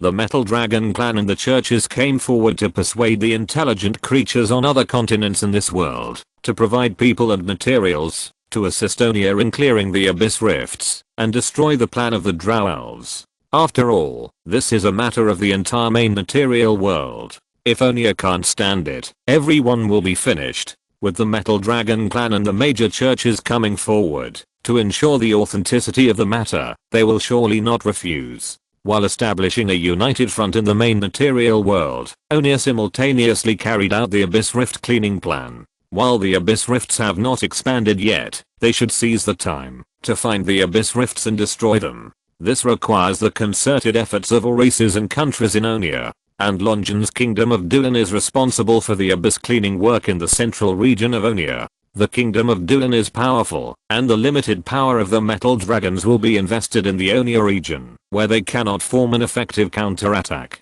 Therefore, the Kingdom of Dulan may fight alone for a long time, and the pressure on them is not small, but Long N still agreed. After the meeting, everyone immediately started to get busy, and Long N followed Lutheronus to the couple's nest in the Silver Wing clan. Many silver dragons like to move in the form of humans or elves on weekdays, so most of their dragon nests are used in both true dragon form and human form. There are many buildings in the Silver Wing clan that are suitable for human habitation, but Lutheronus likes to maintain the true dragon form, and their nests are also suitable for true dragons. Long N doesn't have to worry about whether to become a dragonborn or a human or an elf to meet his mother-in-law.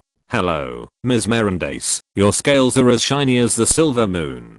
Corelia's mother did not turn into a human form today, but received Long N in the form of a true dragon. Acting very solemnly, Long N immediately greeted her politely. When they first met, Corelia was injured by the incarnation of the demon. Milan's irritable look of loving her daughter left a deep impression on Long N. He didn't know what Milan's thought of Long N who had taken her cabbage. To Long N's surprise, Milan's was very friendly to him. She immediately welcomed him into the dragon's nest and sat him down. Then there were warm greetings and tests one after another. After finally waiting for the food to be served, Long N had to maintain basic etiquette and eat elegantly. Watching Long N awkwardly cut the grilled giant conger reel into small pieces, Corelia couldn't help laughing. Through the conversation, Milan's felt that Long N was not bad.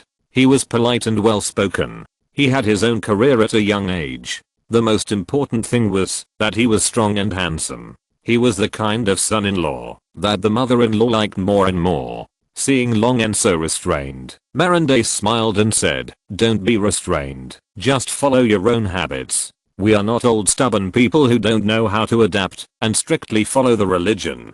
Long N smiled apologetically, then grabbed the food and began to tear and swallow it. After dinner, Long N said goodbye directly. He was going back to the territory to preside over the cleaning of the Abyss Rift. "Lydia, you should rest at home for a while and then go back to Onir after things are over." After officially meeting the parents, the relationship between Long N and Kirelia became clear, and even their conversation became much more intimate. "No, I want to go back with you." Kirelia looked at Long N with firm eyes. The arrival of the Abyss is no small matter. Although the Metal Dragon clan and the major churches have joined forces, they are still not completely sure about stopping the Abyss Rift this time. Even Long N has to be prepared to run away at any time. His original intention was to keep Kirelia away from Unir and stay in the Silver Wing clan. Even if Unir is really occupied by the Abyss, it will not suffer too much impact, and there will be enough time to transfer to other main material worlds. Long looked at Lutheronis and Merendace for help, but Merendace just sighed and said, "We respect Lee's choice. She is now capable of taking responsibility for her own choice. Take good care of her, Long." Since his mother-in-law said so, Long could only agree and let Kirelia ride on him and return to Dualan as quickly as possible. As soon as he landed, Long immediately convened a high-level meeting.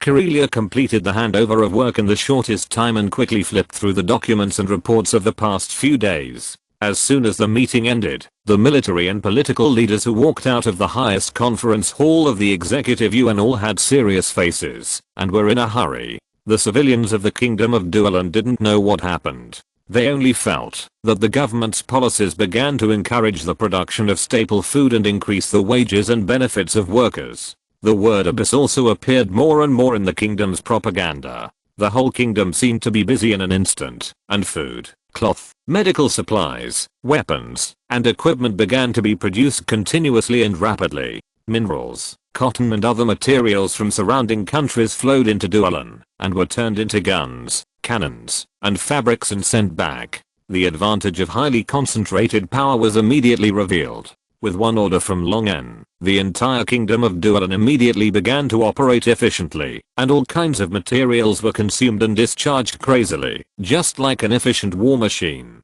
Under the threat of the Abyss, the potential of Dualan's war machine was fully stimulated. The arsenal alone could produce enough magic armor to arm more than 1,000 people a day. These new weapons and equipment were transported to the front line without stopping, and the armies of various countries facing the Abyss Rift were gradually armed. Standing on a high building overlooking Blackstone City, Long N looked at the war machine called the country in front of him, rumbling and slowly exhaled. The affairs of the territory have been arranged, and the cleanup plan for the Abyss Rift in Central Onia, with the 16 Nations Alliance as the main body, has also been launched. The expansion of the Abyss Rift is a slow process. In the early stage of the cleanup plan, it will take a lot of time to explore the location of all the Abyss Rifts. In a short period of time, Long N can hardly play a better role, except sitting in the capital. Long N simply took this time to go to the depths of the dark area to explore the ruins and technology of the ancient Lizardman Empire.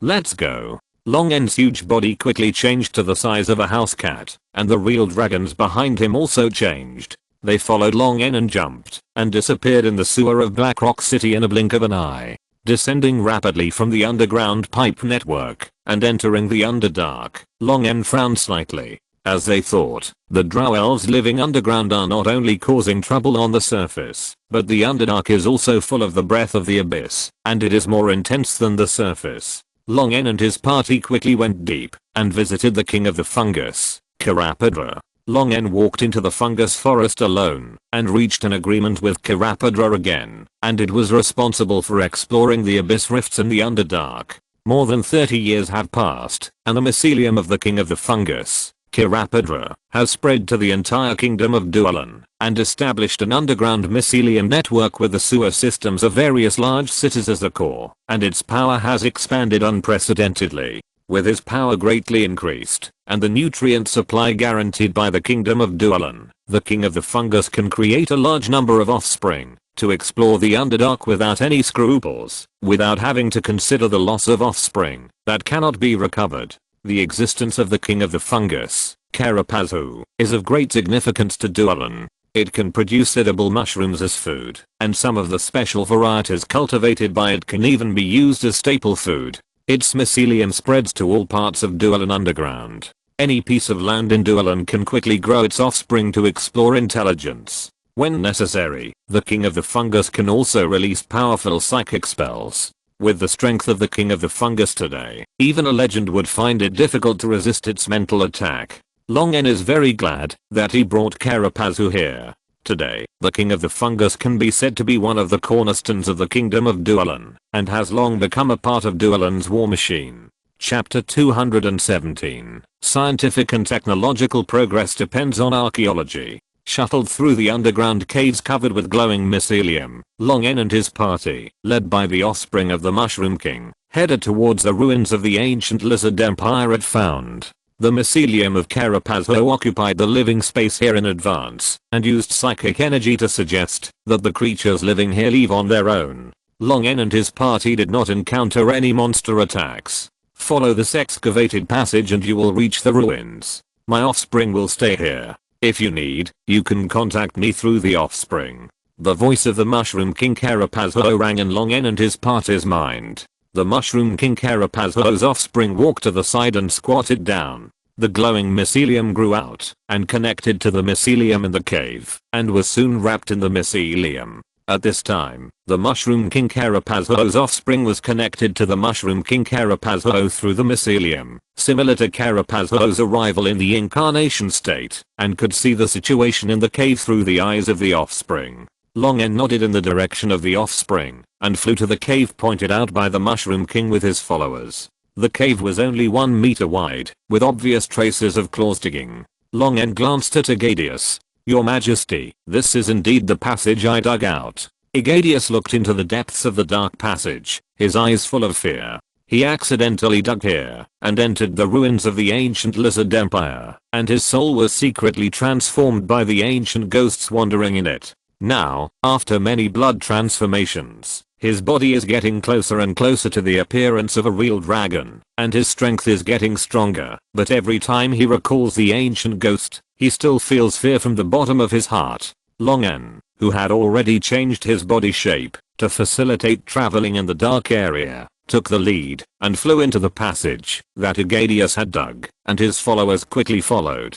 Entering the passage, a series of dull mechanical gears and swinging arms came along the passage. The further they flew, the clearer the roar of the machinery became. Long N and his party soon flew out of the passage and entered an empty cave. Although located deep in the Underdark, the ruins of the ancient lizard empire are not completely dark. There are warm yellow floor lamps for lighting between the huge, complex, ancient, and still running machines. However, some floor lamps have been extinguished, and some floor lamps are flickering, as if they are in poor contact, making the entire ruins dim and like a ghost land. The powerful visual ability of the real dragon allows Long N and his party to see clearly in these dim lights, as if it were daytime. Long N glanced at the ruins. These ancient buildings have a clear sense of age, and are decorated with carvings that are completely different from the current Oniya. Those weird and twisted carvings have a peculiar beauty. At least Long N, as a real dragon, thinks they are quite in line with his aesthetics.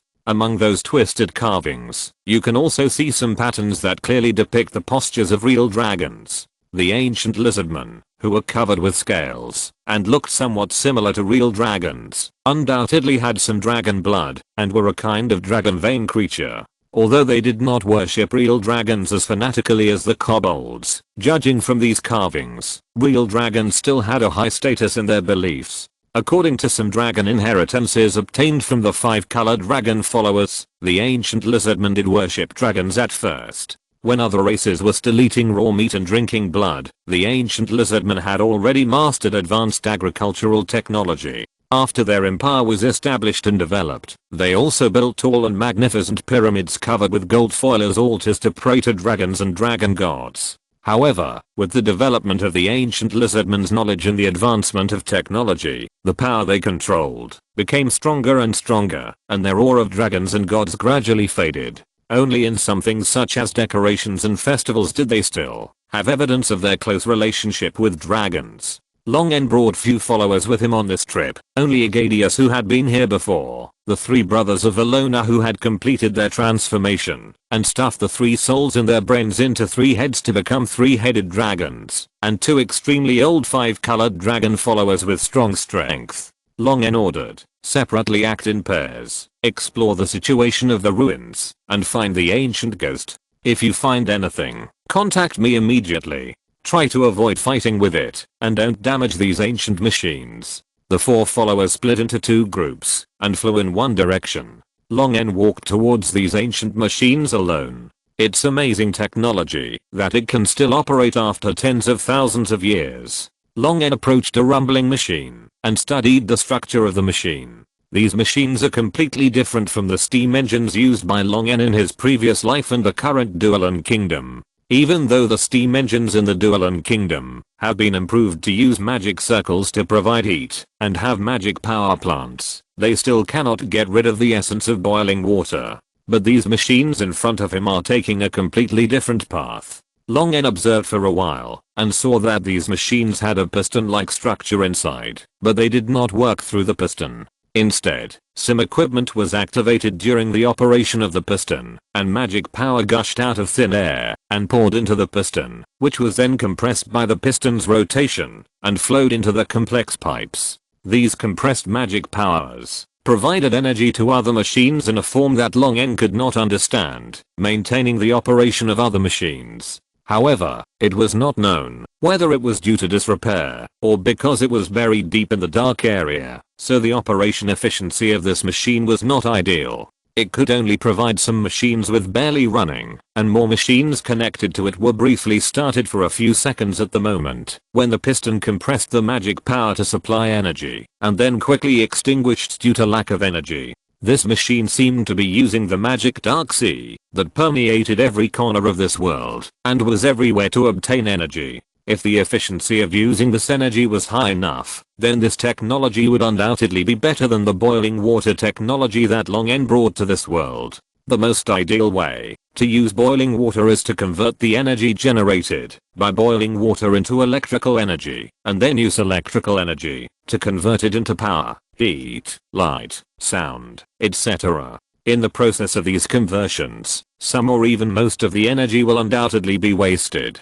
Direct use of magic power is completely different. The source of magic power is the endless dark sea, just like Long N's solar power generation in his previous life, which uses the sun, which has endless energy in his previous life. But the efficiency of converting solar energy into electrical energy in his previous life is usually only about 20%, and the highest can only reach 30 to 40%. As for the ripples of the dark sea filled with magic power that Long N just felt, the efficiency of this machine's use of magic power is definitely more than 50%, and the energy generated also exceeds the effect of solar energy, and this is the result after maintaining operation for tens of thousands of years. In addition, the use of electrical energy needs to go through various electrical components and be converted into other forms again, but this compressed and denatured magic power can directly act on various machines, and all the energy of magic power can be exerted in the form of releasing magic through various small inscriptions in the machine.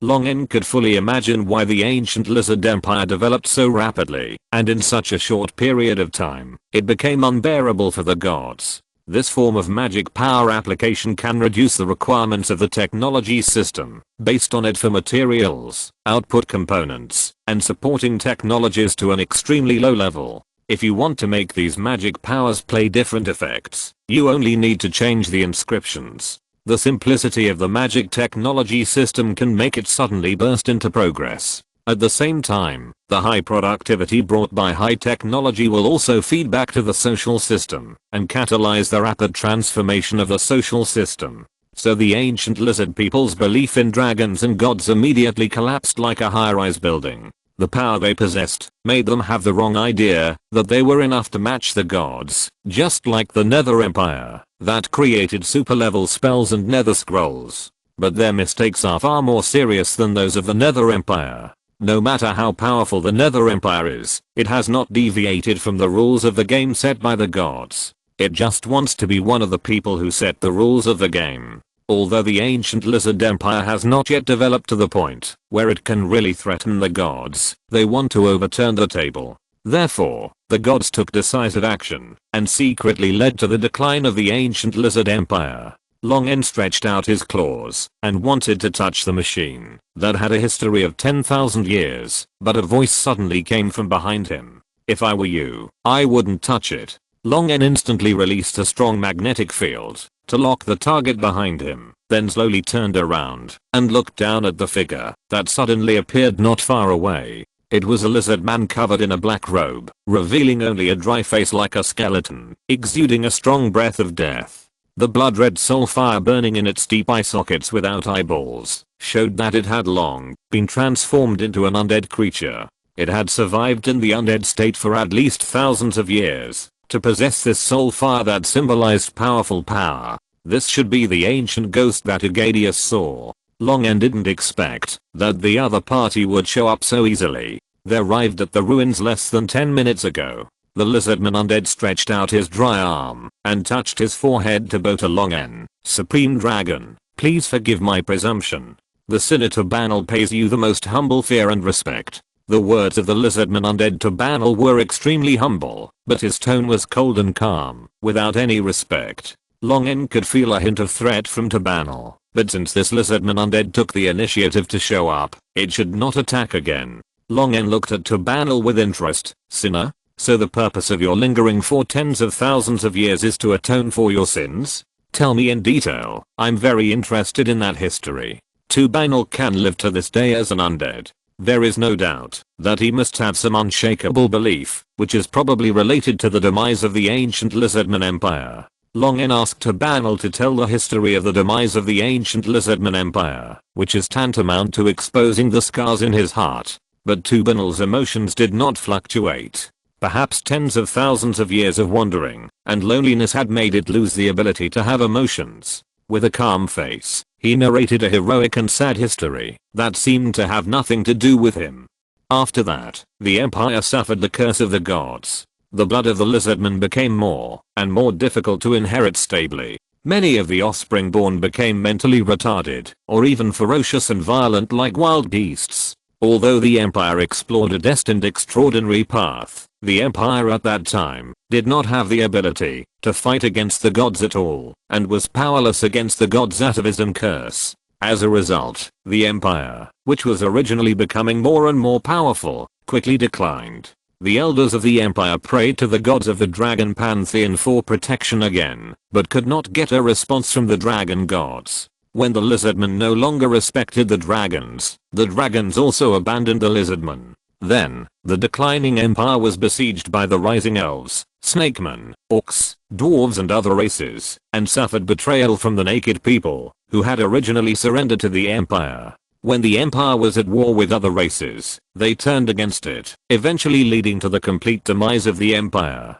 At the last moment, the empire's prophets and elders sacrificed themselves to a certain existence in exchange for his great power, causing the earth to crack and the mountains to collapse, burying the empire's last unconquered city, Fidrosa, deep underground, and preserving the last part of the tribe. But this part of the tribe still could not get rid of the influence of the atavism curse, and even worsened due to the erosion of the underground negative energy. The offspring born all degenerated into bloodthirsty monsters. For the continuation of the tribe and the will of the empire, we finally used a kind of blood sacrifice method to choose a few people to transform into immortal undead, guarding the last proof of the empire's former glory. But even the undead cannot truly escape the baptism of time and the fate of death. With the damage of all timers and the passage of time, we can no longer know how long it has passed. Then another long time passed, and one companion after another completely died, until I was left alone. Tabanal's narration stopped here. Long N looked at its somewhat lonely and sad figure and asked, "So what is your purpose?" "For the continuation of the race and the empire, sir." Tubanal's answer seemed to have been practiced thousands of times. After Long asked the question, he blurted it out, as if this was the meaning of his existence. I don't know what the outside world looks like, and I don't know if there are still lizardmen alive, but I deliberately kept some degraded descendants. I can cultivate normal lizardmen from their flesh and blood. As long as you can help the lizardmen prosper again, I can dedicate all the technology of the empire to you. Are you threatening me? Long looked at Tubanal with a sneer, and dazzling lightning flashed between his scales. The atmosphere suddenly became solemn. Tubanal saluted humbly to Long. This is just an exchange of equal value. Long suddenly put away the lightning snakes all over his body, as if nothing had happened. I agree to your request, and I have good news for you. The blood of the lizardmen has survived to this day, and has evolved into several subspecies, but they are not doing well. They have not passed down any of these ancient skills. Hearing that there are still descendants, Tubanal's stiff and numb face also struggled to squeeze out a smile. This situation is much better than the various results it imagined underground. Longen looked back at the machine that was still extracting compressed magic. With these machines and Tubanal's cooperation, it would not be difficult for Duelan to imitate these machines. Once these machines are thoroughly studied, the magic technology of the ancient lizardmen and the existing science and technology of the Duelan kingdom will be integrated with each other, and there will inevitably be a leapfrog development and a new round of productivity explosion.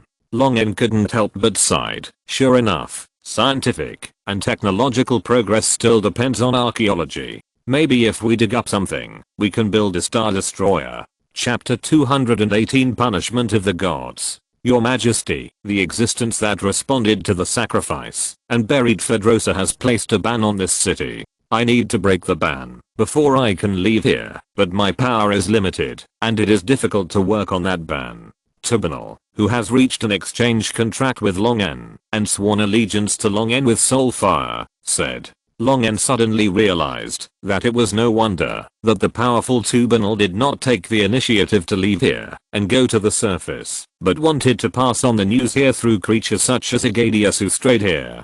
Listening to Tubanal's narration, the existence that responded to the ancient lizardman empire seemed very powerful, so powerful that it could go against the decision made by consensus among the gods. This level of existence is the top existence even among the gods, and the bans that are casually placed are not something that everyone can break. Longen is not very sure about breaking the ban, but still let Tubanal lead the way to see it first. If it really doesn't work, at most, an underground passage connecting Blackstone City and the ruins of Fedrosa will be built, which will not delay the integration of technology. Lone and Tubanal waited for a while, and the dragons Agadius, Valona and others who were sent by Lone to look for Tubanal returned. Valona's 3 heads were still holding 3 horribly ravaged lizard creatures. The head in the middle of Valona spat out the lizard and grabbed it with its claws, waving it in front of Lone like a treasure. Although we didn't find the ancient ghost you mentioned, we found this.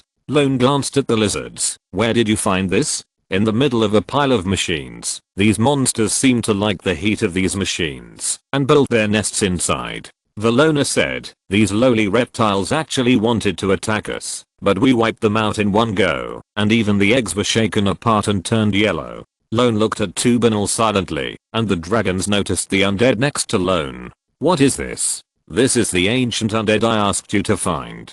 The lizards you killed are all its descendants. Are this? Valona could feel the terrifying pressure brought to him by the other party.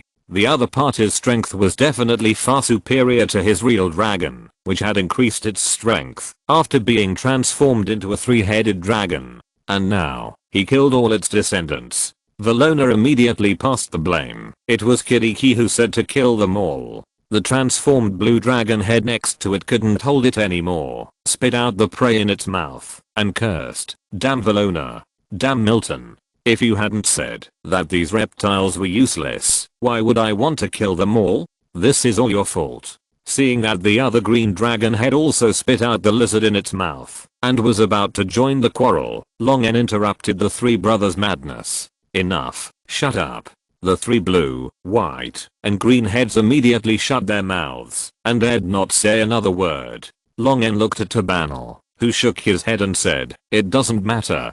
Since there are still descendants of lizardmen in the outside world, these descendants who have become wild beasts have naturally lost their value of existence. Even if they are not dead, I will bury them with my own hands before leaving. Whatever you say. As long as it does not delay his acquisition of the magic technology of the ancient lizardmen, Long N did not care about these trivial matters. Led by Tabanal, Long N and his party flew into the depths of the ruins. Long N noticed that the closer he got to the center of the ruins, the better the ancient machinery around him was preserved. The keen perception of the force field inherited from the power dragon allowed Long N to detect a slight change in the force field. Long N continued to move forward in silence until Tabanal led them to stop in front of a deep pit that looked like a meteorite.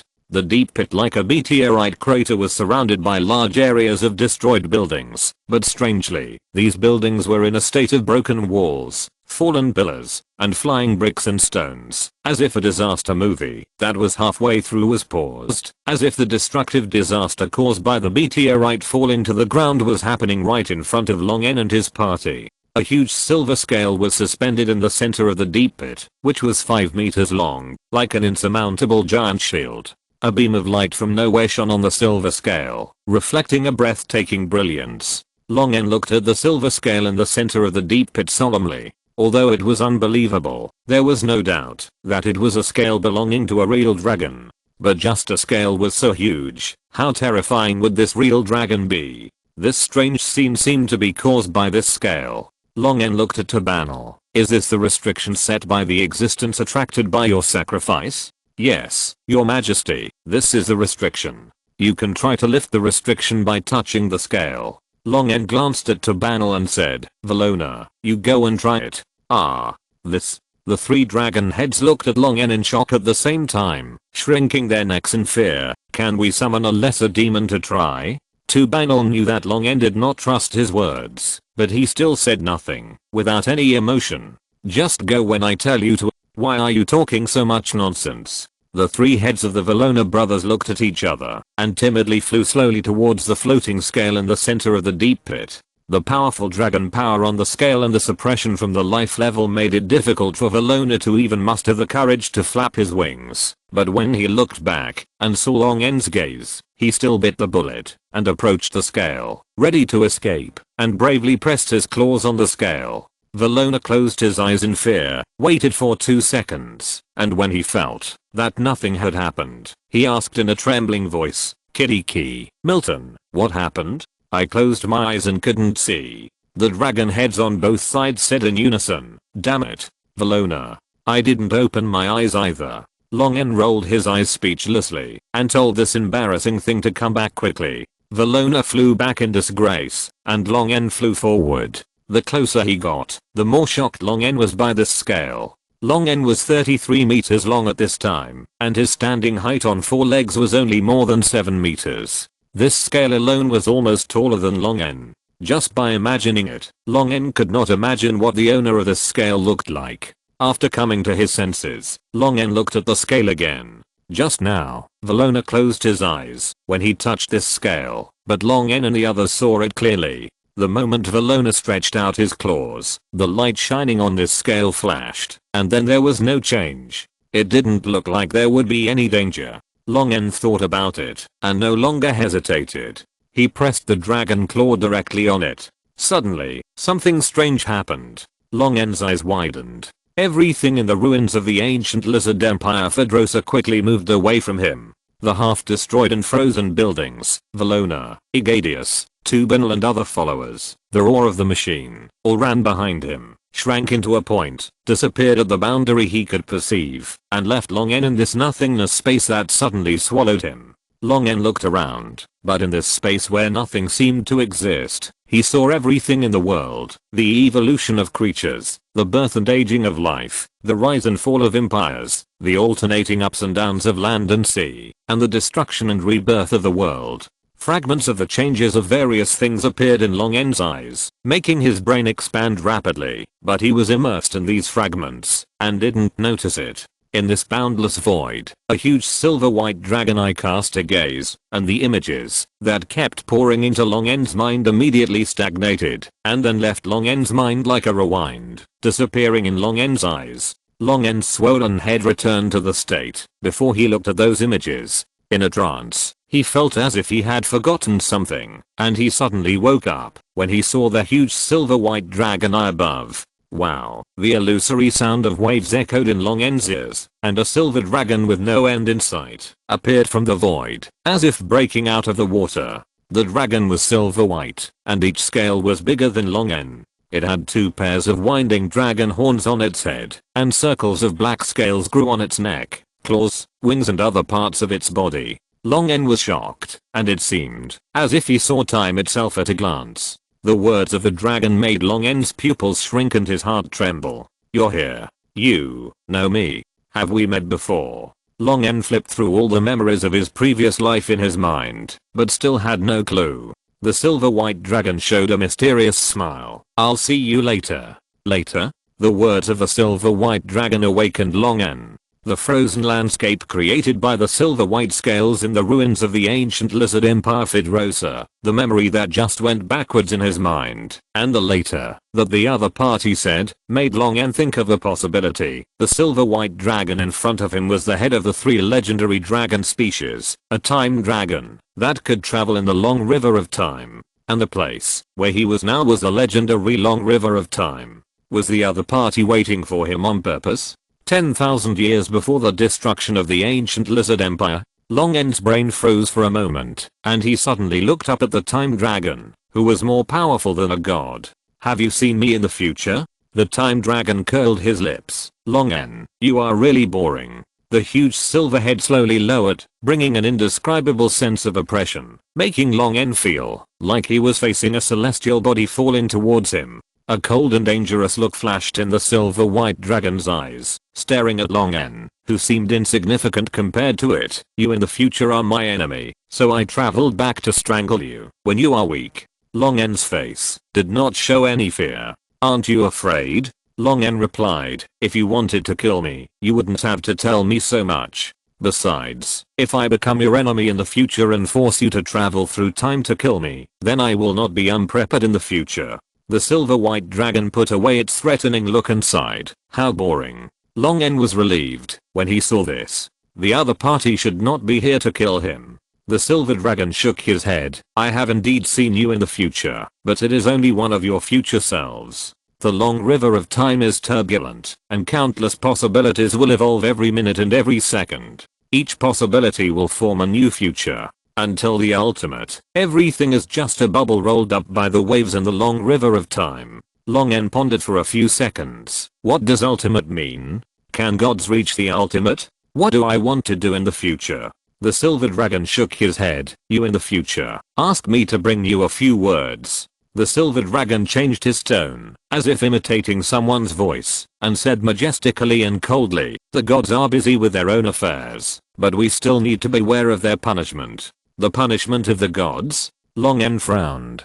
The crisis of gods brought about by the spread of knowledge and the advancement of civilization. Long N can temporarily ensure his own safety by pulling a group of gods to fight a group of gods who divide different camps. Could it be that after he obtained the magic technology of the ancient Lizardman Empire, he would cause the gods to destroy the world? Seeing the solemnity and doubt on Long N's face, the silver dragon said, "Don't look at me. Aren't you very smart?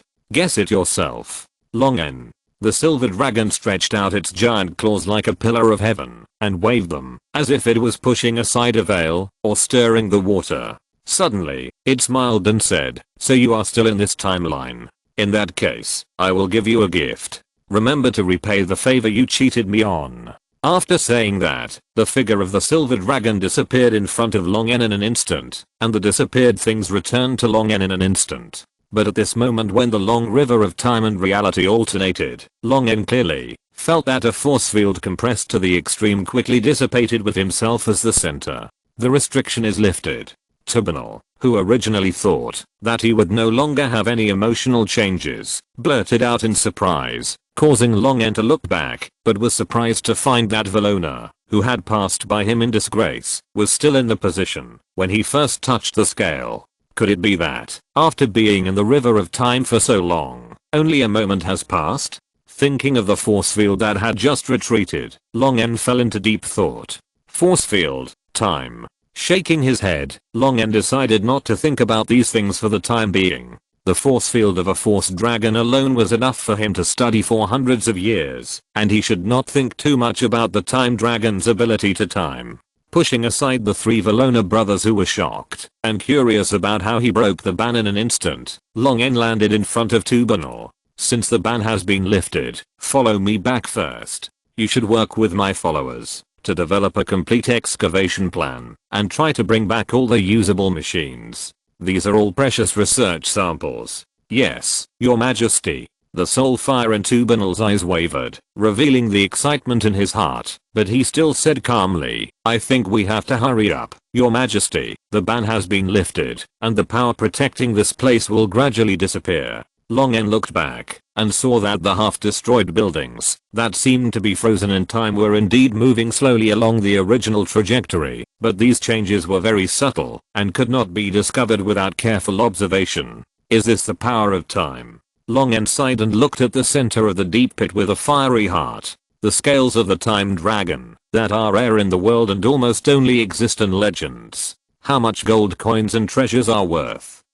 At some point, the silver giant scales floating in the center of the deep pit disappeared, pouring cold water on Long N's fiery heart. It's okay. It's okay. Even though the scales are gone, didn't the time dragon say he would give me a gift? A gift from such a powerful being shouldn't be too bad, right? Chapter 219 Weakness is the original sin. Long N excitedly checked his whole body, but found no changes, and there was no gift mentioned by the time dragon. You're not kidding me, are you? Is reminding me that there is a connection between force field and time a gift? That's useless. After a few seconds of silence, Long N calmed down and stopped delving into these things that were originally extras and unexpected surprises. At least his purpose of obtaining ancient technology has been achieved. After Tubanal asked Long N to give it some time to bury all the descendants of the lizardmen who had degenerated into beasts under the influence of negative energy in the depths of the Underdark, the group set out on their return journey along the passage they came from. After passing through the passage and entering the cave covered with fluorescent mycelium, Long N had not spoken yet, and the mushroom man sub-body squatting on the ground covered with mycelium slowly stood up. Are you in trouble? I feel a very terrible force in the place you are going. This ordinary looking sub-body seems to have received nutrition from the mycelium and has grown extremely large. It looks about 60% similar to the former Mushroom King Carapazu. Such a sub-body can obviously exert the power of the Mushroom King more. The Mushroom King looked ready to help Long N and his friends fight against powerful enemies at any time. He really regarded Long N as a friend. Although mutual help was a clause set when the contract was signed, Long N was still somewhat moved by the attitude of the Mushroom King. Well, I have to treat my good brother to eat something good. The fertile aioli gem will keep you full. Thank you, but don't worry, we are not in danger. The mushroom sub-body nodded, and its huge body immediately turned black and rotten, and was wrapped by the mycelium for decomposition and absorption. This sub-body consumes too much energy. I have to recycle and save energy. If you need it, I can grow another one. The spores released by the mycelium have already attached to Long N, and the voice of the Mushroom King Carapazu sounded in Long N's mind. Long nodded, said goodbye to Carapazu, and quickly returned to the surface. When entering the sewer near the surface from the dark area, the soul fire in Tubanal's eyes began to shake, and it fluctuated violently. After drilling out of the sewer, Long could understand its mood. This was the panic and loneliness caused by not being able to find its own position in the unfamiliar environment of the future after crossing thousands of years. How does it feel to be back on the surface? Long looked at Tubanal, and the soul fire in its eyes had returned to calm. Tubanal's stiff and dry face forced a smile, cracking a large area of withered and rotten muscles. It looked horrifying, but the smile was very relaxed and happy. Very good, Your Majesty. This city makes me feel like I'm back in the Empire, full of vitality and creativity. After stepping on the surface and being in a trance for a few seconds, Tubanal quickly found the meaning of his existence. It wanted to make the lizardman great again. This was the only belief that allowed it to survive for thousands of years after all emotions and feelings gradually left it. After ordering his followers to find a place for Tubanal to live and ordering the construction of a national science and technology research center. Long N returned to Kirelia's dragon nest. Kirelia was rarely away from the executive yuan. As soon as Long N entered the dragon nest, he saw the beautiful and elegant silver dragon lying on the ground. Various documents and pens were floating beside her, making the sound of writing, and a book was floating in front of her. Kirelia, who had focused most of her attention on the book, did not react until she heard the footsteps. Her scales slightly opened, and she immediately put the book in front of her into the storage ring in shy panic. Fortunately, the documents and pens around her were not affected. If these documents destroyed the executive yuan, I don't know how many people would have to stay up late to work overtime. Long N said with a smile, "What are you looking at? Why are you so nervous?" "No, nothing." Kirelia pretended to be calm, but her guilty look away and her somewhat rapid breathing due to nervousness still betrayed her. "It's really nothing." Long N smiled maliciously as he approached Kirelia and suddenly threw her to the ground. His concentrated magician's hand attacked the soft scales on Kirelia's belly. The nerves at the junction of the hard dorsal scales and the soft scales on the belly of a real dragon are more sensitive. Tickling the scales here can make the real dragon laugh uncontrollably, similar to tickling the soles of a human's feet. Watch out. Legendary spell. Long N's crazy laughter. After a while of fighting, Kirelia, who was unable to resist under Long N's huge strength, finally surrendered and shyly buried her head deep in her storage ring to take out the book she had just taken. A Study on the Mating Postures of Giant Dragons, Volume 3. Long N flipped through the book speechlessly. How can this thing be written into such a thick book? Isn't the word count too much? It's divided into several volumes, and the author is a human. Long N suppressed his laughter and asked, "Where did you find this weird book?" "There is something wrong with the A Study on the Mating Postures of Giant Dragons written by humans, right?"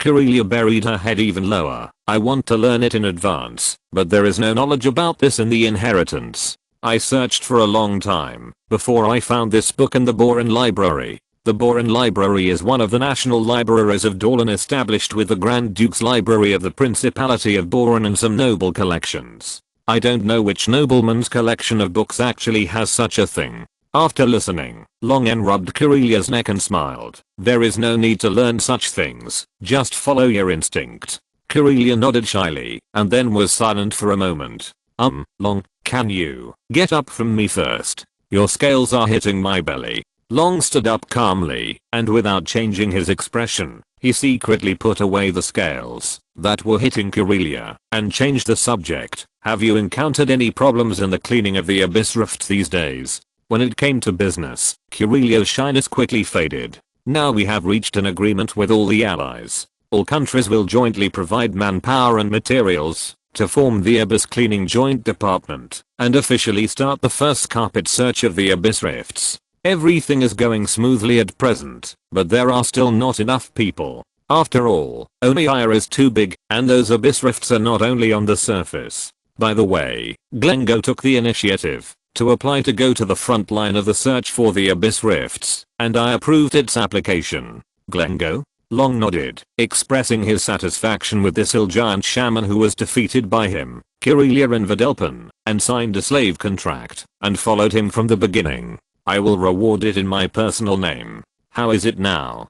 Kirelia shook her head. "Although it works very well in the executive yuan, it is still a high-ranking shaman of the 7th ring. It has not been able to make a breakthrough in the past few decades. Perhaps the comfortable life has wiped out its potential. Applying to go to the front line maybe, to seek promotion in the battle with demons." Long N said, "Then grant it Dragon Vein transformation, with my blood." Long N has many real dragons under his command.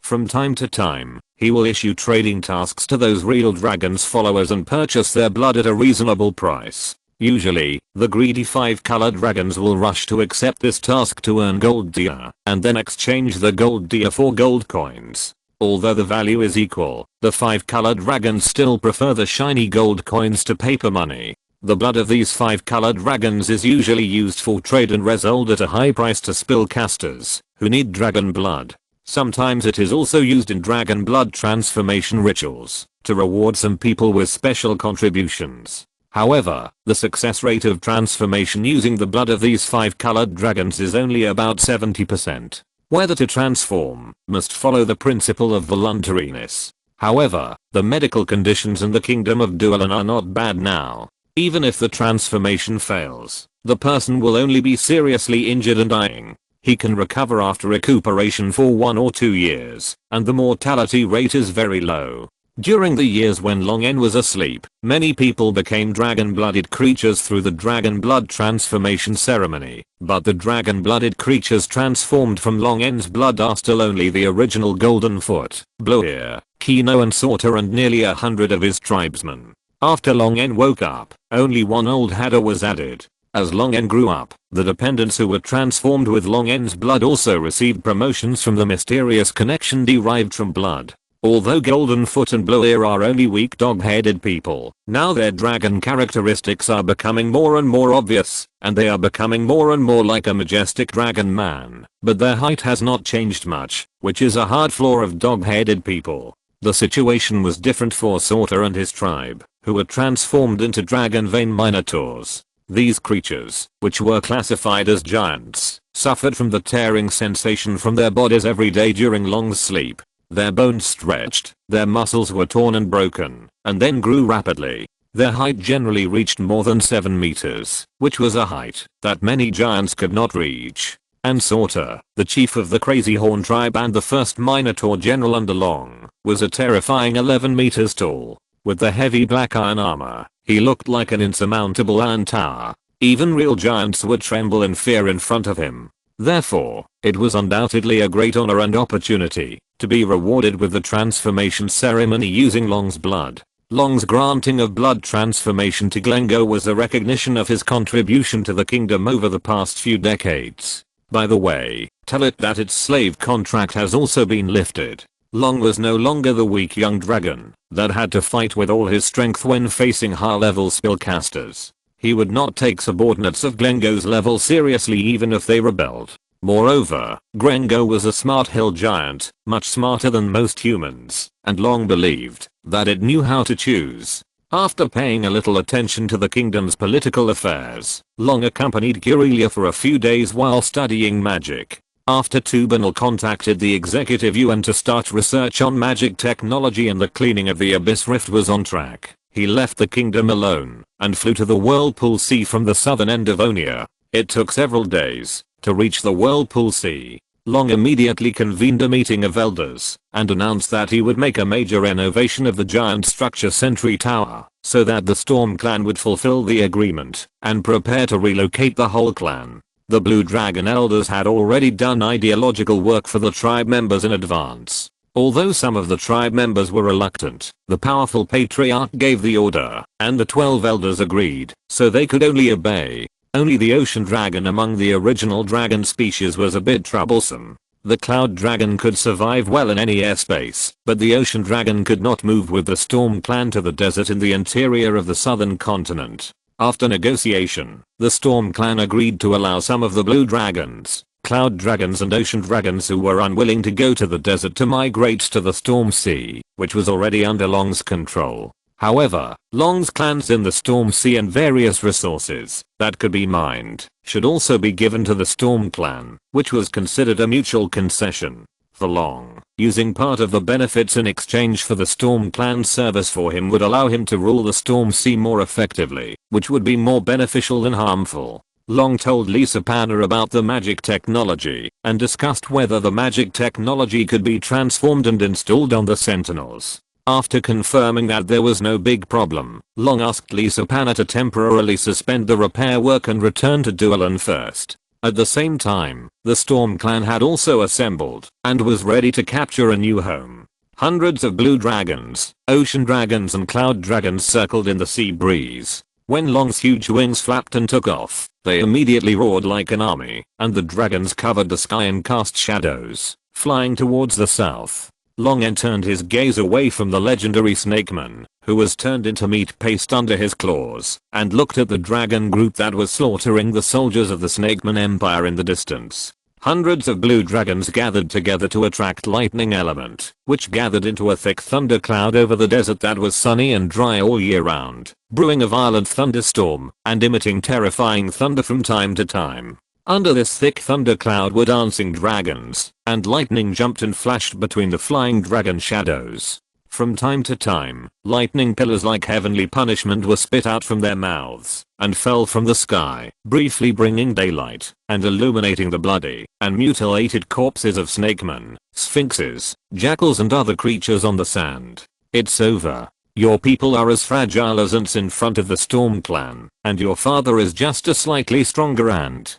Snake people, make your choice, surrender, or die with your people. Long N looked down indifferently at the snake girl who was kneeling on the altar in front of the pyramid and crying with blood in her eyes, and coldly pronounced the verdict on them. The snake girl in white gauze looked at the pool of blood and flesh under Long N's feet, as if she had become sluggish, as if she was asking Long N or asking herself, "What did we do wrong? What did we do wrong?" Long N looked down at the princess of the Snake Empire who was protected too well and too naive, and there was no trace of pity in his huge dragon eyes. This was an unjust invasion war, but Long N didn't care. The law of the jungle has always been like this in this world. The Storm Clan now needs a new territory. If they don't come to invade the Snake Empire, they will invade others. Moreover, Long N had given these snakemen the opportunity to choose in advance, but they didn't know what was good for them. Relying on the ancient relic called the Sun Disk, that could temporarily upgrade legendary snakemen to ascended beings, and strengthen their strength to be comparable to that of ordinary ancient dragons, they actually took the initiative to attack Long N and his men.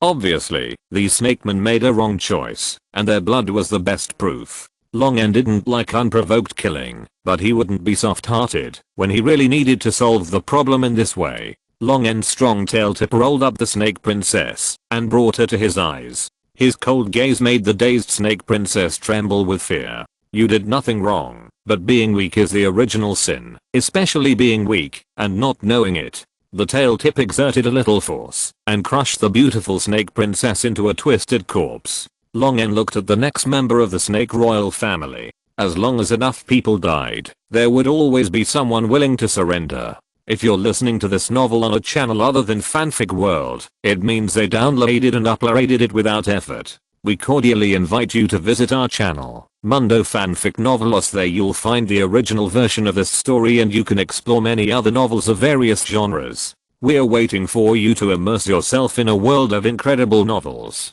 Chapter 220. The Fallen Tribe comes to surrender. Long N flew out of the sentry tower and looked down at the magnificent creation again. The Serpent Man Empire was breached in just half a day under the attack of Long N and the Storm Clan. Two legendary warriors died at Long N's hands and in the siege of the Blue Dragons. The Serpent Man Empire's royal family, which had lost its ability to resist, soon chose to surrender and expressed its submission to Long N and the Storm Clan. Needless to say, the Serpent Man surrendered, and the other creatures directly laid down their weapons and worshipped the powerful real dragon. There was a lot of chaos in the early days when the Storm Clan took over the Serpent Man Empire. There were many problems in abandoning or retaining the original territory and consolidating and stabilizing the new territory. The Storm Clan was now very busy and immediately moved all the clansmen in the Whirlpool Sea to increase manpower, leaving only the Ocean Dragons and some Blue Dragons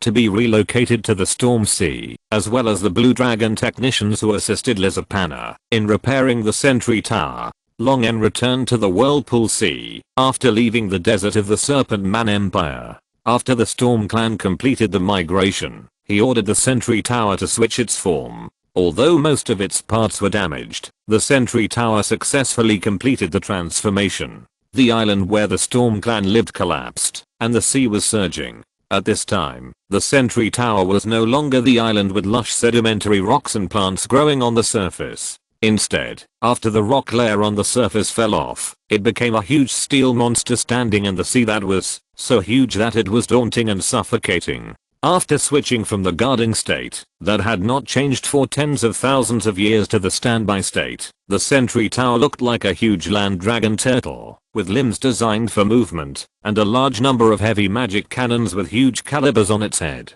In the middle of the high bulge on its back stood a columnar main control tower, and the rest of the empty space was filled with various magic ray cannons or other types of magic weapons. The sharp-edged metal body of the Sentry Tower was black as a hole, and a layer of blue painting was sprayed in a conspicuous position. It was the logo of the Rixabic Empire and the war sequence number of the Sentry Tower. But tens of thousands of years have passed, and both those terrifying weapons of war and the glorious imperial emblems and numbers have become rusty due to the erosion of seawater. A large number of low-level parasitic crustaceans have attached to them, making the huge Sentry Tower look not only shocking, but also a bit desolate. The crystal dragon Lisa Panna flew out from another hatch on the Sentry Tower, and her transparent body reflected a striking brilliance under the bright sunlight. Will the repair progress of the Sentry Tower fall behind after you leave? Long N said as he looked at Lisa Panna, who was flying closer. No problem. The dragons selected by the Storm Clan are quite talented in constructs. With the active cooperation of the Sentry Tower, it is not a problem to do some basic repairs. Without me, the repair efficiency will only drop by 1/10. Long N nodded slightly, then waved his wings and set off on the return journey with Lisa Panna. Returning to Black Rock City, Long N took Lisa Panna directly to find Tubanal, but learned that Tubanal happened to take people to the underground ruins to dismantle those ancient machines. After 2 days of waiting, Tubanal finally returned. Long N found Lisa Panna taking care of the children on the snowy peaks of the Storm Mountains. The white dragon cubs hatched from the dragon eggs that Zizala threw to Lisa Panna have now grown into young dragons of about 12 meters. Although they are all white dragons, they were educated and trained by Lisa Panna when they were young dragons. Their personalities can be said to have nothing to do with white dragons and are closer to lawful neutrality. Erdus, you go study magic on your own. Your mother and I have something to do, Long N said to the largest of the young white dragons. Yes, your majesty. The young white dragons retreated on their own, and Long N and Lisa Panna flew out. When they flew out of Lisa Panna's palace, they could vaguely hear several young white dragons whispering. Long N had a headache. He didn't know how Lisa Panna educated these white dragon cubs. They seemed to vaguely regard him as their father. Long N had been avoiding Lisa Panna's love before, and now that he had made his relationship with Corellia clear, it was even more impossible for him to have anything to do with Lisa Panna. He could only turn a deaf ear to all this and pretend that he knew nothing, which made Lisa Panna so angry that she gritted her teeth secretly. Long N and Lisa Panna landed in front of the National Science and Technology Research Center that was under construction. Tubanal and a group of researchers who had received the news and were waiting there immediately saluted Long N. Long N raised his paw. Get up. How are the machines and the ruins being dismantled? Tubanal replied. After the ban was lifted, the flow of time and the ruins returned to normal. Many machines that were still able to operate have been damaged. Only those machines near the ban and the center of the ruins are still relatively well preserved. However, the location of the ban was once a residential area, and there are not many machines left. We are rushing to rescue those machines that are well preserved. Long N nodded and said, we are very tight on time. You must seize the time as much as possible to thoroughly combine magic technology with current technology. After the technology research center is built, I have an important task to give you. Long N looked to his side. This is Lisa Panna, your future colleague. She will be the main person in charge of that important task. Tubanal bowed to Lisa Panna. Hello, great true dragon. Although Tubanal's strength is far stronger than Lisa Panna, it seems that, because of the experience 10,000 years ago, it now has special respect for all true dragons. Lisa Panna looked at Tubanal curiously. You are a lizard man? No, you are an ancient lizard man. The ancient lizard man empire that perished 10,000 years ago has long become an untraceable history for races like humans. Even the immortal species such as elves and dwarves seem too small in front of the span of 10,000 years. Everything about the ancient lizard men has been forgotten in the life cycle of hundreds or even thousands of generations. The few remaining records are also collected in the most inconspicuous corners of the oldest libraries of various races. Only in the dragon heritage of the long-lived true dragons are there some records and knowledge about these creatures that once believed in and worshipped them. There is a big difference between the ancient lizard men and the current lizard man subspecies. Even if Tubanal has been transformed into an undead creature, it can be distinguished. In Lisa Panna's inheritance records, the ancient lizard men have long been extinct. She is very curious about where Long N dug this 10,000-year-old creature out of the grave. Tubanal bowed to Lisa Panna again. According to the saying of this era, I'm indeed an ancient lizard man. Long N said, there is a clue about the lizard man. My followers have captured dozens of war lizard men and found a habitat for marsh lizard men. They will be sent to you in about a month. Tubanal's obsession with reviving the lizard man race is a piece of cake for Long N. Finding the descendants of the ancient lizard man and giving Tubanal genes to breed the ancient lizard man is a simple matter for Long N. It only needs to be handed over to the people below and someone will naturally complete it for him. Tubanal's soul fire shook for a moment and he said to Long N, thank you for your help, your majesty. A black dragon suddenly flew over, bowed to Long N and said, your majesty, a group of magic scales appeared in the capital. They claim to be from the northern part of Runia and want to see you. Magic scales. Long N was stunned and suddenly remembered that Fululus once said that a tribe was hidden in the forest in the northern part of Runia. By the way, where is Flores? Long N suddenly remembered that he had not seen the savage spell scale who shouted that love does not distinguish between races and wanted to have dragon cubs with him since he woke up.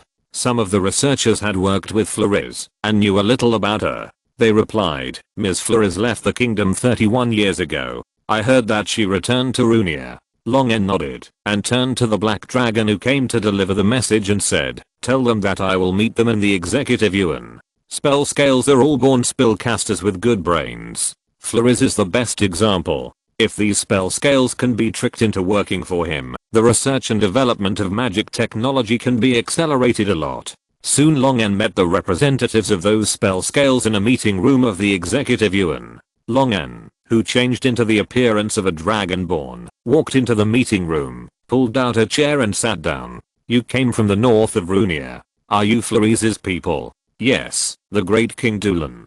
A spell scale who seemed to be playing a businessman answered respectfully and flatteringly. Long N nodded and asked, hasn't Flores come back? How is she now? Another spell scale wearing the current popular clothing of Dulan showed a trace of sadness on his face. Ms. Flores has passed away. What? Long N was a little bit unbelievable when he heard the news at first, but when he thought about it carefully, the lifespan of a spell scale was only 100 years. When he met Flawless, she was already a 7th ring wizard, which was an achievement that most creatures could not achieve, even if they spent their entire lives. Although Flawless looked young, she should be quite old. In addition, he had been sleeping for nearly 40 years, so it was normal for Flawless to run out of life and die. After a long silence, Long N sighed and tapped the table with his fingertips in a somewhat uninterested manner. So what are you here for? The spell scale who played the merchant just now answered. When Ms. Fululus failed to break through the legend and died, she asked us to bring her body to Dualan.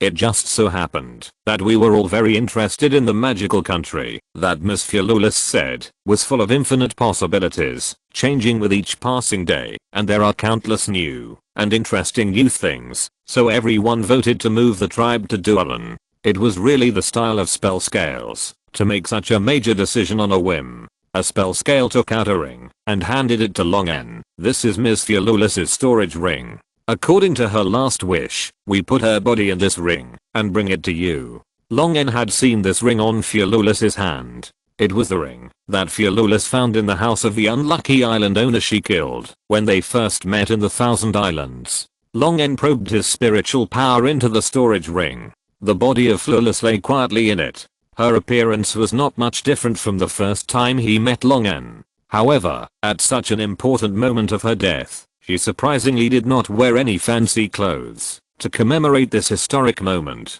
Instead, she wore the clothes of a workplace elite when she managed Long N's territory. For a magic scale, this seemed to be a little less important to herself. The storage ring cannot store living things.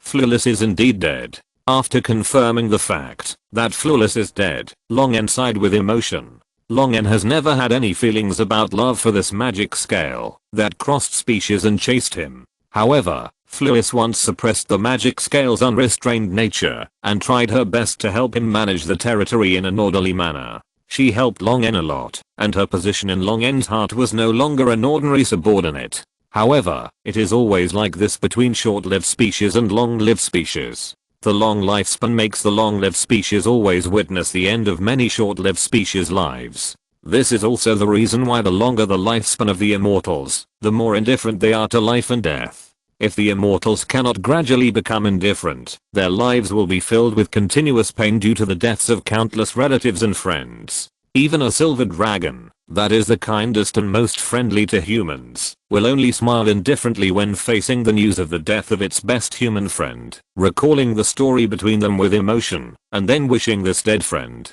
to ascend to the kingdom of God without any sadness. After all, Long N's soul was once a human, and it was still a little difficult for him to accept the death of such relatives and friends. But he also knew that with his current lifespan, this kind of separation of life and death would only become a normal state, and he must adapt to this situation and make his mentality more indifferent. Thank you. Long N accepted the storage ring, put it on his finger, and then looked at the representatives of the magic scales. The commission from Flores has been completed. What are you going to do next? A female spell scale said with shining eyes. We heard from Ms. Flores that there is a research and development center in Duelan, which creates interesting new things every day. We want to work in the research and development center. It is rare to see a fish that takes the bait before the bait is set. It is rare to have such an active desire to work for oneself. The last one who was so stupid was Flores, who wanted to experience being a spokesperson for a real dragon, but was tricked into signing a contract to sell herself.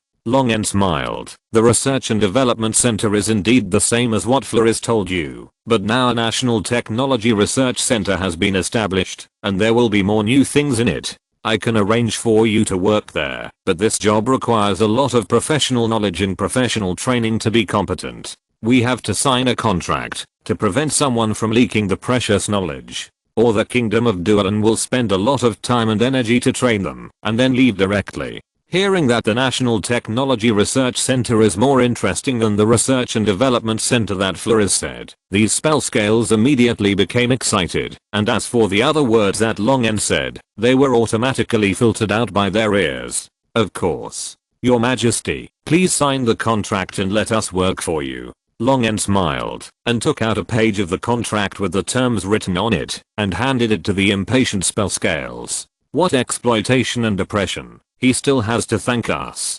Chapter 221 Magical Power Driven Machine. After signing the contract, the spell scales settled down immediately under Long's arrangement. After giving them 3 days to adapt, they officially began to create surplus labor value for Long. This batch of spell scales moved here as a whole family, with a total of more than 800 spell scales, of which more than 600 were adult spell scales who could create value for Long, and the rest were young spell scales. In fact, there are far more adult spell scales in the spell scale tribe, but spell scales are keen on traveling to experience new lives and experience everything they have never experienced. Many spell scales will never return to the tribe in their lifetime. Therefore, although there are many cubs in the spell scale tribe, there are not many adult spell scales. Some of these more than 600 spell scales changed their minds after arriving in Duelan, choosing to play other novel roles first and integrate into Blackrock City. Therefore, there are only more than 400 spell scales working in the National Science and Technology Research Center. But this is enough. More than 400 natural spellcasters with superior intelligence have a huge impact on the research of both spells and technology. The National Science and Technology Research Center has not yet been built, and these spell scales were thrown to Tubanal and Lissapanda by Long N, who trained and taught them magic technology, physical and chemical technology, and construct technology. These more than 400 spell scales must have a full understanding of these three technologies, so that Long N can integrate magic technology with physical and chemical technology, and apply them to giant construct sentry towers. Any of these knowledge requires a lifetime of research and exploration. In order to let the spell scales have some knowledge of these three knowledge in a short period of time, Tubanal, Lissapana and other researchers must teach them day and night and force this knowledge into their brains. They don't ask them to understand it immediately, but just let them remember it temporarily. Tubanal, Lissapana and other researchers take turns to train spell scales, but the spell scales work almost all day long. In a day, they can only rest for less than 3 hours, including eating and excretion. The spell scales were very satisfied with this kind of life. Although it was hard work, they were learning new knowledge and new ideas every day. Various technologies that they had never heard of made them constantly exclaim, "It can actually be like this." So the spell scales were both painful and happy to learn all kinds of knowledge with two big dark circles under their eyes. Some spell scales even spent their 3 hours of rest time every day on various test papers and exercises found from the Royal Capital Academy. Their hard work made the students in the Royal Capital Academy ashamed. For a time, the learning atmosphere in the Royal Capital Academy became much stronger. Under such circumstances, the National Science and Technology Research Center, which was built at a fast pace by Long N's order, was quickly completed and put into use. All the ancient machines rescued and excavated from the underground were moved into it. The spell scales who had completed the initial training also followed Tubinol, Lisa Panner and the researchers to get started. After inspecting the research twice, Long N no longer paid attention to the progress of this research. He only asked Lisa Panner and Tubinol to regularly compile a research report and hand it over to him, so that he would have enough knowledge of this technology. Scientific research was done by his followers, so he only needed to get the scientific research results. However, when everyone was busy, Long N was not idle either. On an unmanned peak in the Storm Mountains, Long N built a force field to block the wind and snow. He looked at the black heavy sword mark on his right claw and directly input his mental power into it, stimulating the death divinity contained in it. At the beginning, Long N passively participated in the battle between the 3 generations of death gods. He and the projection of Juggle, the lord of the end of all things, delayed the returning god of the dead, Melka, and created opportunities to restrict Melka, so that Melka completely died under the artifact of the contemporary death god Kilanva, the touch of fate. The fall of Melka allowed Kilanva to obtain the last part of the hidden death god power, and make up for the lack of death god divinity. Although all this was planned by Jurgle, the lord of the end of all things, the final beneficiary, the death god Kilanva, also owed Long N, who participated in it and played a lot of roles, a favor. For unknown reasons, Kilanva chose Long as his favored one when he left, and left his mark on Long's right front paw. Although he was not as familiar with Kilanva as he was with the Platinum Dragon God, Long did not hesitate to establish contact with Kilanva through the mark of the favored one, when it was really useful. After all, Long blew up 7 or 8 legendary magic equipment in that battle to injure Mikkel, which created an opportunity for Kilanva to kill Mikkel. The loss was so great that Long's heart was bleeding, so it was not too much to ask Kilanva for a little help. The silent and fair aura of the death deity descended, and Long bowed his head slightly and said, "Salute to you, the great king of the dead, the judge of the punishment of heaven, the terminator of fate." Long. Kilanva seemed a little surprised. He didn't expect that the alien blue dragon he had only seen once would call him. "It should be less than 40 years since the Auran world. You have grown up so fast." Before becoming a god, this young god was a humorous and unpretentious senior mercenary. Compared with other gods, he was not as majestic and aloof. Even if he became a little colder under the influence of the death god, he was more approachable than other gods. "Shouldn't you be busy dealing with the drow elves and the invasion of the abyss now? Why did you suddenly call me to come? Is it because of the remains of the dead you are carrying?" As expected of the supreme god in charge of the realm of death, even if he just cast a glance, even if the remains of Flawless were still in the storage ring, he could not escape his perception. Long said, "After the metal dragons joined the war, the drow elves have all hid in the depths of the Underdark, and dared not show their heads. As for the abyss, they are still clearing the abyss rifts, but those abyss rifts continue to appear. The metal dragons and the major churches are looking for the source of these abyss rifts." After a pause, Long took out the remains of Flores from the storage ring and continued, "It is indeed for these remains that I called you here. She is a very important friend of mine. I would like to ask you to retrieve her soul from the realm of the dead, resurrect her, and give her life again." Clan Veswell condensed into a tall and strong middle-aged mercenary with a tattered black robe and an untidy beard. This is one of his classic incarnations. The incarnation of Kilanvaswell came to the body of Flawless and raised his eyebrows. "This dress is quite interesting. I will ask Mistra to make a set for me later." The Mistra that Kilanva was talking about was not the original goddess of magic. The throne of the goddess of magic has changed many times. Now the one who inherited the throne is Kilanva's lover, before he became a god, a human female wizard called Midnight. They had killed Merkur, one of the 3 gods of death who caused the Saints' catastrophe. Together in the Saints' catastrophe, they were jointly promoted to gods, and Midnight, who inherited the throne, also inherited the name of the goddess of magic Mystra. I didn't expect Kilanva to like to play the uniform temptation. This would make the followers of him and the goddess of magic collapse. Long N could only pretend that he didn't hear what he said. The incarnation of Kilanva raised his head and looked at Long. She died of exhaustion. You should know that. Long nodded and said, yes. After Kilanva succeeded to the throne of the god of death, death was no longer as frightening as it was when Mikkel or Sirik were in power. Kilanva was a fair and lawful god, even kind-hearted, which was related to his character before he was promoted to god. But Kilanva's attitude towards death was very serious. His doctrine believed that death was a part of the life cycle. Death was not the end, but the beginning of another life.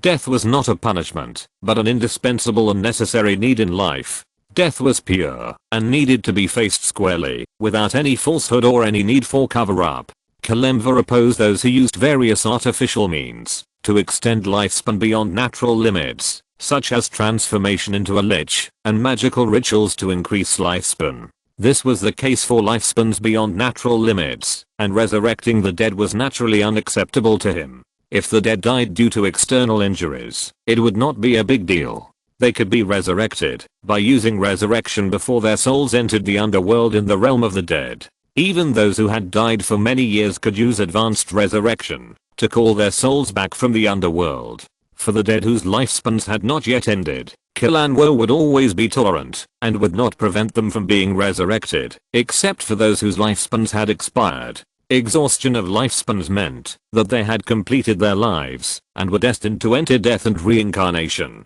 to complete their life cycle. Kilanva's incarnation stared at Long N for a few seconds, and his serious expression suddenly turned into a playful smile.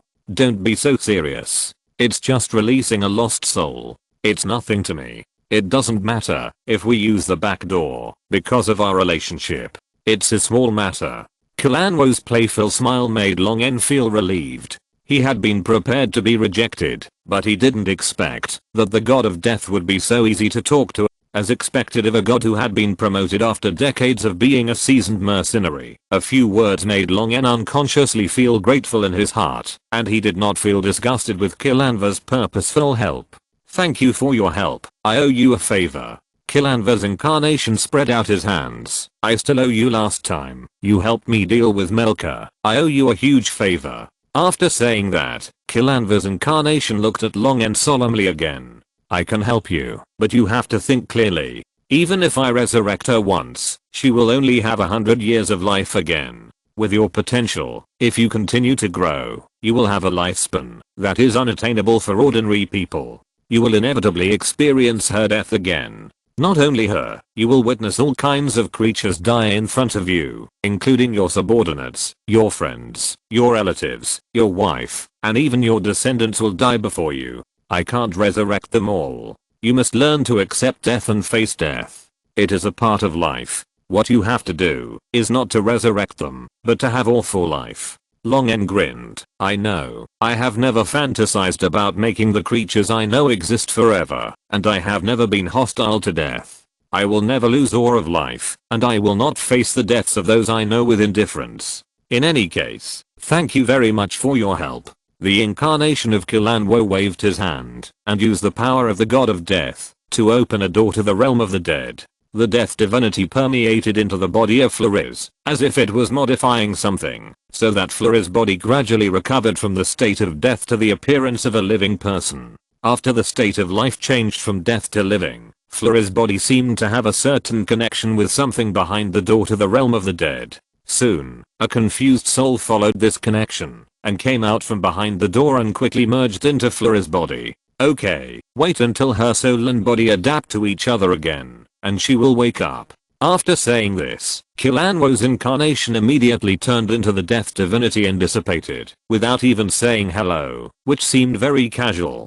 Kilanva only took 1 minute to resurrect Flores, which made Long N secretly complain that he didn't allow others to extend their lives and revive casually, but he was very skilled in playing it. After waiting for a while, The night fell and was dispelled by the light. Flores finally sat up suddenly, as if she woke up from a nightmare. Confused, Flores looked around, only to see a 33-meter-long blue dragon lying behind her, flipping through a magic notebook in front of it. Lon. I must be dreaming. Flores screamed, then stroked her forehead, fell down and jumped up again. You just watched a beautiful lady fall in the snow? Isn't it said that the kingdom of the dead can fulfill the wishes of the living? This is completely different from what I imagined. Lon smiled and then suppressed his mouth. He rolled Flores up with his tail tip and lifted her up in front of him. He shook off the snow on her body and turned her to face Blackstone City. Look carefully. This is not the land of the dead. This is the Storm Mountains. Below is Darlin. You are back.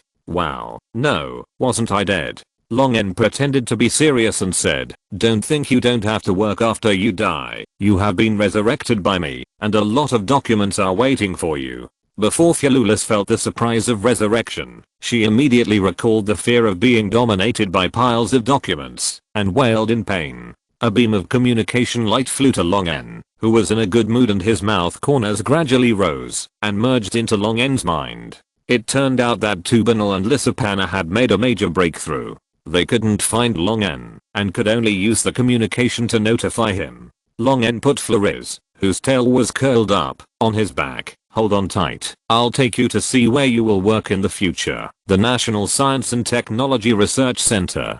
You are familiar with the work there, and all your people are assigned there. Long N brought Flores to land in front of the newly completed Science and Technology Research Center. When he walked into the research center, he saw Lissapana and Tubanal debugging a huge machine. A group of spell scales and other researchers gathered around and watched intently. Only when they heard the footsteps of Long N and Flores did someone turn around. Your Majesty, Lady Flores? Long N waved his hand to stop the screams of the spell scales and looked at the cyberpunk-style machine in front of him that combined magic technology and steam technology. Is this a drive machine?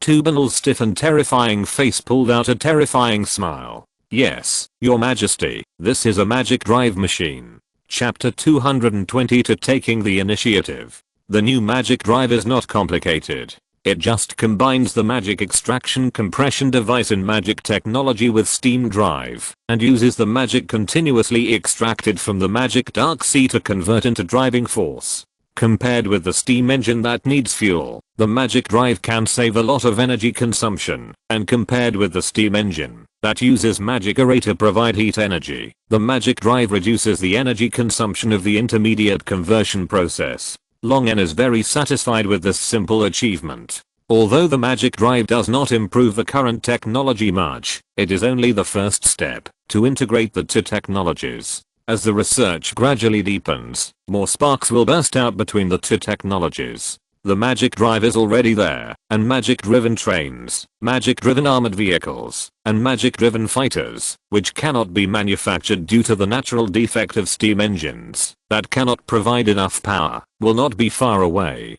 Considering the magic technology of the Auran world's native magic extraordinary system, weapons such as electromagnetic cannons and energy-focusing laser cannons, which originally needed to unlock a higher level of technology tree to manufacture, have been driven by magic, and the difficulty has immediately dropped a lot. Perhaps it won't be long before magic-driven electromagnetic cannons and magic-focusing laser cannons can be used on the battlefield. Long N encouraged all researchers and announced a collective salary increase for all workers in the research center. Then he left Flawless, who had just resurrected and had not figured out the situation, in the research center as a labor force, and returned to Curelia's nest. All matters related to the Abyss are currently being actively carried out, and there are no obstacles that require Long N to personally take action. But the Drow Elves and the Spider Queen behind them will definitely not give up.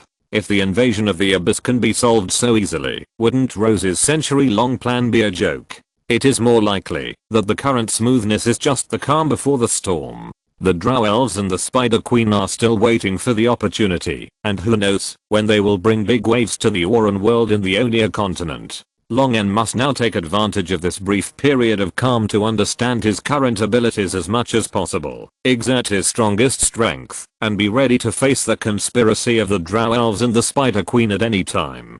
Spring has gone, and winter has come. It has been more than half a year since the major churches and the Metal Dragon clan met to form an alliance to fight against the invasion of the Abyss. Under the coordination of the major churches with wide influence and the Metal Dragon clan with a large network of relationships, the intelligent races of the entire Auran world have reached an agreement to form a joint front to fight against the Abyss. No matter which continent or force, even if they are constantly doing dirty things in secret, they have to give enough face to the major churches and the Metal Dragon clan on the surface, maintain the most basic peace, and pretend to support the Aania continent in resisting the invasion of the Abyss. Countless powerful creatures went to the Aania continent either spontaneously or in an organized manner, reported to the Anti-Abyss headquarters established by the Metal Dragon clan, and then joined the Anti-Abyss operations in various parts of the Aania continent as mercenaries. Although many abyssal rifts were destroyed in the birth and primary stages of the cleanup plan, they are still constantly appearing.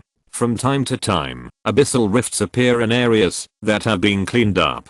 Various low-level demons keep popping out of abyssal rifts like weeds that can't be burned. There are also some hidden abyssal rifts that have escaped several cleanups and gradually expanded to accommodate high-level demons, causing considerable losses to the Anti-Abyssal Invasion Alliance. However, under the dispatch and targeting of the Metal Dragon clan, when dozens of Metal Dragons arrived, the high-level demons could only flee back to the Abyss in a panic, watching the Metal Dragons destroy the abyssal rifts in frustration. After more than half a year of anti-abyssal activities, civilians in the countries of Onia have gradually become accustomed to the news of the demons that appear from time to time, and have also gradually become accustomed to the increasingly strong sulfur smell from the Abyss in the air. Although the demon's haunting has had a significant impact on production activities, the intelligent races of the entire Auran world are continuously transporting resources to the Onia continent under the supervision of the Metal Dragon clan and major churches.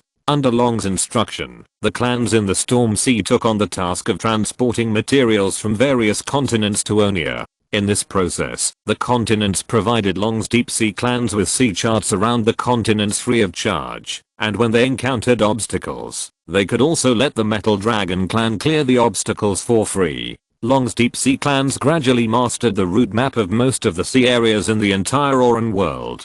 Once the Abyss invasion is completely over, Long can rely on these routes opened up by exploration to transport the goods produced by Dualan to the world, and Dualan's influence will be increased to a global scale. Long's purpose is very obvious, but at present, only the Metal Dragon clan and Long's Deep Sea clan have the ability to transport materials from various continents to Onia. Although the proud and noble Metal Dragons are kind and just, and are willing to take on the responsibility of protecting the world in the weak, this does not mean that they are willing to be transport workers. If only the Metal Dragon clan could do this, the Metal Dragon clan would certainly be obliged to do it. But now with Long N's Deep Sea family, the Metal Dragons are naturally happy to be idle and turn a blind eye to Long N's purpose. Anyway, Long N's behavior will not infringe on their interests. They are all believers of the Platinum Dragon God. It is no problem for them to get some benefits while doing good things. Food, weapons, equipment, medicines and other various materials are transported across the ocean to Onia and landed on the coasts of Onia. In order to prevent corruption and embezzlement, they are then distributed to various countries or regions under the dispatch of the Metal Dragon clan. With these material relief, the civilians' lives are still acceptable. At least the food distributed regularly on demand will not let them starve to death. They can also earn more food or copper coins by working hard so that they can barely fill their stomachs, and they can also use food or copper coins to exchange for other living materials. In some areas, where abyssal rifts frequently appear, nearby towns with large crowds of people have even established a new order through those demons that seem to be never completely killed. After killing the demons, adventurers and mercenaries obtain some valuable parts from those twisted and chaotic creatures and sell them to those in need to earn gold coins. Civilians provide various services to these adventurers and mercenaries and earn the gold coins that are not yet warm in their hands, forming a virtuous economic cycle, such as Tanzania. Tanzania was originally just an inconspicuous Viscount territory in the north of the Kingdom of Facity, and Tanzania was originally just a commercial town that relied on fishing. But more than half a year ago, when the Duke of Gardner was seriously injured by a medium-sized abyss rift, Duke Jose Gardner had to relocate civilians and clear a large area of territory and move his entire family. The originally small Tanzania immediately became a frontline station against the abyss, and countless mercenary adventurers who came to fight the abyss settled here every day. The Lord of Tanzan, Viscount Tanzan, was originally scared to death when he saw that Duke Jose, the big brother of the northern border of the Kingdom of Facity, had run away. However, when he was packing his luggage, the generous taxes brought by the large number of mobile extraordinary people immediately made him give up the idea of abandoning the territory and fleeing. He decided to stand firm on the front line of fighting the abyss with his people, protect the civilians, and shoulder the honor and responsibility of the nobles. Well, it has nothing to do with the gold coins that flowed into his pocket. Viscount Tanzan, who has been living a more and more comfortable life recently, stood on the terrace at the highest point of the castle and looked at the demon hunting plane in the distance with a telescope with exquisite patterns carved on the gold shell. This is a new name given by those lowly mercenaries and adventurers to the fertile land that once belonged to the Gardner family. The white and bloated fingers wearing several gem rings turned the telescope, and the dense demons in the distance gradually became clear, making Viscount Tanzan smile even more brilliantly. This telescope is really interesting. Although the effect is not much better than the 3-ring eagle eye, and the price is more expensive than the magic equipment with eagle eye, how can he show his nobility if he doesn't do this? This is a rare thing from Duelan. It can see things thousands of meters away without magic. It costs 3,000 gold coins. How many nobles want to buy it, but can't buy it? What he bought is the noble special deluxe version that Duelan uses to earn gold coins from these rich fools. It is just wrapped in a layer of gold shell and inlaid with some worthless small gems. The price is hundreds of times more expensive, and it is still in short supply, which makes Long sigh that people are really stupid and rich. Viscount Tanzan turned around and looked at a land where a large number of demons gathered, and the surrounding environment had become abyssal. The abyss rifts on the demon hunting plane will be destroyed in time, and only a few small abyss rifts will be born from time to time. But an accident happened some time ago, and 3 small abyss rifts appeared in the same place. This situation was very dangerous. A garrison in Tanzan City immediately organized adventurers and mercenaries to destroy the 3 small abyssal rifts. However, facing the continuous influx of demons, they could only watch as the 3 small abyssal rifts attracted each other and merged into a medium-sized abyssal rift. This was not something that a garrison and mercenary adventurers could solve. Viscount Tanzan immediately reported to his superiors with the garrison commander and requested assistance, but the reinforcement did not appear for several days. Fortunately, the newly formed medium-sized abyssal rift could not accommodate too many mid-level demons. Although the mercenary adventurers in Tanzan City could not eliminate the demons in cooperation with the garrison, they could stop the demons from advancing. However, if this continued, the mercenaries and adventurers alone would definitely not be able to hold on, and they would still have to rely on reinforcement. It's been 7 days. If no one comes, the abyssal rift will be stable. Viscount Tanzan muttered as he turned the telescope and scanned the plump chest of a female half-elf. Medium-sized abyssal rifts are usually destroyed by the Metal Dragon clan or high-ranking spellcasters registered in the Alliance against Abyssal Invasion. However, the Kingdom of Facity is located in the central part of Onia, belongs to the Central Alliance of Onia, from the 16 Kingdoms Alliance, and is under the jurisdiction of the Dorlan Sub-Command. It should be the Dorlan Kingdom that sends reinforcement. The news of the Dorlan Kingdom's reinforcement is not very good, because those sent to destroy the abyssal rifts are usually the 5-colored dragon legion under the command of the Dorlan King Stormlord. After destroying the abyssal rifts, these vicious and greedy 5-colored dragons usually ask for some benefits from the local lords. Each dragon is not much, only 1,000 gold coins, but 10 dragons at a time is 10,000 gold coins, which is a big loss for some small nobles. However, this is nothing to Viscount Tanzan, who has made a lot of money. He hopes to have more 5-colored dragons to ensure that the medium-sized abyssal rifts are destroyed, so that he can continue to make money by relying on the demon hunting planes. In comparison, the benefit fee of 1,000 gold coins paid to the 5-colored dragons is simply too cheap. "Sir, a man who claims to be the adjutant of the advance army of the Kingdom of Dulan has given you a notice." Viscount Tanzania's butler came to report in a panic, and handed a folded white paper with the official seal of the Kingdom of Dulan's military to Viscount Tanzania. The officer did not come to visit his lord, but left only an informal diplomatic letter. Viscount Tanzania grumbled a few times in dissatisfaction, took the white paper, and spread it out. His fat round face suddenly showed a look of astonishment, and the fat on his neck was folded several layers. Holding the letter, Viscount Tanzania hurriedly picked up the telescope, adjusted the viewing distance to the maximum, and looked into the distance. After turning around a few times, Viscount Tanzania finally saw a long line of marching troops in the distance. The reinforcement of the Kingdom of Dulan have arrived, but they are not the 5-colored Dragon Legion. According to the letter, this is the 7th Magic Corps of Dulan and the 8th Infantry Tank Cooperative Corps of Dulan. What is magic? What is tank? The unfamiliar words on the letter paper made Viscount Tanzan fall into deep thought, and the scene in the telescope made him suddenly realize. Looking at those humanoid construct creatures that were obviously made of metal, and those things that looked like fortresses, but had a long barrel muzzle at the front slowly moving, Viscount Tanzan could not help but show a puzzled expression. So many constructs are enough to destroy the demons and the Abyss Rift, but counterattack the Abyss. Viscount Tanzan expressed doubts. But soon, the doubt on his face turned into astonishment. In the telescope, the 2 legions of the Kingdom of Dulan did not first cover the firepower from a few kilometers away like the artillery legions of the Kingdom of Dulan, but directly engaged in bloody hand-to-hand combat with those demons. Before they came into contact with the demons, the gun barrels at the front of those constructs that were like fortresses kept firing things similar to magic cannonballs. A large number of cannonballs condensed by element and magic fell into the dense army of demons and exploded. The magic element energy raging and the explosion directly tore the demons rushing towards them into pieces of flesh and blood. The violent explosion and elemental fluctuations attracted the attention of everyone in Tanzan City. Viscount Tanzan on the castle terrace also opened his mouth wide.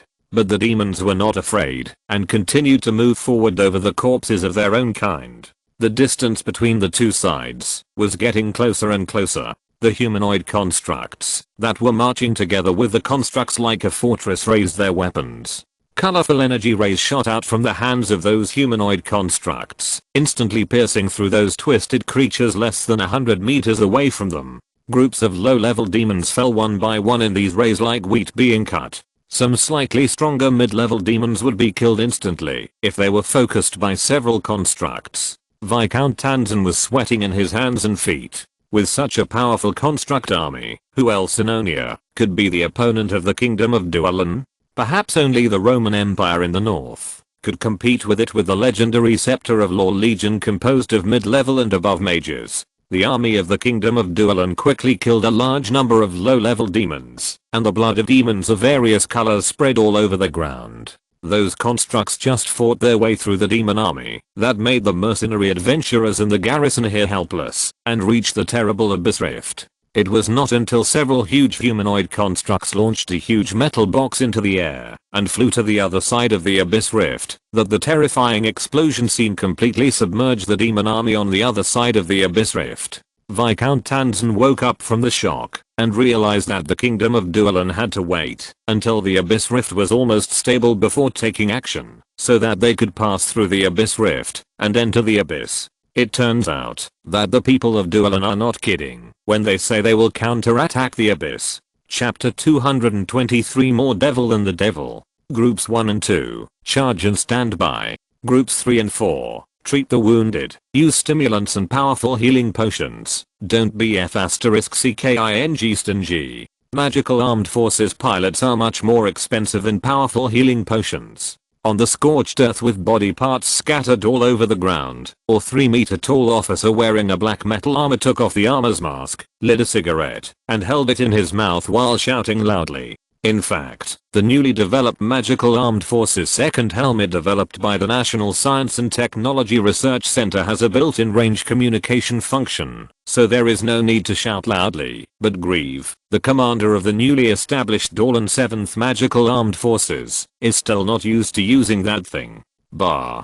Damn it. The thick metal fingers of the magic armor accurately took the cigarette away from his mouth. Greaves spat out a mouthful of saliva with blood and some organ debris, cursed, and raised his magic armor's right arm. The slot extending from the front of the right arm quickly gathered energy and pressured it. The magic power and elemental energy condensed into a 5-ring spell, burning ray under the effect of the spell model carved in the groove, and shot the head of the berserker who had just beaten him to internal bleeding. After drinking a mouthful of powerful healing potion, Greaves' eyes swept across the battlefield. Those hideous and twisted demons were as fragile as white paper in front of the 7th Magic Armed Corps and the 8th Tank Cooperative Corps. They were all annihilated by them in less than 20 minutes of fighting. Even though the two legions were far from full due to the small number of qualified personnel, even though many of their soldiers were still wearing the previous generation of magic-powered armor and driving imperfect magic-powered tanks, even though it was the first time for them to actually drive these magic-powered armor and tanks into battle, those evil demons could only be easily torn into pieces in front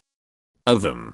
Pulling out the thunderstorm ray gun inserted in the slot on his waist and charging it, he shot a not quite dead vulture demon not far away to death. Greave happily kissed this precious sidearm, which the entire army was equipped with less than 30th. When the thunderstorm ray gun was fully charged, it could quickly fire 5-6 ring thunderstorm rays in a short period of time. If it was backed by a magic-powered logistics function armored vehicle to fight a defensive positional battle, the thunderstorm ray gun was connected to the energy supply pipeline on the magic-powered armored vehicle, and it could even continue to fire 15 or 16 rounds until the inscription plate carrying the spell model inside overheated.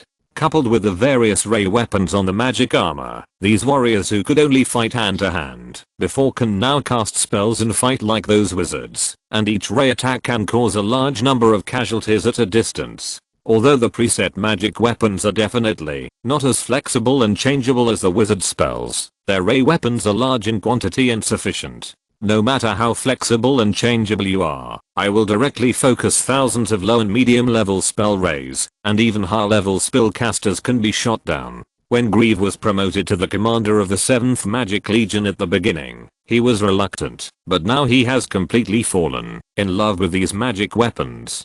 It's more exciting than chopping people with a knife. After cleaning up the battlefield, the smoke produced by the bombing of the big box-like explosives on the other side of the Abyss Rift gradually dissipated.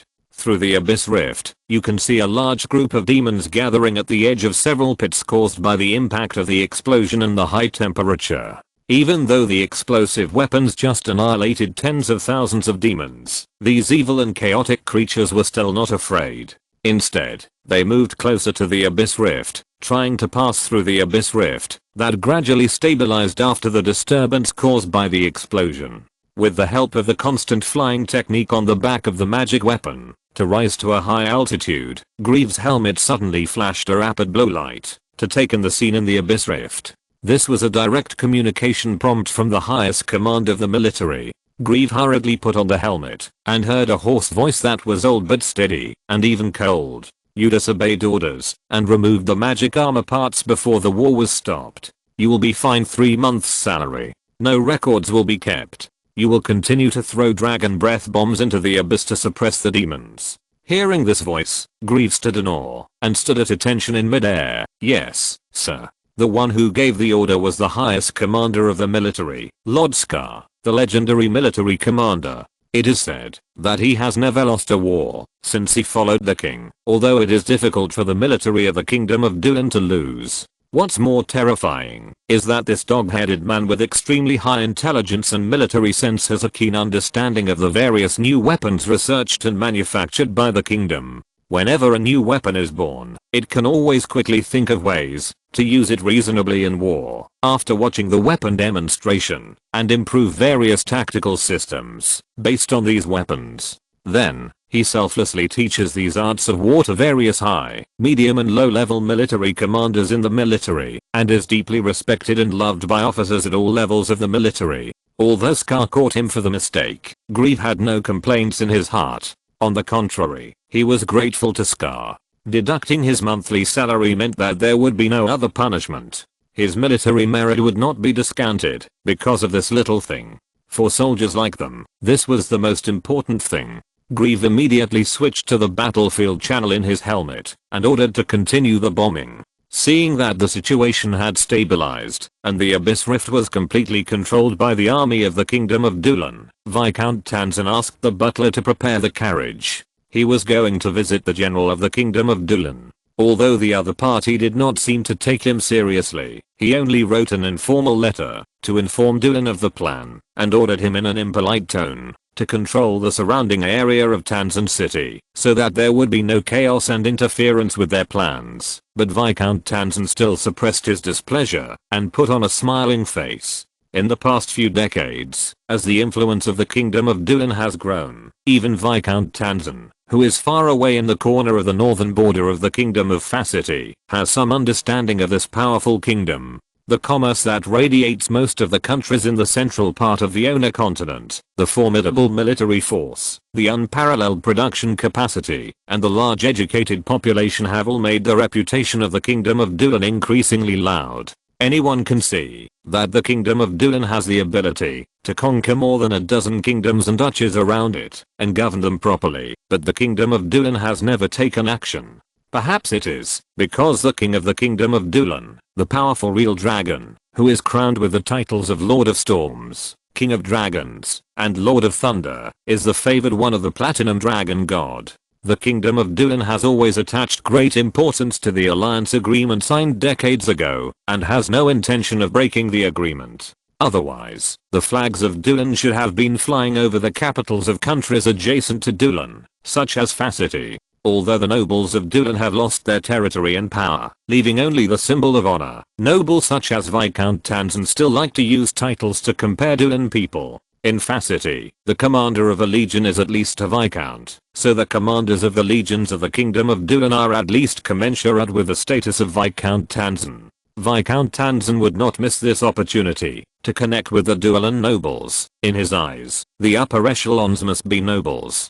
His daughter and cousin are both of marriageable age, so it would be even better if they could marry Dulan nobles. If the alliance agreement expires, and the Dulan kingdom attacks the surrounding countries, with this marriage relationship, their ending after the war will be much better. At least it can ensure the continuation of the family bloodline and the inheritance of the title. The nobles seek marriages with each other, and their bloodlines are intertwined. This is their way of survival. Viscount Tanzan, who was sitting in the carriage, stuck his head out of the window. The disgusting smell of blood and gunpowder made him feel uncomfortable, but he still maintained the proper etiquette of the nobles. He just frowned and covered his mouth and nose with the high-end silk produced by the Dulan kingdom. As they got closer and closer, Viscount Tanzan realized that the humanoid machines that he had mistaken for constructs were actually just a layer of armor, but this armor was much thicker and had more functions than traditional armor. Traditional steel armor only has protective capabilities, magical equipment with spell protection or constant spell effects during manufacturing are high-end products, and only nobles can afford them. Any legion equipped with armor with constant spell effects is an undisputed ace legion. Even if it is just one of the low-level spells such as the Bear's Strength and the Leopard's Speed, it is enough to establish a decisive advantage in a war once it is released. But as far as Viscount Tanzan can see, all the members of the two legions of the Kingdom of Dulan are wearing this kind of magic armor, but the size is different. He also saw the magic auras left on some armor, at least 5 kinds. Oh my god, how many gold coins does it cost to make this set of magic armor? Just give it away to these lowly bumpkins? Viscount Tanzan's eyes swept across the magic-armed soldiers beside the carriage with great sorrow, imagining that he would be drowned in gold coins by exchanging all these magic armors. At this time, the 2 rock-toothed beasts that were pulling the carriage suddenly stopped in a restless manner. The rock thorns on their backs trembled in fear, making a rustling sound. No matter how the driver whipped them, they dared not move forward. Viscount Tanzan was shocked. The rock-toothed beast is a large herbivore. It has weak defensive counter-attack capabilities and is not fast enough to escape. The only thing worth praising is its gorgeous cuticle that sometimes presents a gemstone color like a mineral vein. In addition, it is very stable and docile when running. Therefore, it is often bred and raised by nobles in neighboring countries as pack animals. What allows this stupid and weak race to survive to this day is its keen ability to sense danger. Relying on this ability, the rock-toothed beast can avoid predators and hunters' traps, and the nobles can also use it to guard against assassins. At this time, the rock-toothed beast's restlessness and fear obviously seemed to have sensed danger. Viscount Tanzan pushed open the carriage door in a panic, his bloated body leaning and stepping on the steps of the escaping carriage. He only heard a few humming sounds that cut through the air and rose to the sky. Viscount Tanzan stuck his head out of the open door and looked at the silver white metal boxes in the sky that he had seen in the telescope before, driven by propeller blades, flying towards the abyss rift. Thinking of the scene caused by the explosion of these metal boxes in the abyss rift, Viscount Tanzan shuddered instantly. If it fell on his head, he would probably be dead in an instant. Seeing that the Dulan soldiers around him were in order and not panicking, and confirming that the metal boxes were flying towards the abyss rift, Viscount Tanzan stopped thinking about running away.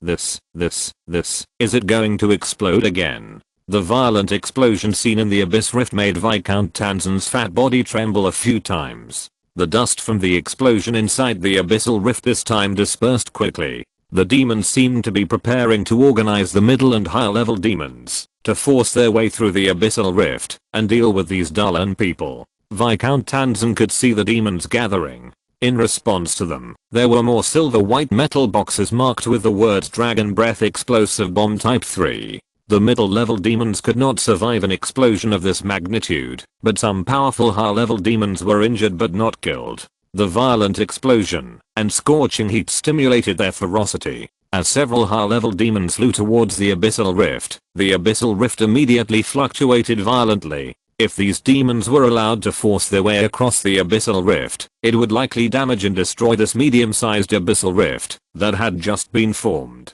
Greaves' mission was to attack the abyssal rift and establish an outpost. Naturally, they could not tolerate this happening. Fire! Fire! Shoot! At some point, a number of house-sized artillery turrets had been built on the positions occupied by the Dulan Kingdom's army. The barrels of the artillery turrets were thicker and larger than the giant winter trees in the Storm Mountains. At this time, the gun barrels were all aimed at the abyss rift. With Greaves' order, the gun turrets immediately emitted a humming sound like charging, and then dozens of phantoms that could not be detected by the naked eye flew out of the gun barrels. Viscount Tanzan did not see anything like magic or artillery shells flying out, but only heard a sharp sound of breaking through the air. The next second, he saw the huge body of the high-level demon that was crossing the abyss rift instantly shattered into pieces, and he was immediately trembling with fear. Viscount Tanzan, who was so shocked that he didn't know who to pray to for a while, opened his mouth and uttered a sentence from his mouth.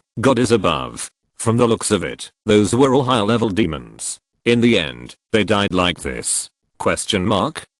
They didn't even see the weapons that attacked them clearly, and they turned into corpses on the ground? Keep bombing. More than a dozen dragon breath explosion bombs rose into the air again, passing through the abyss rift, and cleared the demons that had not yet gathered. Keep bombing. The bombing came again, ending the demons that barely survived the previous round of bombing. Keep bombing. This time, the dragon breath explosion bomb flew farther, encircling the demons watching from afar into the explosion circle. Keep bombing.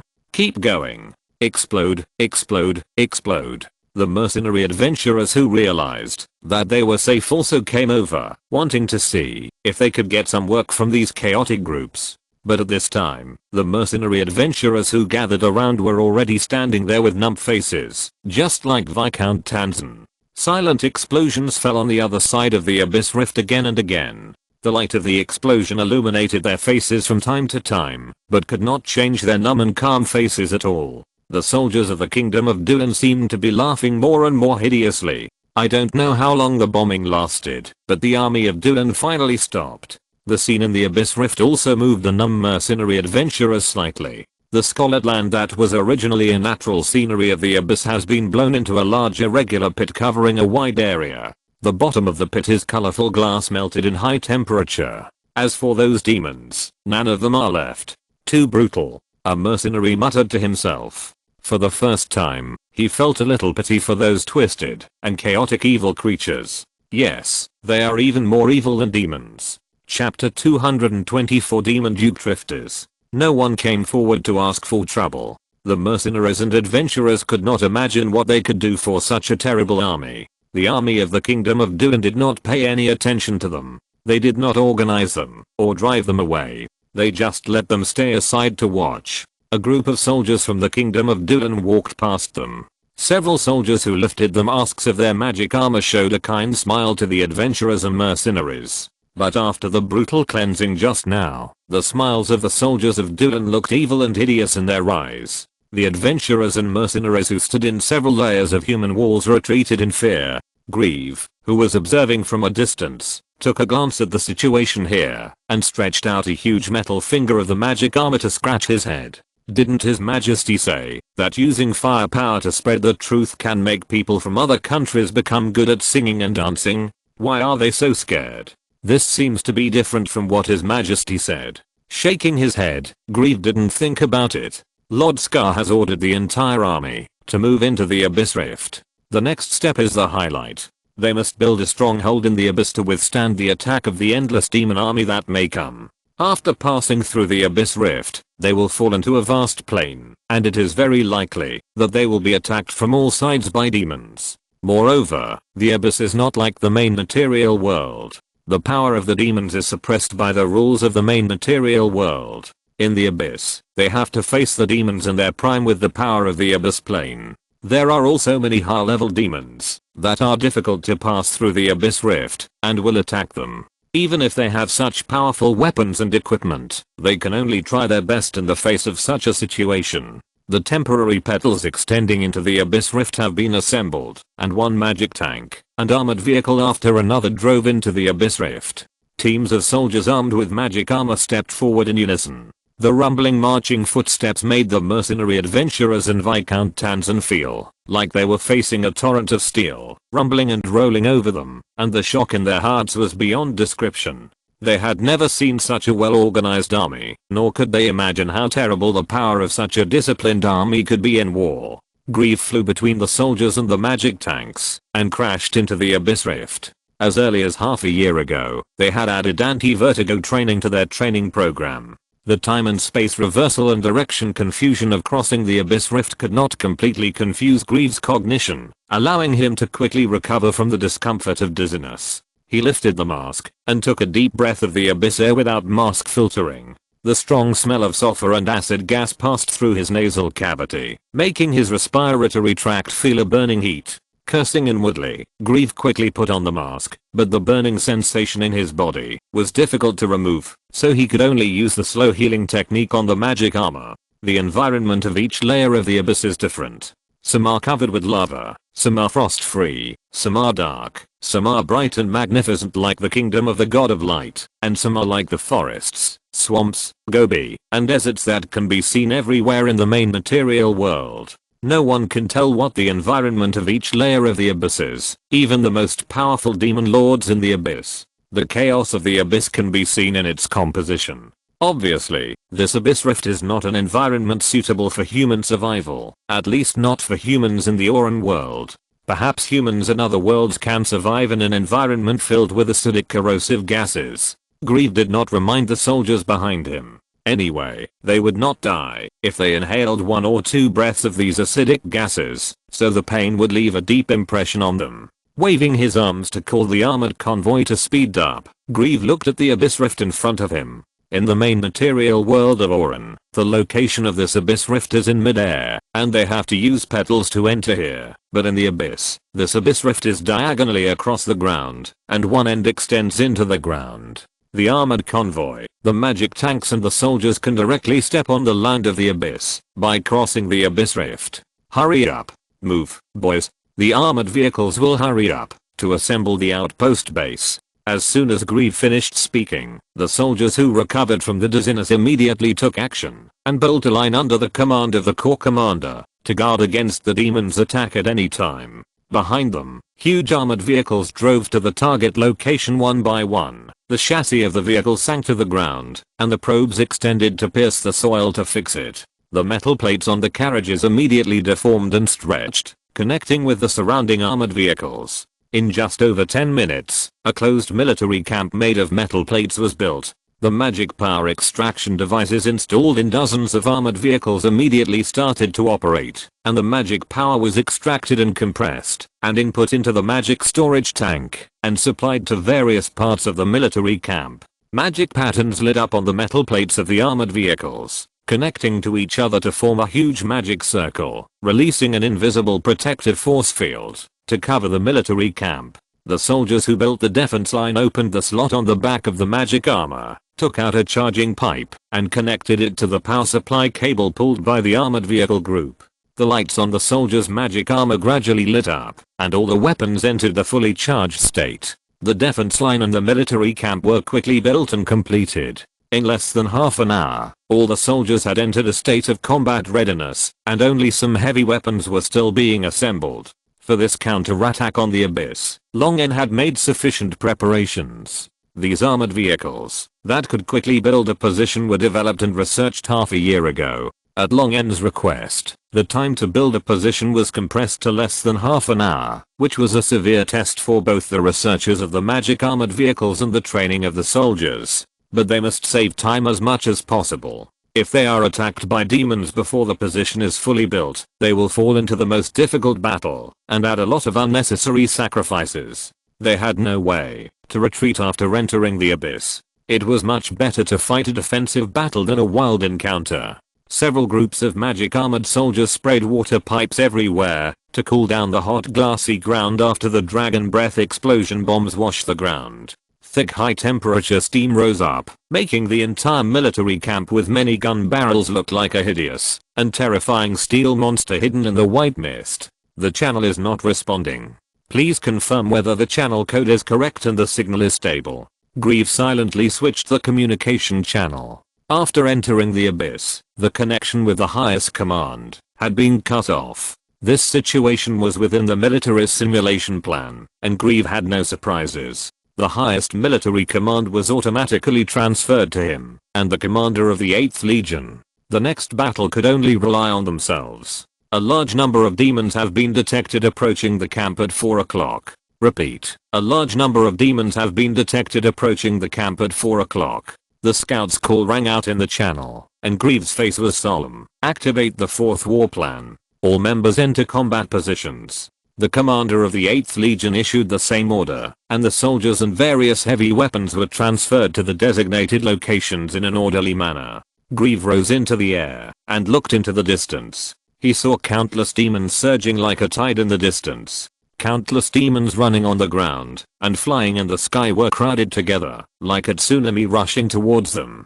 Countless hideous and evil ugly faces floated in this tsunami, and pairs of evil and tyrannical eyes flashed bloodthirsty and fierce in this dim world, revealing the violent desire to destroy everything. Gref's body trembled slightly under the magic armor. He took a deep breath and shouted in a nearly roaring voice on the channel connecting all the soldiers, "Fuck you. No one is allowed to stop until the last bit of magic power in the magic tank is used up."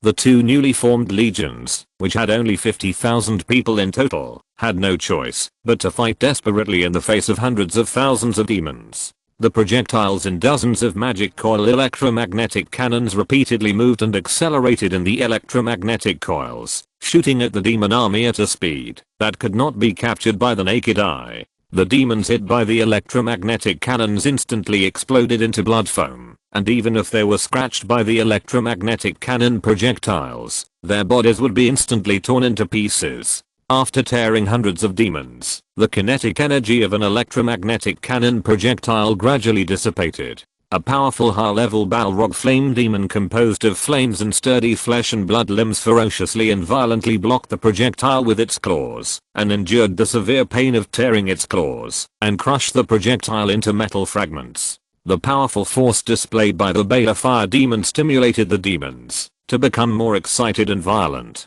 The Beta Fire Demon threw away the metal fragments in his claws and roared to the sky. In the center of the Dulan position, surrounded by a circle of logistics and energy supply armored vehicles, a machine with a huge alloy round pot on top slowly rose. The machine stretched out 6 mechanical arms with a wide bottom and a slender tip, folded inward around the round pot, and the tips pointed to the center of the round pot. As the machine started, the magic power absorption and compression devices in several energy supply armored vehicles also ran frantically, compressing and converting magic power to supply the start of this machine. But the capacity displayed on the dashboard of the magic storage tank of the energy supply armored vehicle, which was filled with magic power in advance, still dropped rapidly. A huge amount of magic power entered this huge machine along the transmission pipeline, and a little bit of energy shining with a faint light began to gather in the center of the round pot and the 6 mechanical arms. The magic power in the magic storage tank became less and less, but the energy became stronger and stronger, gradually increasing to the extent that the surrounding matter began to twist towards the center, and then turned into a pure white light column that penetrated everything and shot towards the demon.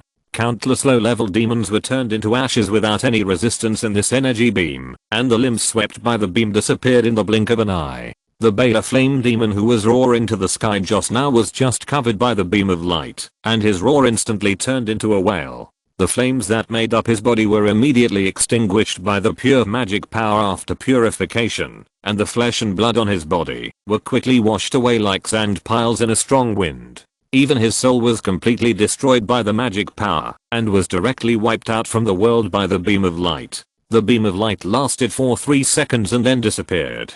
The machine that released this beam of light was also broken into pieces. The metal round pot and mechanical arm on the top were twisted and torn. The pipes carrying magic power were all melted, and even the armored vehicle that powered it had different degrees of failure. But it was all worth it. A large hole was revealed in the area swept by the beam of light in the demon army that was rushing in from afar like a tsunami. A large hole was punched on the tsunami wave, and at least 20,000 to 30,000 demons died directly under the beam of light. After 2 more rounds of heavy long-range strike weapons such as magic coil electromagnetic cannons, the demon army finally rushed to the front of the position. Countless evil, depraved and blasphemous attacks fell on the protective barrier of the camp. The Duelan soldiers also controlled the magic armor and magic tanks to defend and counterattack. Although there was a protective barrier to protect them, there were demons everywhere outside the protective barrier. The psychological pressure on the Duelan soldiers was extremely great.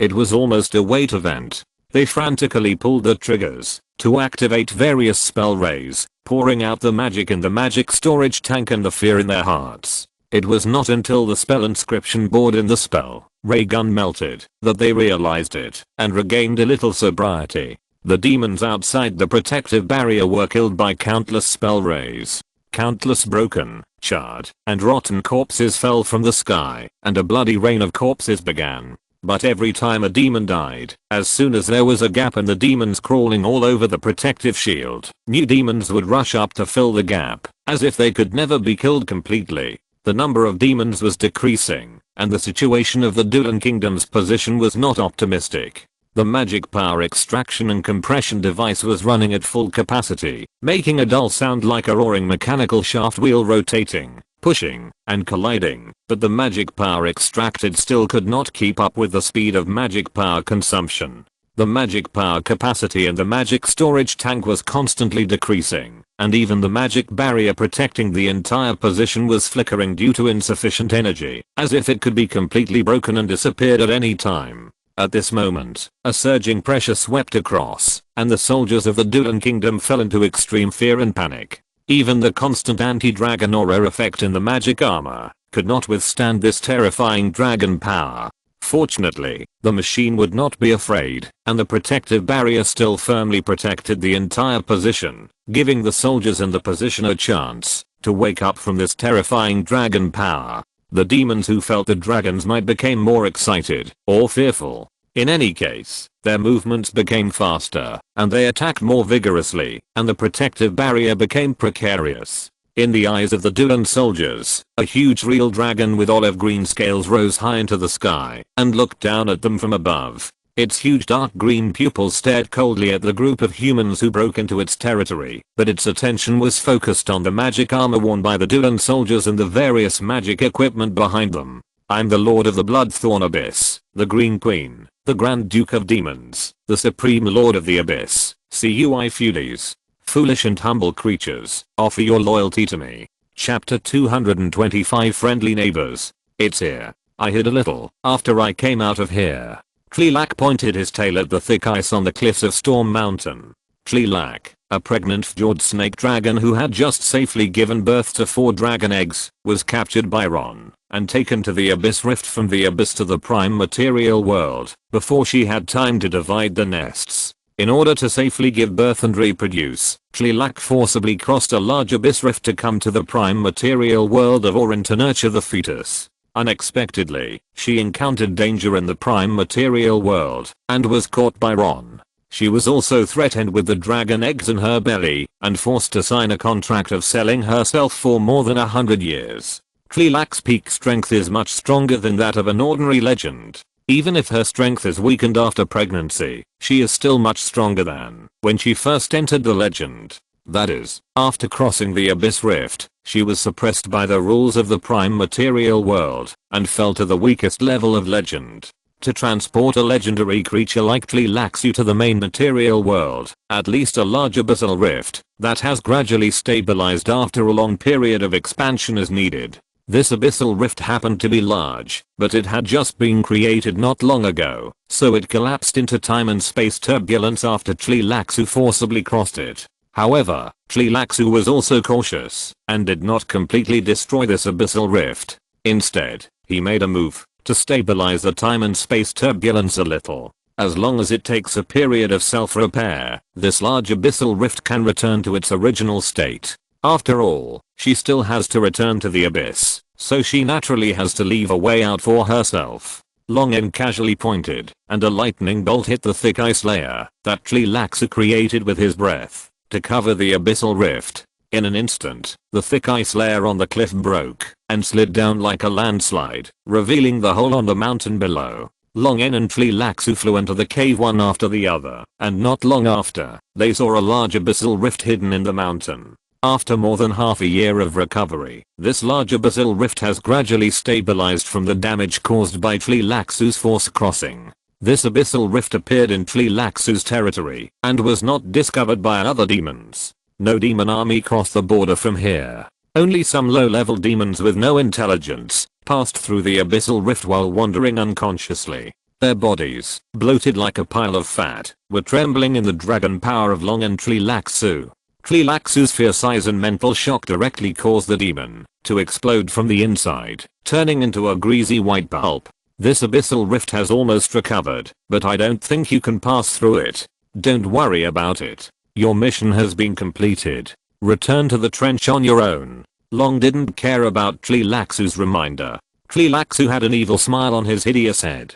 Long's power was too strong. If he forcibly crossed the abyss rift, it would probably cause it to collapse completely, and then he would be swept into the turbulent space-time turbulence. For Tleela, it would be best if Long died directly in the space-time turbulence, so that her contract would disappear naturally, but this was obviously unlikely. As long as Long could be swept away by the space-time turbulence to a plane far away from this world, so that Tleela could live happily for dozens or hundreds of years without anyone to control him, then even if Long returned to the Oran world, there would not be much time left on his contract, which would be good for her.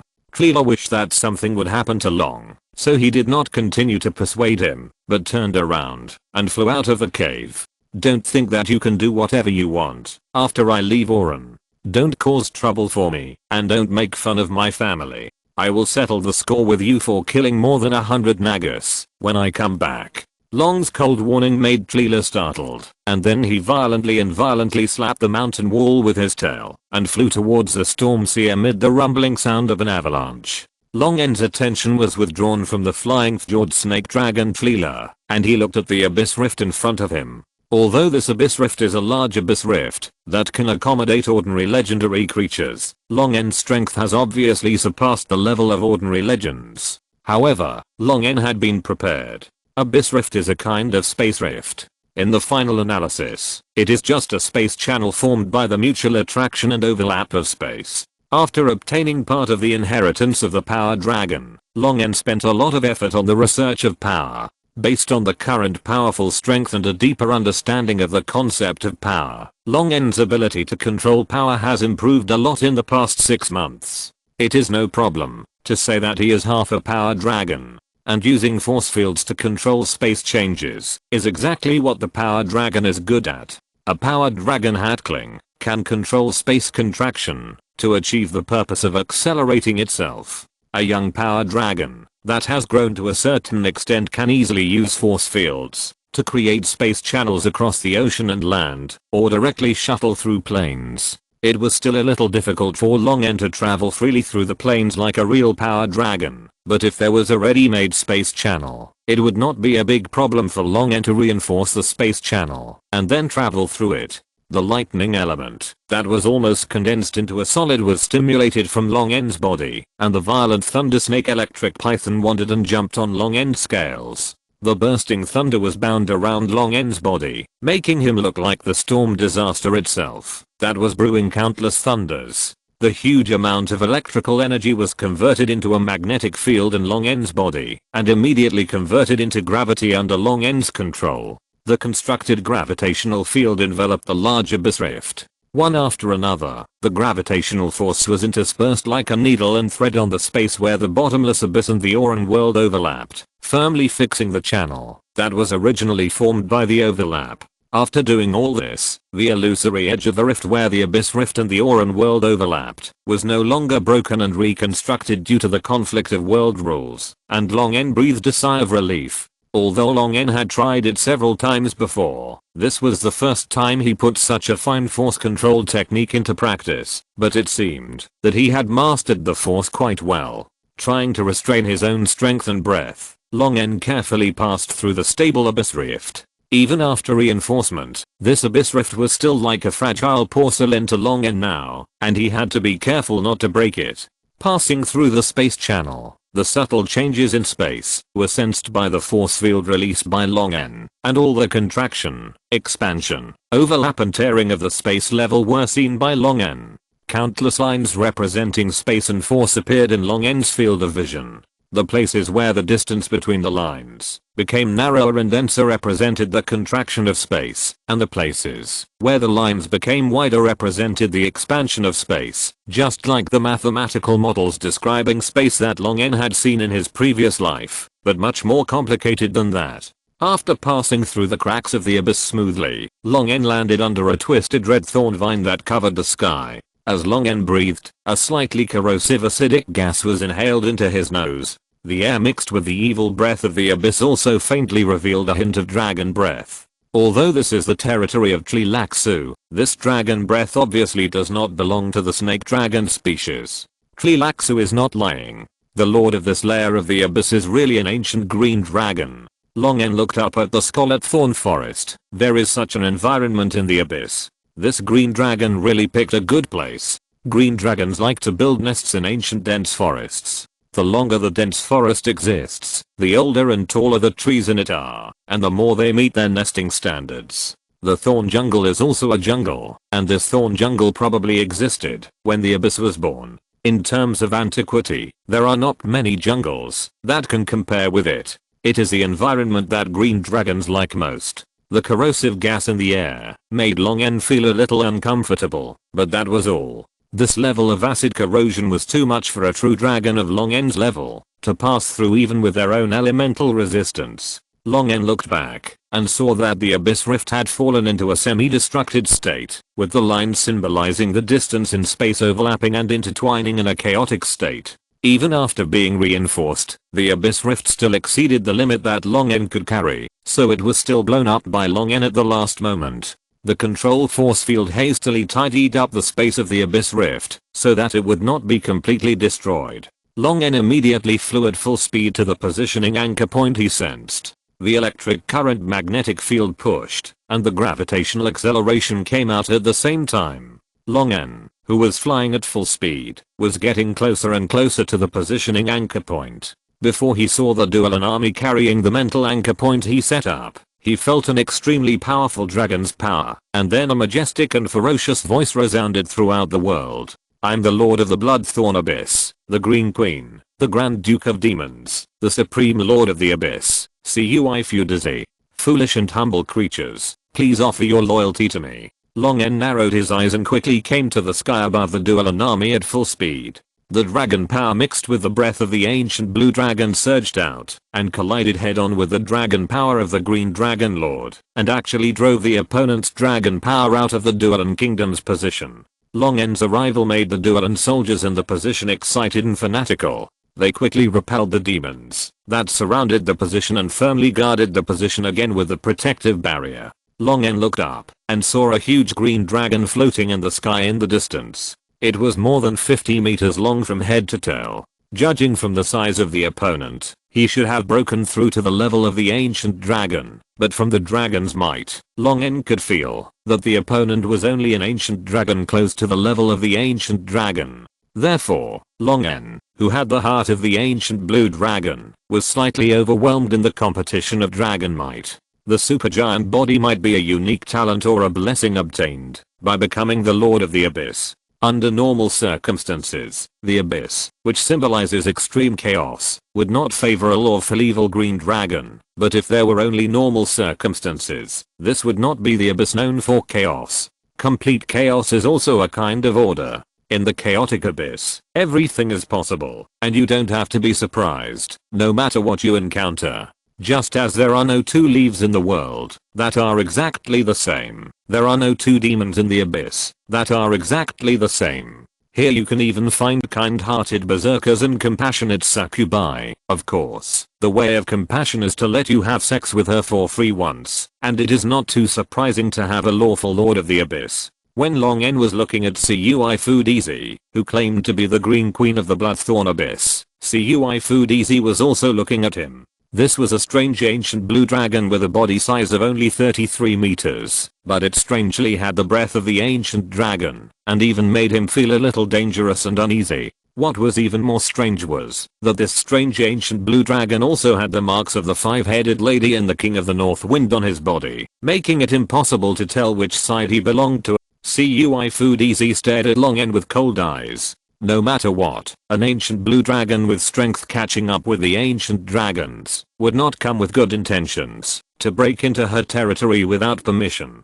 Cui Food Easy roared and attacked Long N directly with her larger body and stronger strength. No matter how interested she was in the weapons used by humans and this good-looking ancient blue dragon, everything had to be decided after they became her prisoners. While spreading its huge wings and trying to crush Long N, it uttered obscure and profound dragon language from its ferocious mouth, and a legendary spell quickly took shape. The lifespan of a dragon close to the ancient dragon is unimaginable, and what they can do in this long life is beyond the reach of ordinary people. An ancient dragon spends 1/10 of his life studying spells, which is enough for them to become legendary spellcasters. Luxury disintegration.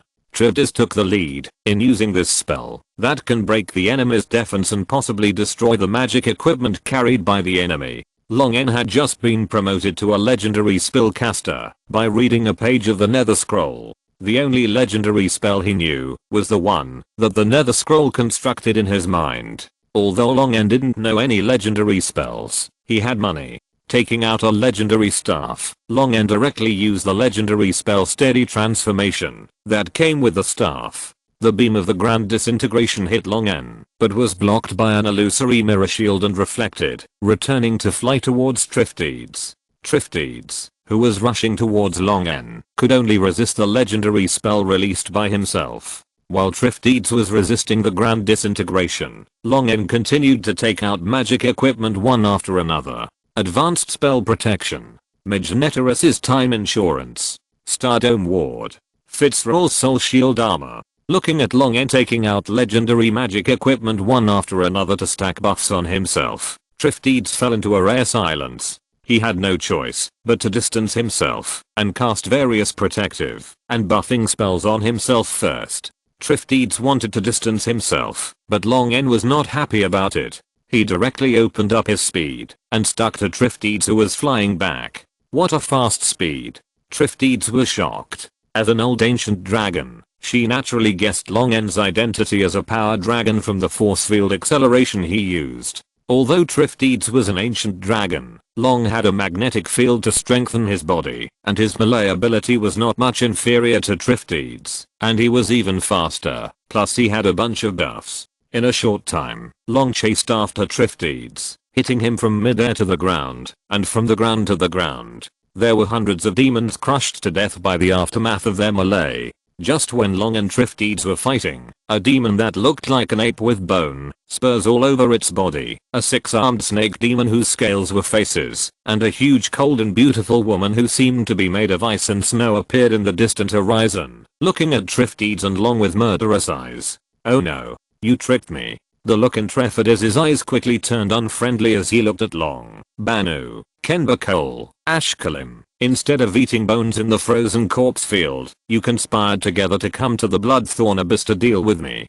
When did your brains become so useful? The three demons called Banu, Kenbakol and Ashkalim by Triftides did not answer, but rushed directly towards Triftides and Long, with a strong murderous intent that seemed to want to kill Long and Triftides here. End of this chapter.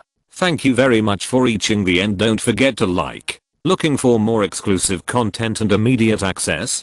Subscribe to our Patreon. Remember, every like, subscription, or donation encourages us to continue. Thanks to everyone. See you in the next video.